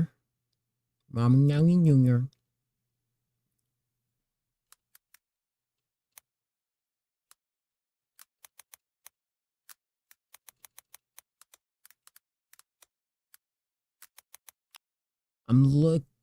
Wait. Okay. Pedro Pascal had to go. Wait, Pedro Pascal had to go.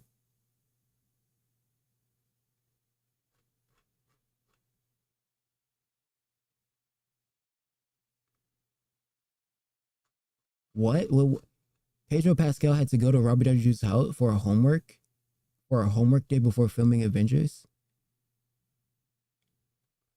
What? What does he mean he's doing homework? Practicing being pegged by Doom since Reed is clearly the beta in this film.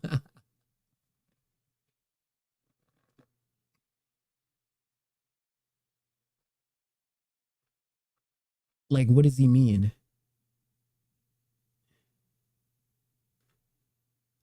Is that an innuendo? Read, jerk it a little. Translation, gay sex. Oh, that sounds so gay.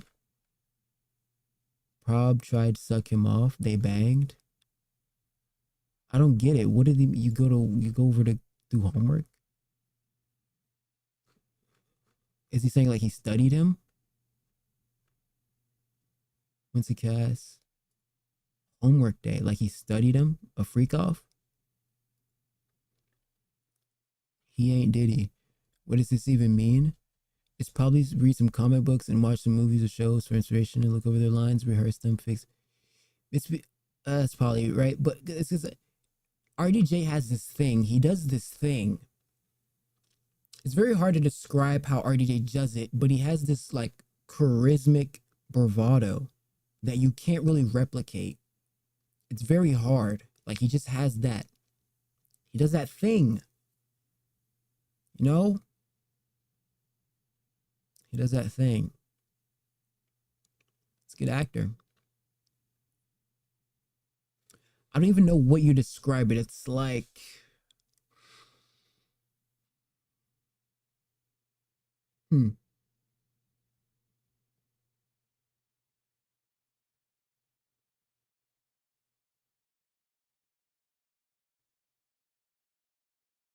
It's like a spontaneous... It's like a spontaneous, conveniently...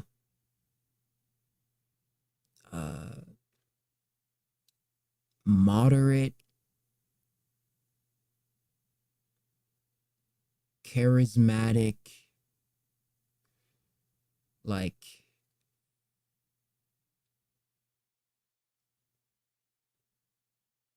philanthropic, obviously. Like he's just got this like swag, you know, this bravado that's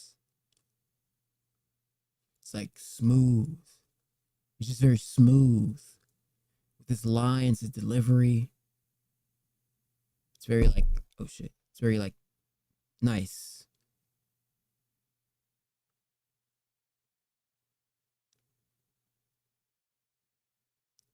He does. He sometimes does. He either does like that, like a little quick yap. You know how he does like the little quick thing. Yep. The little that. You know what I'm saying? Like the little yep. The little quick little yep thing. He does that thing, or he does like the little like the little where there's like emotion, where he does like the little like the little gravelly vocal thing.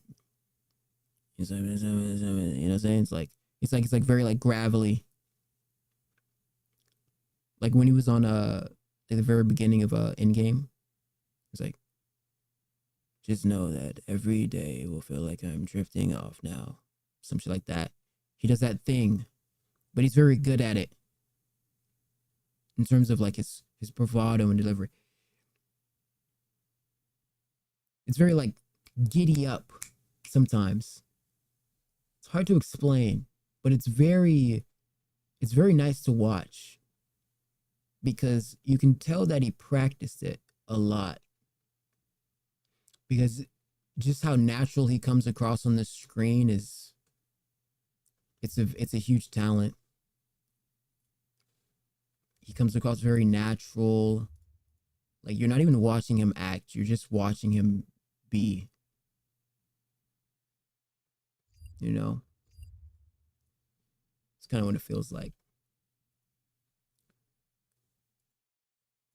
I'm gonna reload this one.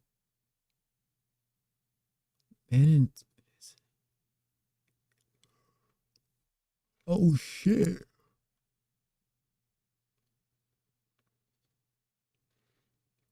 Oh shit.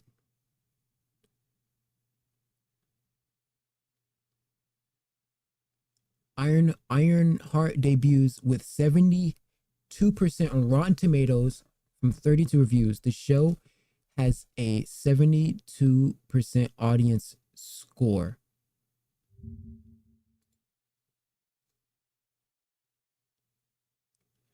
Brother, I thought this was a movie. Just like Agatha All Alone. That one started 73, 74 and ended 83, 84. It's a above average series. Watch until second ep. Better than Secret Invasion, She-Hulk, and Agatha so far. Better than She-Hulk deserved for a one-time watch. I'm gonna watch it, bro. I'm gonna watch it. The review bombers found crying. Deserves a high rating. It's not that good. Probable spam. Let's see. Ironheart. Ironheart better. If her suit is not refined, I'm gonna be so fucking tight. Because it's gonna look awky and weird. She's just gonna look blocky as fuck and like weird. Like I don't like it. She need to be slim. And correctly. She needs to be able to use her magic on her suit. Like there's got to be something there, man. Like, does this not look retarded to anybody? In like the literal nicest way possible. This looks retarded to me. Look at her. Like, look at it. Like, it looks like she's like not even in a suit. Like I don't even know. It just doesn't look right. I don't know, man. It just looks bad. Like, I don't like the awkiness, you know? It doesn't feel aerodynamic. I feel like a real genius wouldn't put so much fucking megatons everywhere. Megatons of stuff everywhere. Oh, look, they look very nice here. Ryan Coogler.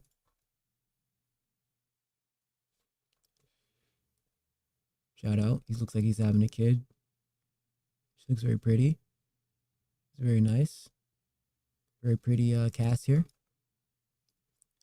I hope this film or this show is dope.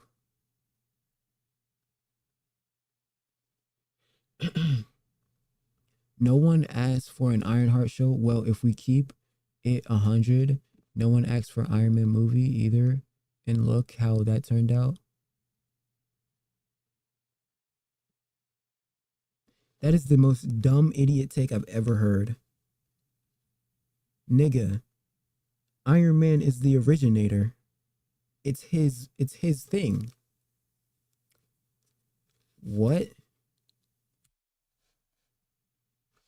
Half an hour in, oh shit, it's unapologetically black. Yeah, they aren't going like it. I'm perfectly fine with that. Racist fans trying so hard to make people think it would be hard, but we're falling for it. I mean, we'll see. I'm gonna probably watch it either today or tomorrow, and I will report live whether or not I liked it.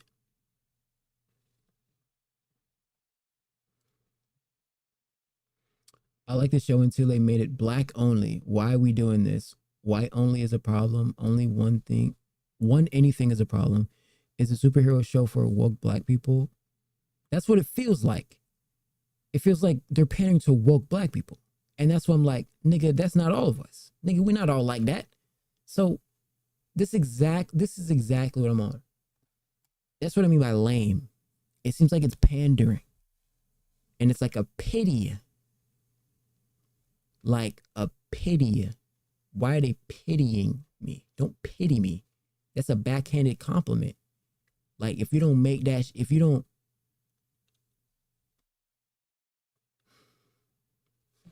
they really should start adding new characters, bro. That's what I think. I think they should stop with the bullshit and try new shit. Okay, we get it. Back in the day, they were a little bit, you know what? It's fine. We forgive them. And they didn't make that many black characters because of the circumstances at the time in which they were. Okay, we're done. We're past it, okay? Look at Miles Morales. They did great. We can make some new shit. I feel like we can make some new shit. And the new shit may even be harder than the old shit. Like Static Shock. That's already a character we got. What's up with a Static Shock? Once again, shit, it's a nigga with electricity. But what the fuck? Did they? I know that they're doing it, but is there anything? Is no news about it? Shit, they say Speed should play Static Shock. That'd be crazy. It definitely would do well. 100%. Let's see. They said it's meh. I'm gonna assume that it's good. Like fundamentally, because I haven't seen anything, like in terms of like footage that looks bad, like in terms of CGI or anything. But what I'm gonna say is, I think conceptually, I am not going to resonate with it. I don't think people are going to resonate, right? Or whoever. It's not that I don't think people resonate. I think they're resonating toward a small niche of people. It's a pedantical, like, pander. It's very niche. Like nerdy black girls. How many of them are in the world?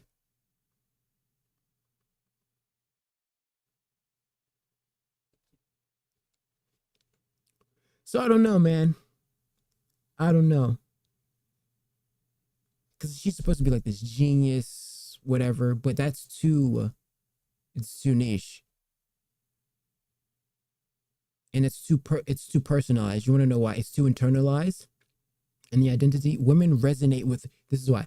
Women need the identity to be their complete resonate. They need to resonate with the look and what the person is. They don't decipher between actual power dynamics.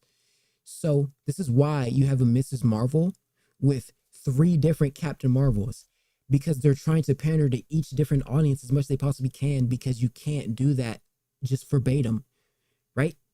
So when we're talking about making characters,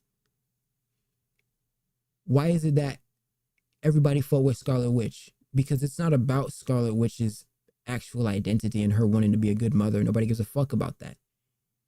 Nigga, that bitch is powerful as fuck. That's what people care about. Her coming in and doing the damage. But she does it in what? A way that is portrayed in favor of female nature. Why do niggas fuck with Goku? Because niggas don't give a fuck what Goku look like. Niggas give a fuck what Goku can do.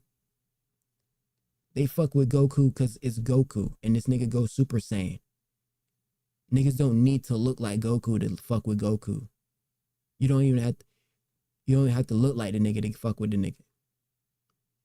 That's what I mean. It's very important. Because it's about the brain wiring of people. Of humans.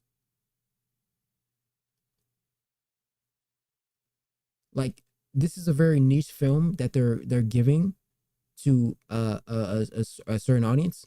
Cool. I think a huge part of this identity, if it's a girl, is you have to realize the identity in the niche.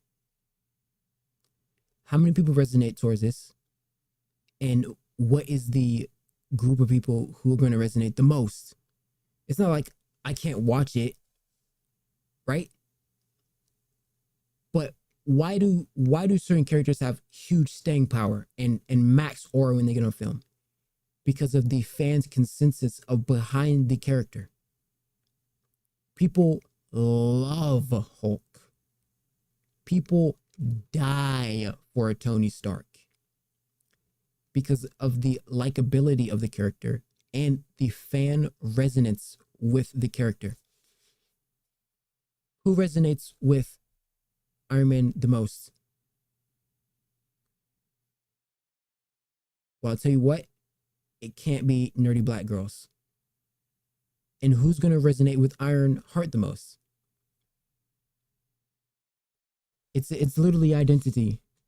That's why the Democrats play identity politics, because they know people who have that mindset, right? That's where their brain's going to go towards. It's a psychological fight. And it is what it is. You know, some people are going to disagree, but that's what I think. Okay. Now I'm going to end off. I'm not going to do, I think I'm going to stop doing the outro song. I think I'm going to stop doing the outro song. Maybe. We'll see, bro. All right. That's been me.